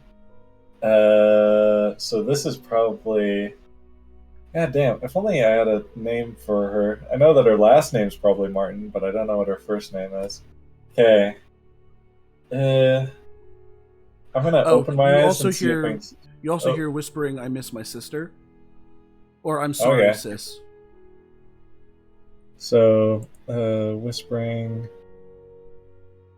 Is it a girl? Yeah. Well, you can't really tell it's whispering, but Yeah. you can vaguely suss out that it might be female. But you're like hearing things like "I'm sorry, sis," "I'm sorry, mom." I'm gonna open my eyes and see if I can still hear the whispering. You open your eyes, immediately it all stops. Okay. I'm gonna close my eyes again. All right. Can I get a direction of the whispering? You know, it's just every time you hear it, it comes from a different direction. So she's probably the wisps. I'm just gonna say, hello? You don't get a response. The whispering just kind of continues as though you didn't say anything.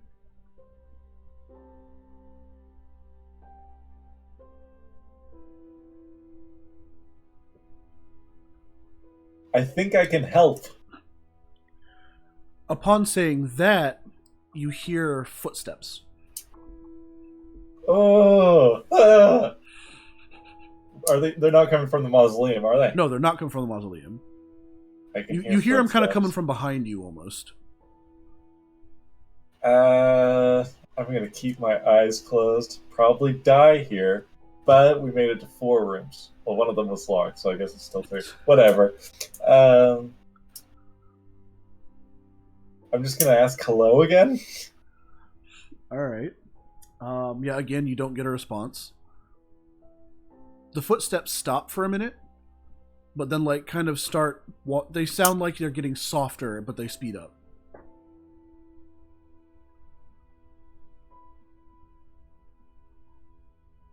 Alright, well, she's coming towards me, right?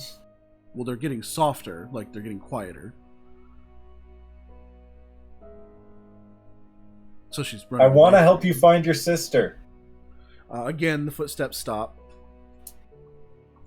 And at this point, there's just silence. Also, the whispering stops at this point. So now you're just kind of left in silence. Evelyn, she was your mother, wasn't she? At that, you hear a stumble.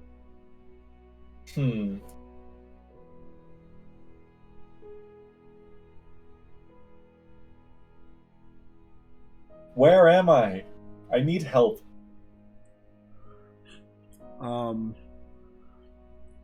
You don't get a response, but instead, after you say that, the whispering changes to help. I have to help her. I want to help her. Help me. Help. Things like that. Various phrases along those lines.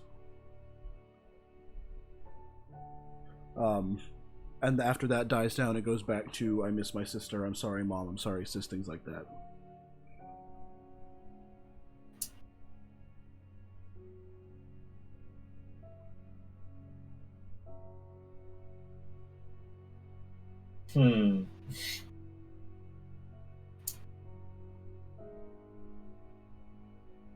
Alright, I'm gonna open my eyes.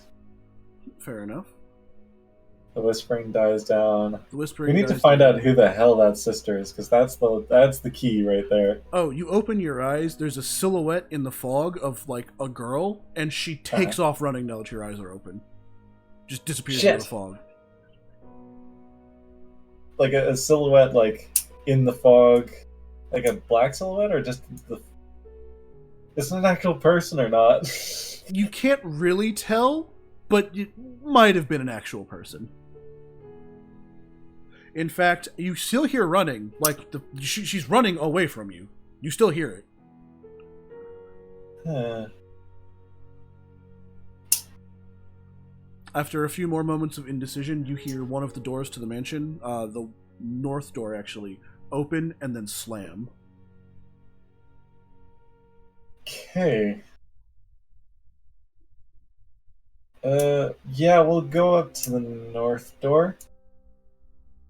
and open it. Alright. So you go up to the north door. 9 of diamonds.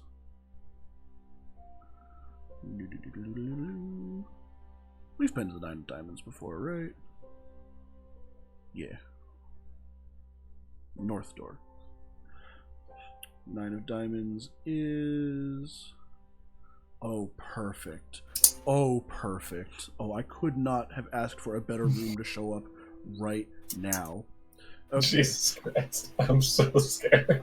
So, if you've been paying attention, there's going to be a very key difference between this room for you and this room for a previous run. So, God damn it. Okay. you walk out into this room, and let me make sure I have the correct music playing. And it is the most ornate room so far. The floor is tiled with white, gray, and gold, and the walls are like this deep green and inset with massive, like, crystal and marble pillars that are holding up a balcony that kind of encircles the entire, like, top of the room. There's no staircases to get up there, though. There are 2 massive gold and crystal chandeliers hanging from the ceiling, lighting up this incredibly shiny room, just filled with light. There are paintings lining all of the walls of just various people. Excuse me, 3 chandeliers, not 2. But this time the girl's face isn't going to be scratched out. And on each of the walls there is a stone fountain. Uh-huh. No, this time you see standing in this room, like in the middle, you see a girl. She's semi-transparent and she's just standing there, just kind of looking downcast.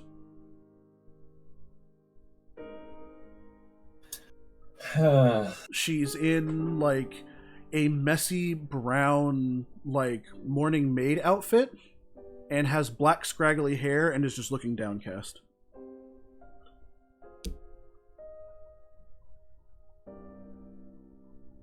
Who are you? Oh, you don't get a response.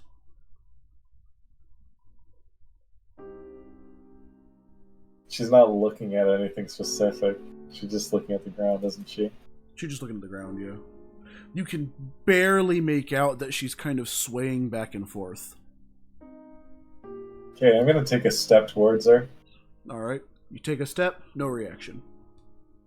Another step. Another step, no reaction.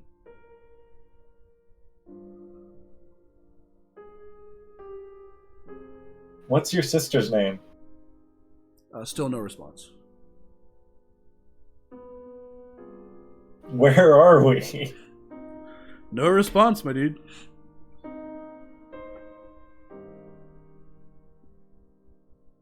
You're in big trouble, Missy. Yeah, that's a thing to say to a potentially murderous ghost. Yeah. I played Phasmophobia, I know how this works. Any response from that? Nope. What? God damn it.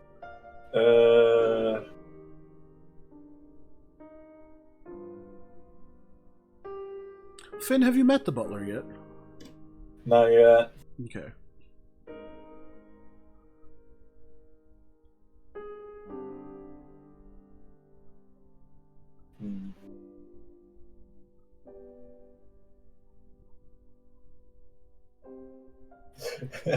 Where are your parents? No response. This is quickly becoming useless. Is this Oh, I guess I don't know if this is the same girl from last room. I mean, obviously it's the same. It's probably the girl from last room. Oh, I got it. I'll close my eyes. Alright, you close your eyes. Your eyes are closed. Who are you? You do not get a response. However, now that you're listening with your eyes closed, you can barely make out music. You can't really tell from where. It just kind of exists in this room. Piano music.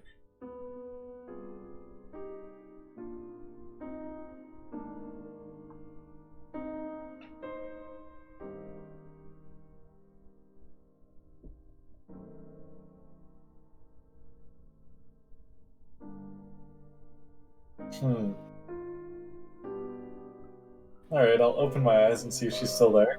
She's still there. Ah, Hasn't moved. Okay. I'm gonna walk over to her and see if I can touch her arm.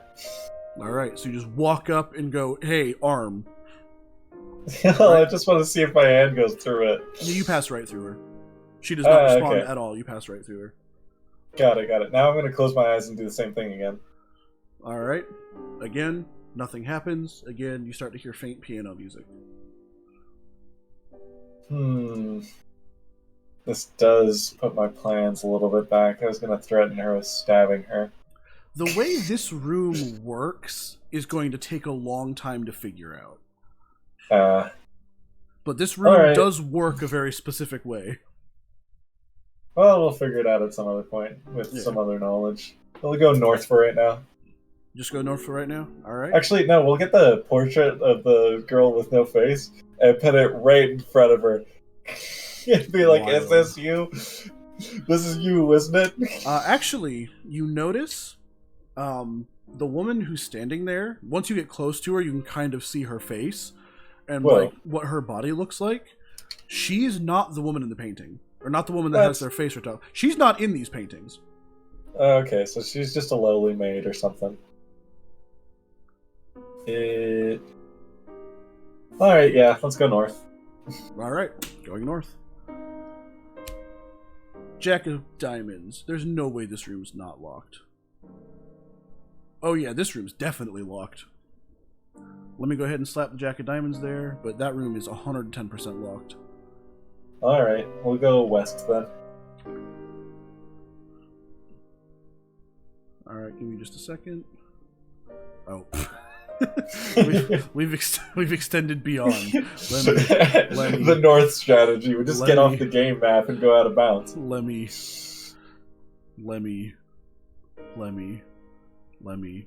Alright. Okay. Basically. We're going west. Just a long ass row of rooms. Going west. Alright, west is the 8 of clubs. There's a note. How have we not been to the 8 of clubs room yet? Oh, that's why. Okay. 8 of clubs. Boink, boink. You said west? Yeah. Alright. 8 of clubs. Alright, so you walk into this room, and immediately the place smells old.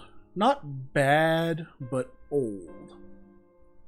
So you step onto this, like, kind of like commercial grade green carpet, and there's just a wooden railing on either side of you, and as you're walking into this room you see bookshelves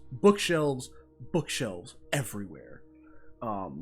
There are so many different, just everything. In the middle of the room there's like this is large, probably where we're gonna find the last bit of that encyclopedia in the first room. Potentially. There is a large kind of middle area in the room, with a single desk with a desk lamp, and a couple benches along in like a circular fashion around there. Again, bookshelves just lining everything, and then off in each cardinal direction a door. Alright, go to the lamp, unplug it, see what the plug looks like. Alright, go to the lamp and unplug it. So you follow the lamp cord down into what is the base of the desk, apparently, and it's another one of those like circular spark plug looking holes. And the lamp unplugs to have what looks like a spark plug looking end. Okay, so the phone charger is probably going to have one of those spark plug things, and then we plug it into the generator. Got it. Or, any of these outlets. Yeah, that's all standardized to this weird spark plug thing. Okay, I don't think we can get very much out of this, so I guess we'll plug the lamp back in and flick it on. Yeah. Charging your phone is not supposed to be hard, it's just not supposed to be easy. Yeah. And then we get text messages from the outside. Where were you? We had lunch planned. It's like you plug your phone in. Shit! I got 87 Twitter notifications. Okay, so lamps flicked on. We'll go to the bookshelves and we're going to look for that book that was missing out of the encyclopedias in that first room. Alright. You're going to look all along every bookshelf. So you're perusing all the books, slowly realizing that they're written in just about every language except English. Shit, I'm late for work, that's right. Just about every language except English, or any that you speak natively. Yeah. Most of which are in Latin. But alright. also none of which seem particularly useful. You also don't really see anything that looks like it matches what was in the previous room before. They all just appear to be random-ass books. Alright, we're going to look around for the triangle symbol with the 3 circles on it. As you're looking around for it, you hear another door open. Shit! In this room? In this room, yeah. Oh, that's terrible. Alright, turn around, see who it is, pull the knife out. Alright, so you turn around, pull the knife out, and the person who walks in is a short boy. Can't be older than 10, maybe 11. Mm-hmm. This is the pipe boy. He's got big, thick glasses and a bowl cut, and is wearing kind of nice clothes for such a youngster. And he gives you this look like, why are you pointing a knife at me? What the fuck's How wrong thin is with he? you? How thin is he? Relatively, but he looks Just very skin and well bones? kept. Well, he was also in the paintings. I should point out, this kid you've seen in the paintings in the ballroom. But he's carrying a book, gives you this who the hell are you look, and just kind of ignores you and starts walking towards one of the shelves. Right, who are you? He does not answer you. He's having none of this. Okay, I'm gonna put the knife away, I guess. Alright. Where am I? He rolls his eyes and he goes, you don't want to know. He's got this high-pitched, young boy voice. And he's like, you don't want to know. Are you real? He kind of looks at you and goes, would I be standing here if I wasn't? Yes, apparently. He rolls his eyes and goes, ugh, and then starts walking away. No. Okay, we're gonna go block the door from him. I'm gonna get some answers of you, because I do not know what the hell is going on. If you want to read that book, you at least gotta tell me a couple of things. He's like, alright, okay, just let me go, jeez. Oh, perfect, he's a pushover. Okay. I mean, he still looks irritated. Evelyn Martin, who is she? I don't know. I've never heard that name before. Oh my god. Okay. Literally a few rooms over, but sure. I mean, I know that the maids' last names are Martin, but I don't really care about them. Do you know their first names? Any of their first names? Yeah, Carolyn and Diana. Carolyn and Diana. Woo! Okay, and Carolyn's the one who's dead? Dead? What do you mean dead? Yeah. Neither of them are dead. Come on, one of them's dead. They're both walking around. Do dead people just get up and walk around? Dumb? Okay, well, can one of them, whenever you try and give her a high five or anything, it just goes straight through her? He shakes his head. What are you talking about? Jesus Christ, kid. Are we living in the same or something? world? No, are you stupid, you dumb little troglodyte? Okay, what was the names again? Carolyn and what? Carolyn and Diana. Diana. Okay. Perfect. That's actually incredibly useful. And their last names are Martin. That's right. Do you know who their dad is?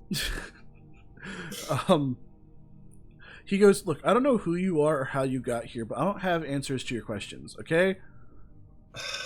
Oh, my God. I don't know anything about these people you're talking about. I don't pay attention to our maids. Okay. Well,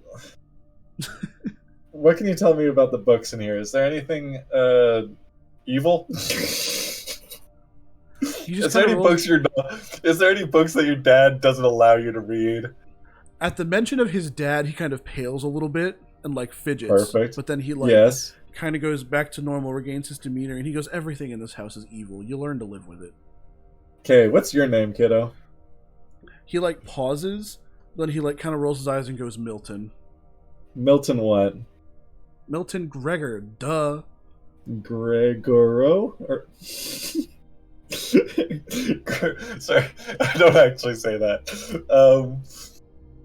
Okay. And your dad is the head of this manor? Again, he kind of like hesitates at the mention of his dad, and he goes, "Yeah." Okay, dad. And what's his name? Spencer. Whoa! Okay. Woo! We're getting here, boy. I'm sorry, do you need me for something? I'm very busy and have stuff to do. You stuff are that's not above busy. You're 10 years old. What could be above me when you're so short? Get the You hell don't out of here, know kiddo. what I've accomplished, person. Yeah, well, I don't particularly care. Unless you, like, revolutionize some field of science. He kind of turns up and goes, "Maybe I did." Yeah, maybe, but also, when you say maybe, it means you haven't. Alright, At this point, he kind of throws up his hands and goes, "I don't have time for this," and kind of like pushes past you. God damn it. Wait, I'll grab him by the neck and throw him to the floor. Okay. Are you serious? Are you serious? Fuck it. Yeah, I am. Alright, cool. So you grab the little shit by, like, right where the shoulder meets the neck and, like, basically throw him to the floor. He's a 10-year-old boy, so it's not like he's going to fight back.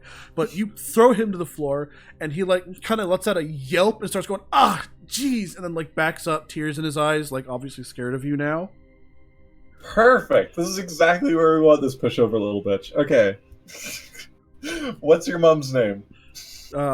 He starts backing away and going, "Don't, please don't hurt me. Please don't hurt me." I won't hurt you. Stay here and answer my questions. At this point, you hear the door open again. Okay, I'm gonna pull out the knife and look at the door.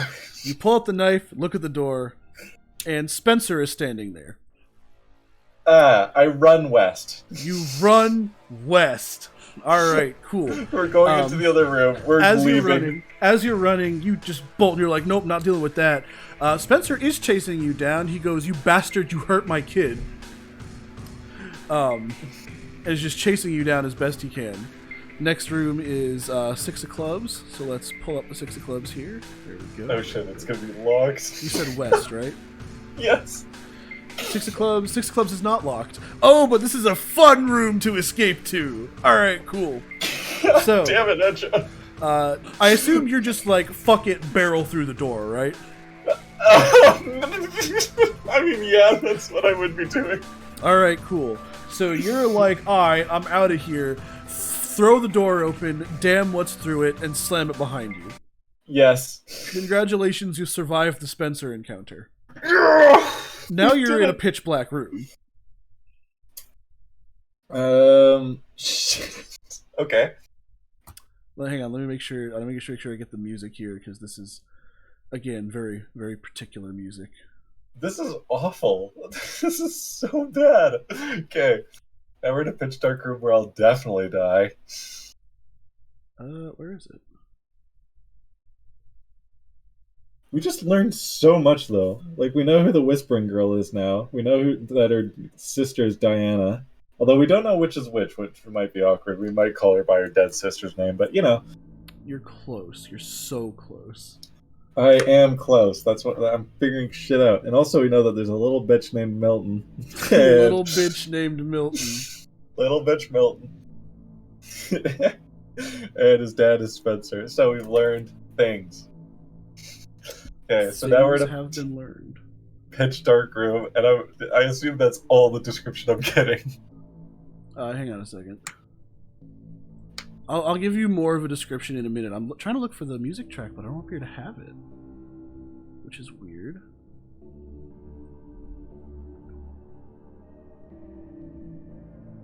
Oh god, no, my computer's seizing up. I guess what's playing now is fine. Yeah, this is pretty dark. Alright, so the room is basically pitch black. Oh, there it is, okay. Here it is. Alright. So the room is basically pitch black. And it smells, depending on who you are, either revolting or kind of not bad. Because it smells like raw meat. Really strongly of raw meat. It's also fucking freezing in here. Like, absolutely, utterly, like, I've locked myself in the walk-in freezer. You quite literally have. You can just barely make out through the darkness actual large hunks of meat hanging from the ceiling. They're wet and slimy, and you are now in a meat freezer. What do you do? Okay, I got my sweater on, so we're Just not going to freeze to barely- death for a couple of hours. A tiny little light bulb barely lighting anything as your eyes adjust. You can barely make out just these tiny little light bulbs, not even illuminating anything and barely doing anything about the sheer presence of the shadows of these massive hanging hunks of meat. Shit. So I've got a knife and 2 coins, and the knife will dissolve the meat. I hate this.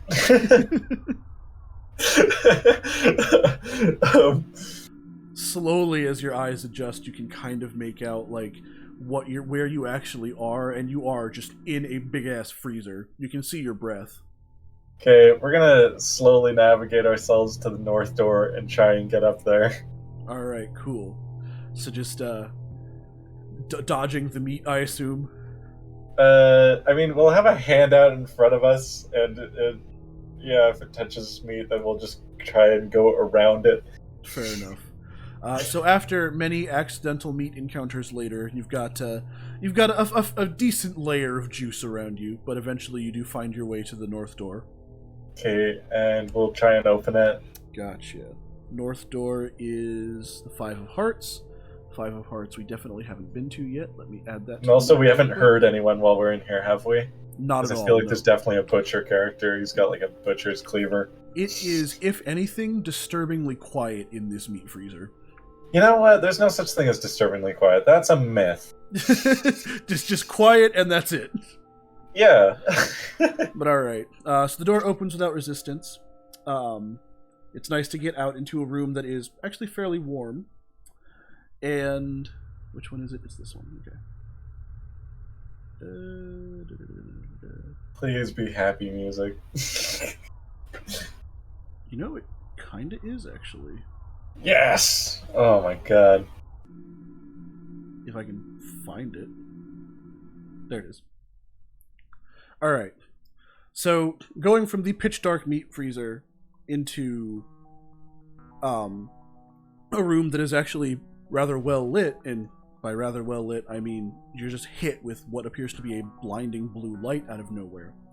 But you walk out onto what appears to be a catwalk that's just wide enough for you to walk past, and on either side of you are massive glass walls through which is water.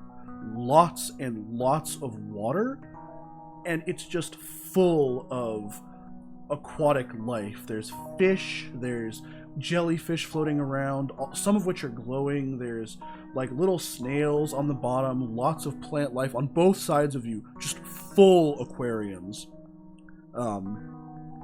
Just swimming around doing their thing.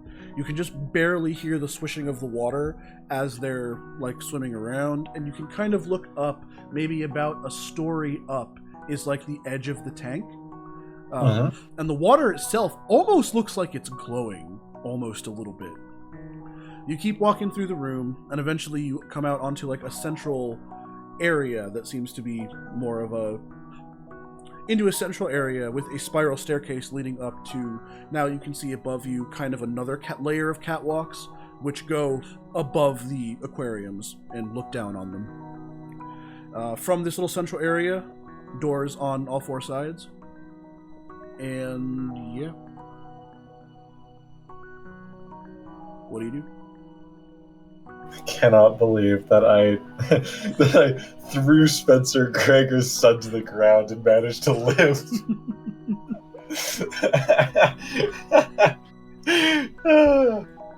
um.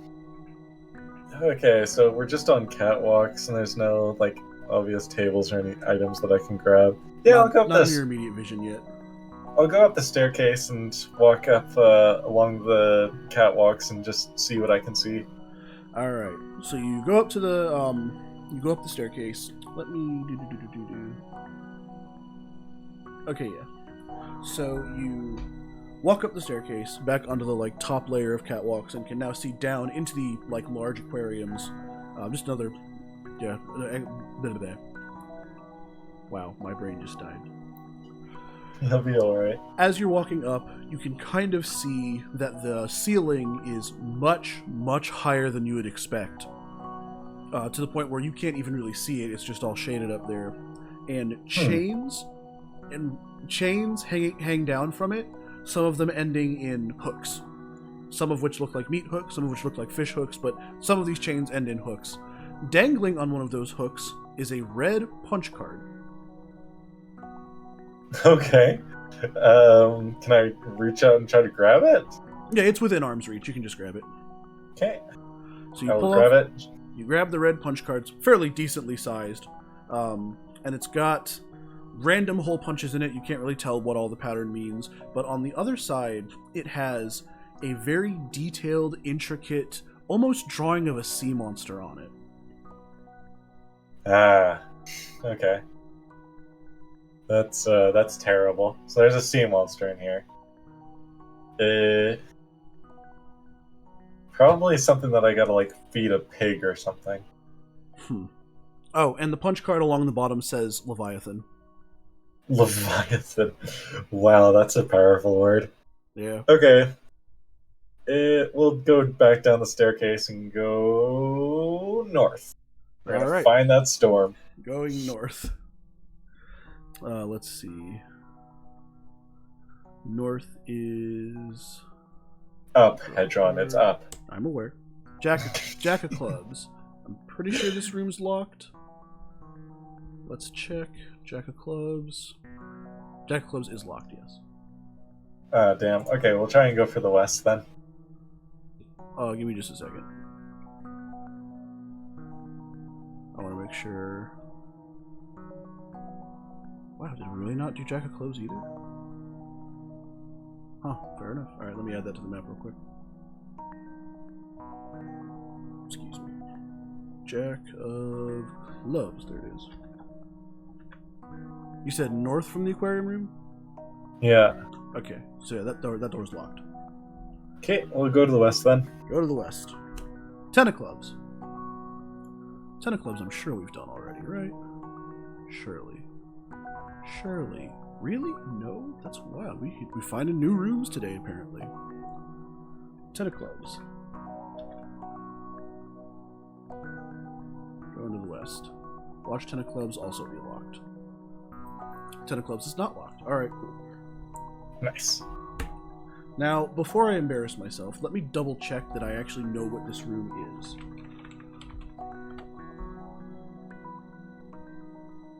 Okay, yeah. Alright. So, you walk through this room, or you emerge into this room, and music will help. Music will help me think. Music always helps me think. There we go. No, don't minimize it. There we go. Okay. This is a more modest looking room, I'd say. So, yeah. As you walk forward, this looks like almost just a study, but like a group study almost, where you walk out into the room and there's like staircase leading down into a central, almost amphitheater, and on each of the four corners in this big circular room are like there's desks, and like there's instruments on the tables here and there that like there's some beakers, there's books here and there, there's gloves, there's like on one side there's a piano, just a bunch of random bits and bobs that are just strewn about the place. There's a violin sitting on one of the desks, and along the walls are bookshelves lined with books and various just pieces of equipment. It's let me double check. Yeah, okay. It's just a bunch of, this is kind of a random room, but you get a very much of an air of education from it. Like, the whole point of this room is doing things and learning new things, because there's like a piano with like simple instructions on, simple music sheets on it. I'm stuttering my words. I've been going for 5 hours. I apologize. There's like just a lot of papers everywhere, really. Yeah. Yeah. All right. We'll look around and try and see if there's anything with the triangle with 3 circles. There is not that particular symbol. However, there is one thing that stands out to you, and it's a sheet of paper with instructions that have been circled in red multiple times, and it says proper operation of a soul lantern. Oh my gosh. Okay. That sounds rather bad. Like, if somebody blows it out, do I die? Well, it just looks like a relatively simple guide to like use this esoteric device that you've never seen before, but it looks like kind of a canister, with the operation being it holds a soul, and it's just explaining how to use it correctly and all that. Okay. Is there any soul lanterns around here? There are not. You see no soul lanterns anywhere in here, but you now know what they look like. Cool. Okay, so there's instructions on that. Alright, we'll go to the piano and hit the C, middle C. Alright, you go to the piano and hit middle C. It makes a satisfying ring throughout the room. Okay, now we'll go to the very high notes and just do a random assortion of them and hit them rather loud. Alright, so you start playing randomly, and nothing happens. Okay, so there's nobody around here who's going to kill me for playing the piano wrong.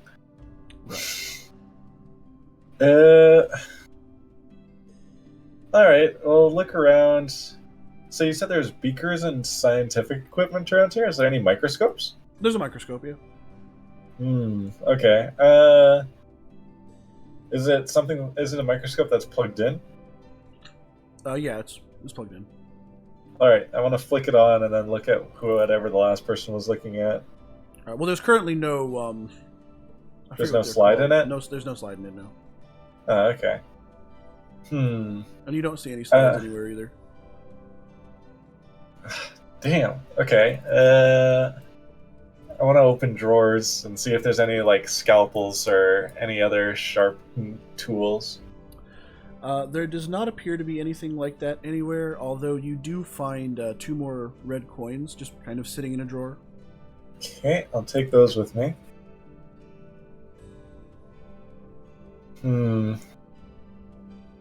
Alright, I'm going to take one of the beakers and...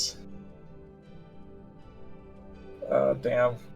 I kind of just want to mess things up, but I guess I won't.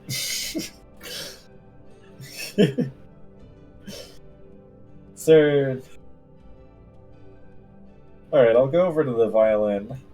Alright. And just, like, flick one of the strings. Alright, so you flick one of the strings and it makes a satisfying, like, hum. Okay. Oh, wait.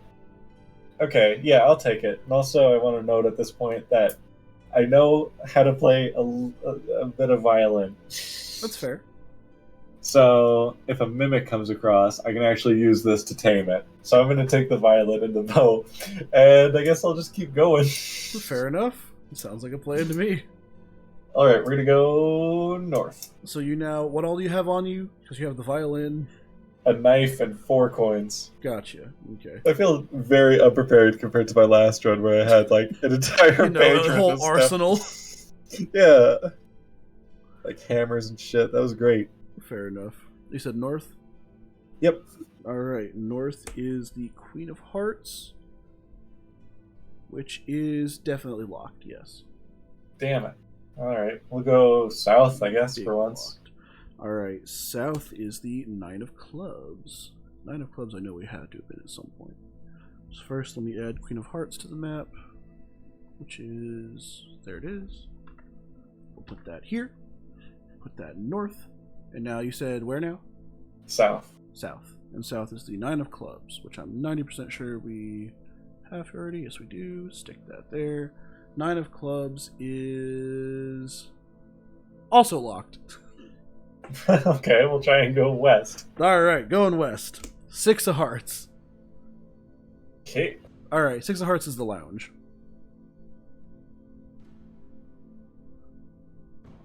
Have I explained to you the lounge yet? I don't believe so. Alright, so you walk out into this room. Let's see, lounge is this track here. Okay, yeah. You walk out into a very, very fluffy, ornate white carpet that really feels like you shouldn't be wearing shoes on. Dominating the middle of the room is a very fancy, very ornate white sofa, as well as 2 very white armchairs. There is a coffee table in the middle of the room that has lots like nice wood and has been completely painted white. There are some curtains hanging down from the ceiling, just kind of there as decor. There's, I think, a table off on the side, just with plants and decorations on it. There's little end tables on all 4 corners with very large ferns, and there's a fireplace, again, all painted white and marble, with kindling in it, but no fire. Okay. You are in the lounge. I'm going to look around the walls and see if there's any of those spark plug things. There are... Yes! Yes, there's one. Ha! Okay. Just in a normal place you would expect to find an outlet. Perfect. Is it close to the fire-ish? It is not. It's on the other side of the room. Okay.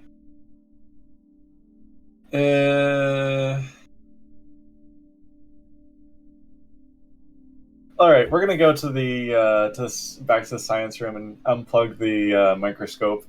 All right, fair enough. Then we're gonna bring it into this room and plug it in and see how far across the room I can get it, like towards the fireplace. I mean, fair. The wire is relatively long, so it takes you the entire length of the wire, but you do manage to get it to the fireplace. Yes. Okay. Good. Okay. We're gonna be making a death cable, but we're gonna unplug the microscope first so that we don't fucking kill ourselves.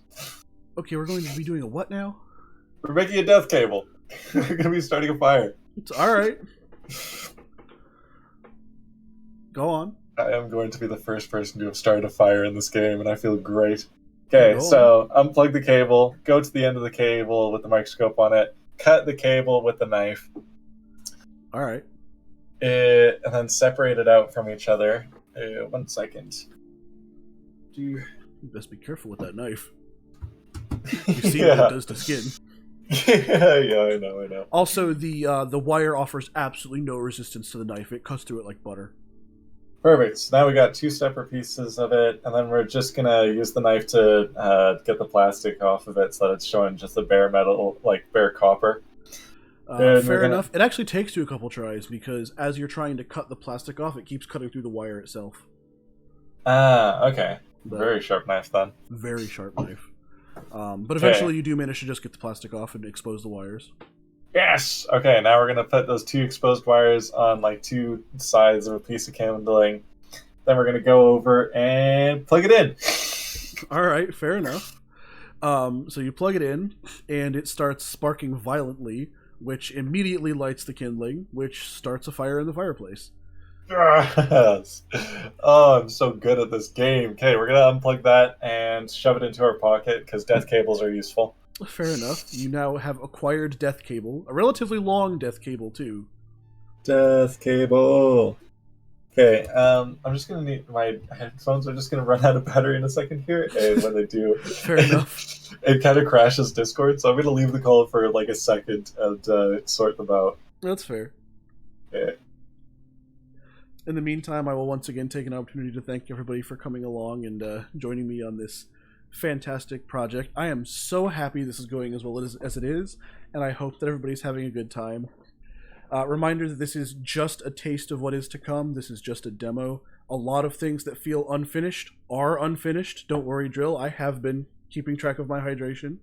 So once this is done, I will have much better descriptions for all the rooms. I will be sure to like suss out what's too obvious versus what's too obtuse.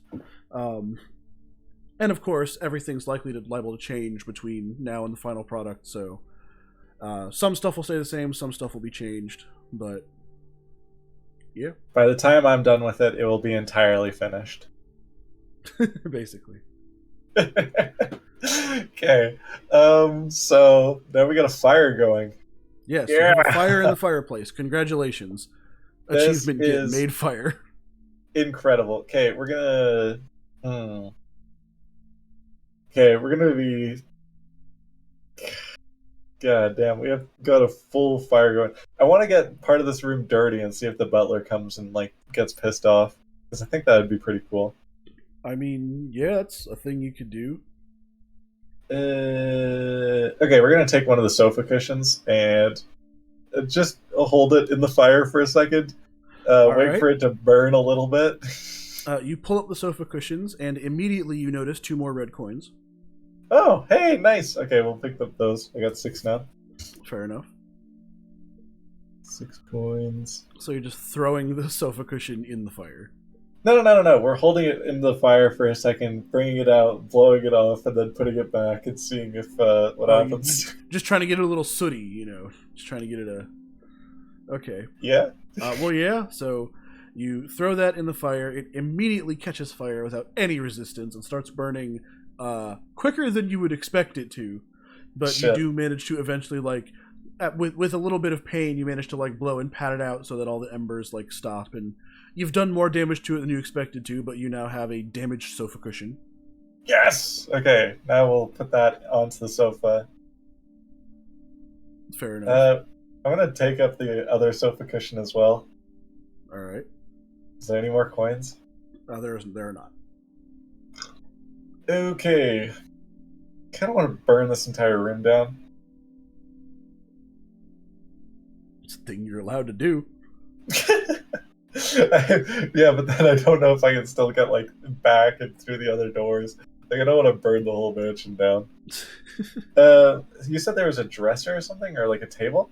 There's a table, yeah. All right. Is there anything on the table? There is not. There's no drawers or anything, too. It's just a table. Oh yeah. Okay. Okay. Is there anything else in the room that I haven't messed with? I mean, there's the end tables with the plants on them, but I don't know if there's anything to mess with there. Okay, you we'll take the check. plants and throw them down onto the ground. All right, so these are a bit larger than the desk plant, but you manage to like slide it off and throw it onto the ground. Yes. You get through 2 of them, everything's fine. You get through the 3rd one, it explodes into 2 more coins. Oh, nice. Okay, so now we got 8 coins. I'm now the richest person to have ever played this game. There you go. Okay, so now we got 8 coins. Yeah, let's go north. And let's go north. All right, trash this place. Just vandalize the mansion, and then go north. Well, yeah, I want to see if the butler gets like angry. If he's like, "Oh, was that you who burned our sofa? Little god damn it! I tried to polish that off and it didn't work." Fair enough. All right, so now we're moving on to the Ace of Spades. Oh shit! Oh shit Wait. is right. You said You north? mean the Ace of Clubs? You mean? Ace of Clubs, excuse me. Yeah. Okay. All right, and you did say north? Yes. All right, so you open this door and are immediately flooded with an overwhelming redness. So this room is... Let me make sure I read this correctly. There is no color in this room, only red. Everything around you, including you, is made up of various shades of red. The floor feels like it's soft and made up of some kind of cushion, and the room is completely filled with curtains and drapes, and there's pillows and cloth all over the place. Even the walls seem to be made of some kind of fabric, and through them you can hear this very faint thump-thump, thump-thump, thump-thump, and the sound of Ooh. water rushing through the room. Alright, I really like this. Okay, although it is really weird. I'm gonna look around for that triangle symbol with the 3 circles, because that's usually red. all of the cushions in this room have that symbol. You can just barely make it out, but actively looking for it, that symbol is all over this room. Alright, I'm going to go to one of the sofas and take off all the sofa cushions and try and get towards that pumping water sound. In the lounge? Because there's no furniture in here, just cushions. Just cushions? Just pillows Alright. and cushions all over the place. No I'm furniture. going to take my knife and open up one of the cushions. Alright. So you pull out the knife, and immediately all of the red changes to bright yellow.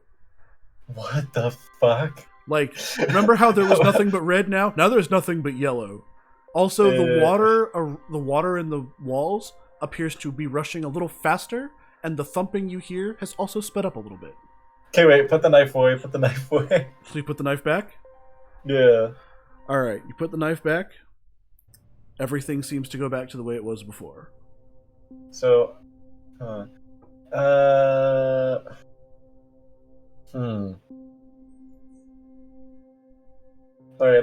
is there any spark plugs around here? There are not, no. Damn it. But there is in the other room. There isn't. Yeah, it's probably not long enough to go through other rooms. I mean, it was long enough to get through the entire room. I don't see a reason why it wouldn't be long enough to just barely squeak through a door. Okay, yeah. I'm gonna bring out the death cable and hold it up in my hand, and I'm gonna say, "Room, you're gonna explain to me what's going on, or I'm going to set you on fire." Again, immediately upon pulling out the death cable, yellow, fast rushing, faster thumping. If you don't explain what's happening right now, all of this is going up in flames. Does anything change? I'm trying to stress out a room. It's just yellow. All you see is yellow. Everything is yellow. There's only yellow that exists. Wait. Okay, I'm holding the death cable, and then I'll pull out that knife as well. Yeah, it's the same thing. It's just all yellow. I'm gonna slam on the floor with my foot and be like, "Gah!" You stomp on the floor, and you hear growling in the walls. And the room rumbles just a little bit. Okay. I've got an idea. Okay. I'm going to run to the other room that I was just back in. Alright, so you run back to the other room. You run back to the lounge? Yes, I'm going to lay down the cable, not put it into the spark plug, but I'm going to lay it down so that it goes into the other room. And then I'm going to wire it into the carpet. So that it's just like a tiny bit spaced apart. But the floor in there is red carpet, right? In the color room or the lounge? In the color room. In the color room, yeah. Okay, yeah. So spread them out just a tiny little bit. So actually, you can't really tell if it's carpet, but it's cushion. Like it's soft. Probably flammable. Almost feels like you're walking on a mattress, almost. Yeah, we'll separate the two cables out, then we'll go back into the Six of Hearts, and we will plug in the spark plug and burn the room to the ground. Alright, so back up a little bit. You're currently in the color room. You've pulled out both the knife and the wire. What are you doing right now? Okay, yeah. We'll put the knife away. We'll put the... we'll keep holding on to the death cable, and then we will walk... Actually, no, we'll just run to the Six of Hearts room. So you're just running to the Six of Hearts room. So you're back in the lounge now. Yeah, back in the lounge now. Okay. So you're back in the lounge. We go to the spark plug and start laying out the cable along the ground, but not plugging it in. So you haven't plugged it in yet, but you are laying out the cable. Yeah, and then... Oh god, I hope it doesn't sense my intentions. Fuck, you know what? We'll make a gap between the two wires, and then we'll slip it under the door, rather than actually going in there. Gotcha. So you've now slipped both of the business end of the death cable under the door to the color room. Yes. Okay. Then we are going to walk over to the plug and plug it in. Gotcha. So you walk over, you plug it in. The entire mansion shakes with... You ever been in an earthquake? This is the worst earthquake you've ever been in. Like, I've never been in an earthquake. well, this is the worst earthquake you've ever been in, and then some. Like, everything is shaking. The furniture is like falling over. Anything like just everything's.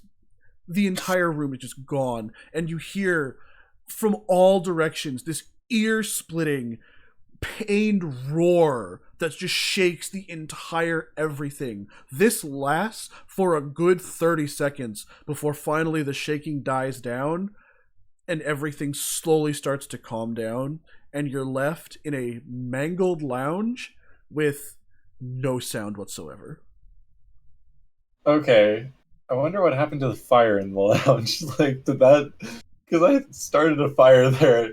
I don't know if earthquakes plus fire pits are a great idea.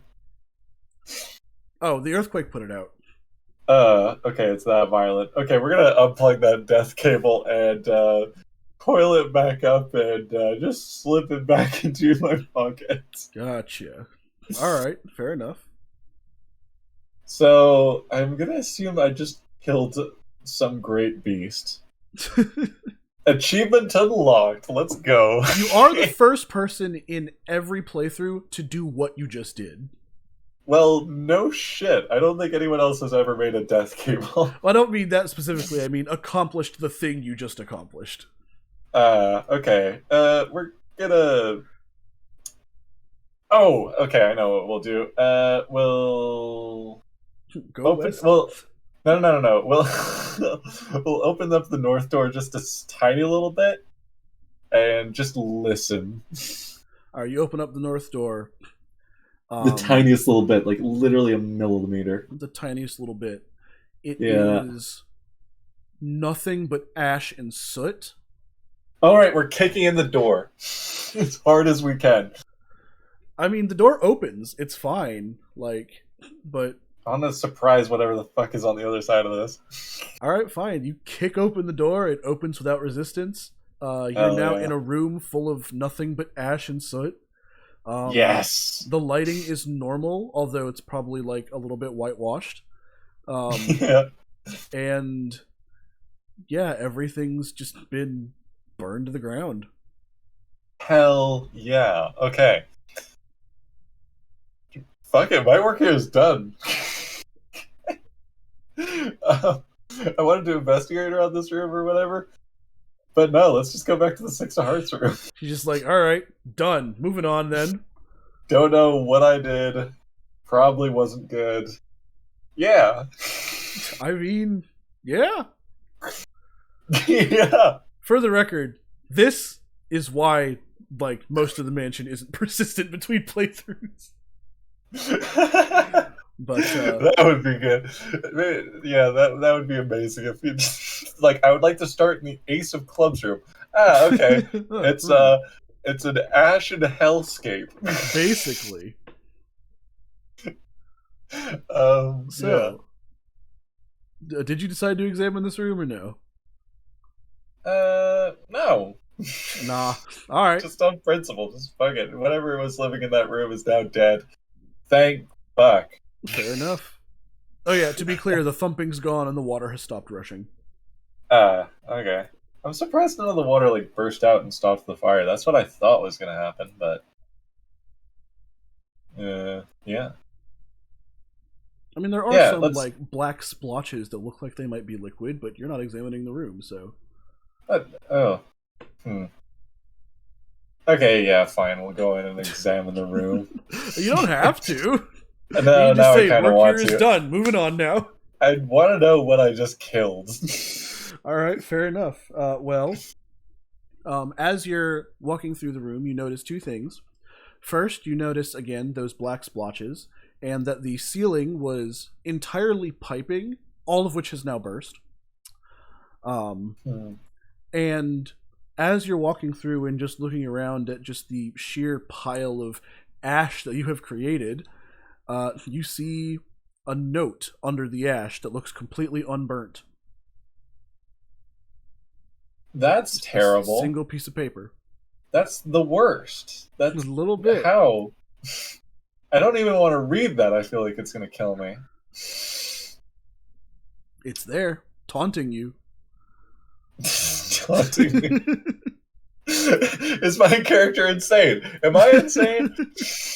I mean, given... Do I look at a piece of paper on the floor and just think, God damn it. Look at the way he's looking at me. I mean, have you never seen a thing like you know you're not supposed to do, but the thing itself is staring you to do it? Has that never happened? Okay, I might be a little insane. Also, just in case anyone's curious, yes, the music has stopped for a reason. This is not I am not reading that fucking This note. is not me blundering. There's just no music right now. Fuck that note. I don't even want to touch it, really. I wish that I could burn it, but I don't even want to touch it. I mean, it's going to be useful, though, for, like, subsequent playthroughs. There's also the black splotches on the wall. Alright, we're going to go over and investigate the black splotches first. Alright. I'm pretty sure that note's going to kill me when I read it. Fair enough. The black splotches, it's definitely liquid, but it's like dried and like cooked at this point. Yeah. And when you touch it, it's tacky. Huh, so it wasn't water. It was not water. It was just some sort of sludge that was going towards some eldritch being. You could say that. Well, I mean, there was a fucking earthquake when I killed it, so I think this is within the realms of eldritch.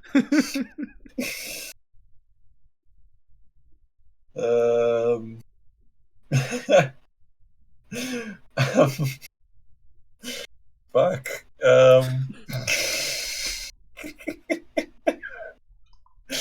All right, we'll go read the note, I suppose. All right. So you pick up the note, and on one side is just that same symbol, the triangle with the 3 circles. Yeah. And on the other side, just says "Never again." Hell yeah. Wait. Oh, damn. What was that? We could have done better. Well, it was the thing just during Annie's run in the first room that she was in. We shouldn't have done this or whatever. Sorry, what does this note say again? It says "Never again." Never again. Or I guess for you, it would just say "Never." Okay.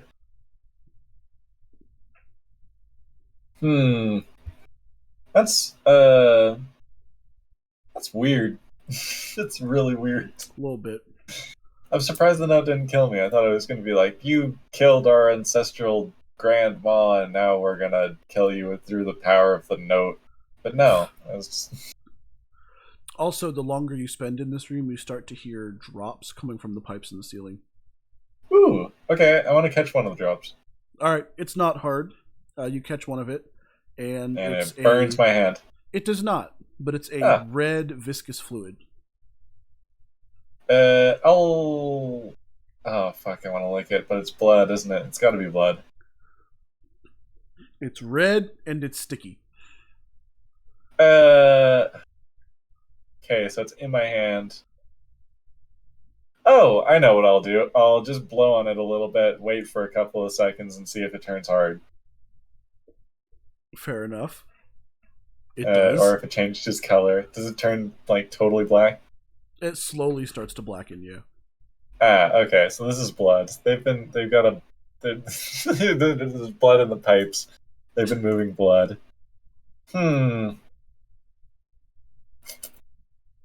Okay.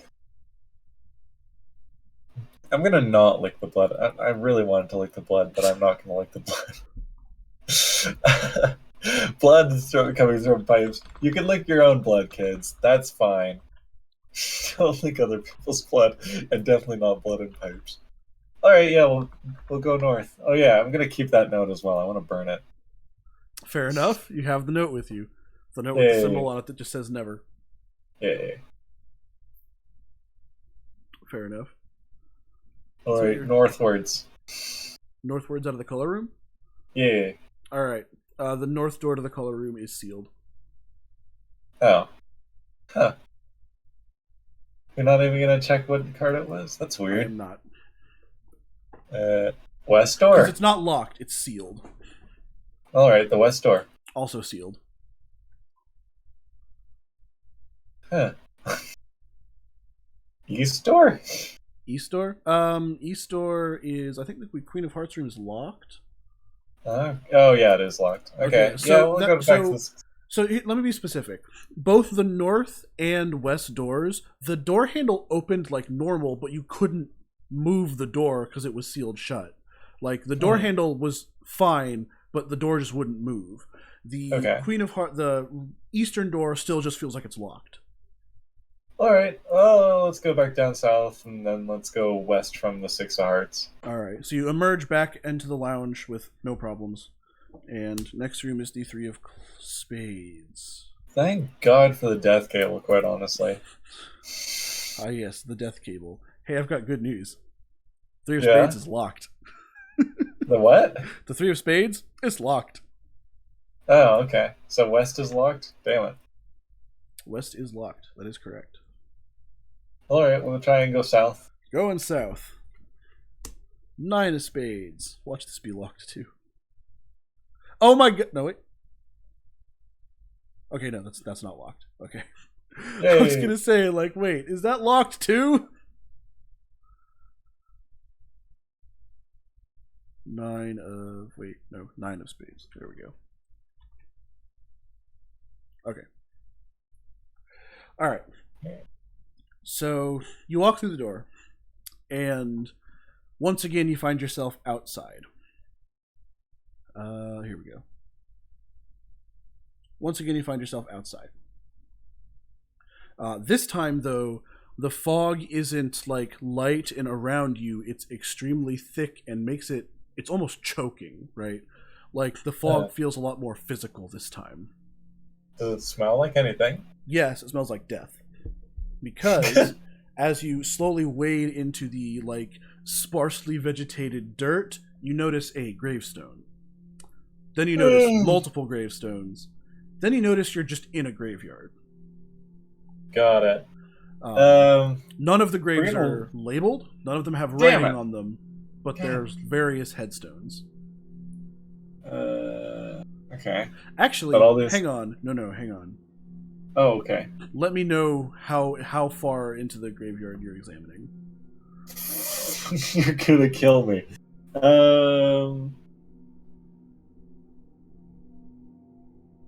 I wonder if my knife can kill things that aren't alive.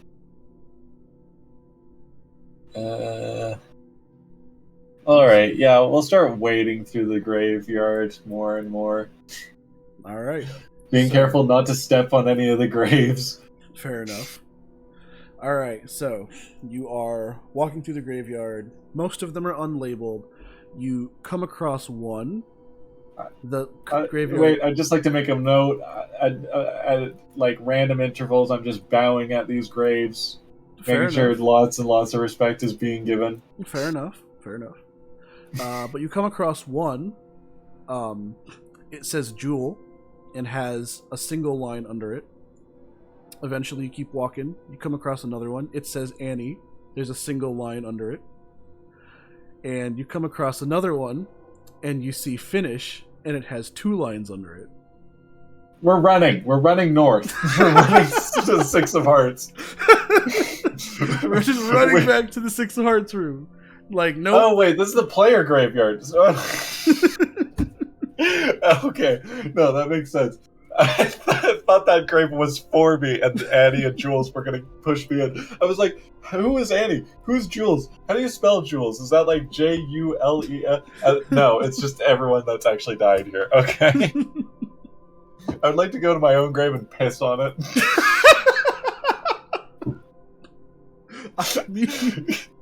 I want to see if I come out of the grave to kill myself, because that would be fucking hilarious. I mean, it happens. It works. Nothing bad happens. Woo! You've successfully pissed on your own grave. Yeah! Hell yeah. Sure. Oh, man. Okay. So I'm just going to assume that this graveyard is really just like a little historical timepiece. There's probably not any items. There is something here. I just don't think it's done yet. Okay. Well, yeah. We're running. We're running. We're running away. That was hilarious. Fair enough. I love the reaction. Jewel immediately shouted, "What?" in all caps. So we're gonna go west. All right, let's go west out of the graveyard. Yeah. All right, west out of the graveyard is King of Diamonds, which I'm pretty sure is locked. I'm pretty sure. Let me check. King of Diamonds. Oh, King of Diamonds is not locked. Holy shit! And we've already have it here, I think. I believe, yes. King of Diamonds. You said west, yeah. West. Okay, there. Okay, cool. There's only two directions, Hedron, and that's west and north. I tried south once, I tried east once, and it didn't work. I'm trying to remember where the hell you were. So. Yeah. All right, what's in the King of Diamonds? King of Diamonds is the balcony. So you step out onto a very large balcony. It's got a really fancy railing, and let me pull up the music because that'll help me. Got a very fancy railing, and there's not much here except for a single little outdoor table with two little wicker chairs next to it, and a tea set that looks like it's been sitting there for far too long. But that's all that's up here, really. There are two wall sconces, each of which has a candelabra that's just kind of pouring light out of nowhere because it's outdoors. So. All right, we're gonna go over to the tea set and see if there's any tea left inside the pot. All right, so you walk over to the tea set, and before you have a chance to examine it, you hear a door open behind you.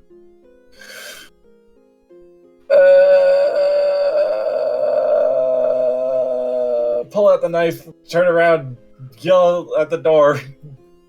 So nothing coherent. Just turn around and yell at the door. All right. So you turn around, scream bloody murder at the door, and the grim-faced, well-dressed butler with his little waiter's tray and thank God. Towel over his arm simply says, "That is not the way to address people, sir." I apologize, butler. May I show you something? The butler stops in his tracks and gives you this look. And then he places his tray down, which has a new, a fresh pot of tea, which is still steaming. And he says, "Do go on, sir." I found my own grave today.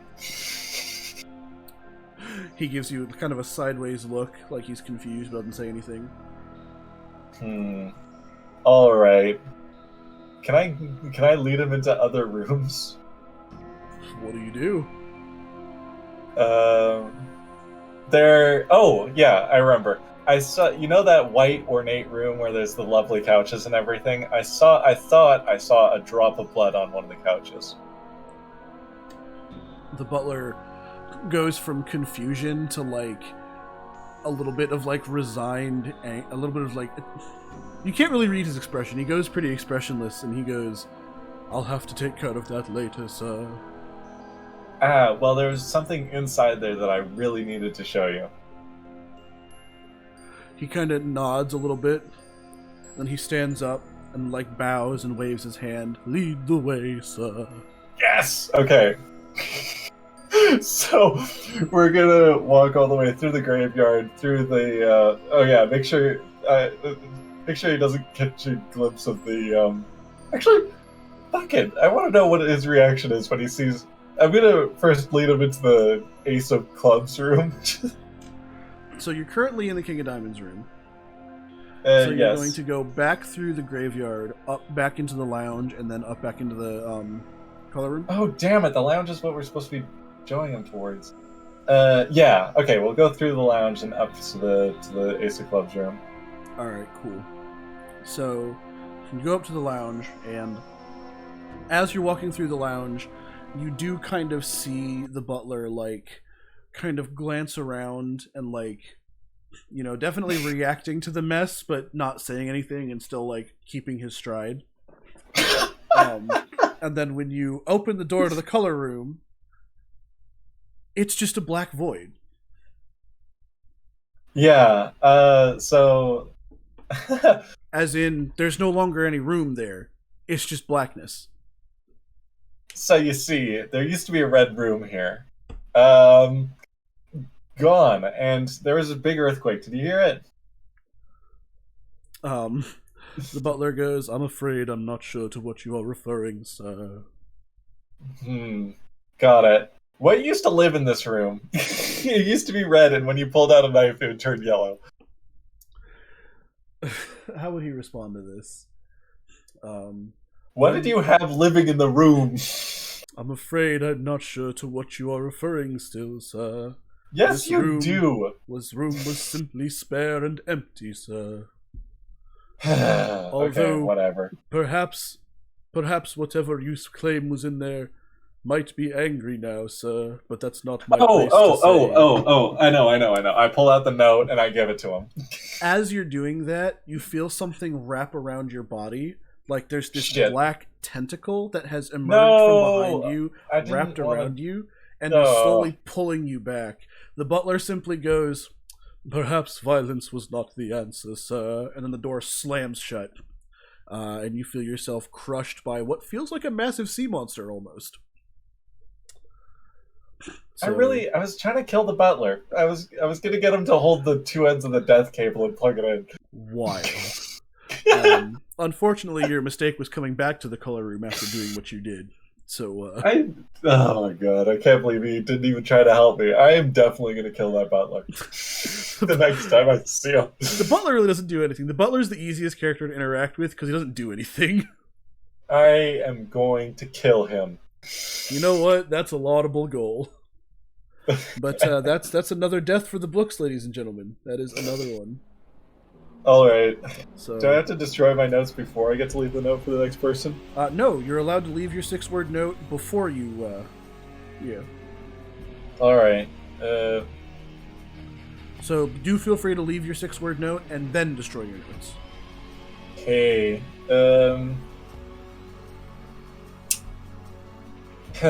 6 words is not very much. Also, I don't know if I'm going to be doing another trial run again, potentially. Actually, probably not, because I want to keep things still secret as I'm still developing it.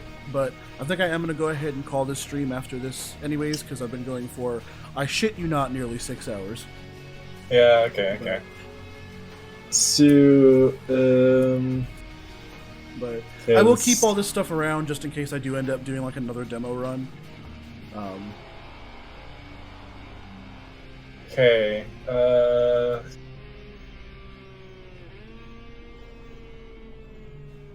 shit. What did we learn? Well, there's 2 pieces of information I want to get across, but I don't think I have space for both of them. Fair enough. What's on your mind? You can talk to me. What's on your mind? I want to say that Evelyn's daughters are Caroline and Diana, and I also want to say that you can kill the monster. You can kill the sea monster with fire. Mm-hmm. Although I don't know if I killed him, because he totally killed me in the end.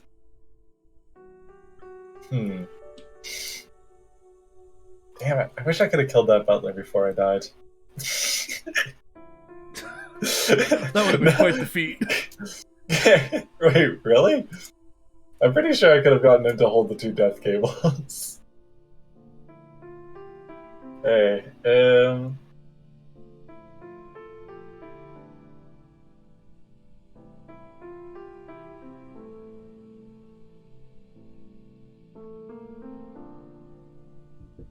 yeah, I guess my note will be, Evelyn's daughters are Caroline, Diana. Kill Butler. Evelyn's daughters, Carolyn, Diana. Kill Butler. Yes. Oh my god. Didn't even need to tell you to put it in all caps. Gotcha. Oh, and an exclamation mark. Sure. That counts as a separate word. No, I'm joking. Fair enough. All right. All right. Well, yeah, I'm gonna go ahead and make that the last one. Hedron, how did the trial go? How Was did it successful? I would say so. Yeah. I think it depends on what y'all really think would define how successful it was, because this was partially to make sure that this little experiment would even work on stream, and I like to think I pulled it off fairly well because we got a decent little setup here. The aesthetics look decent. I've got a way to stream the map and the information that needs to be presented, including the music, which was a big important thing for me. And if people, the music was really good. I appreciate that. Thank you. And if people enjoyed it and want to see more and are looking forward to the final project, then I've got plenty more writing to do and plenty more things to, just make happen. So I would expect this would be done around February of next year, assuming I really worked hard and made it happen, because there's a lot more to do. But yeah, I would call this if y'all enjoyed it, I would call it a fairly successful run.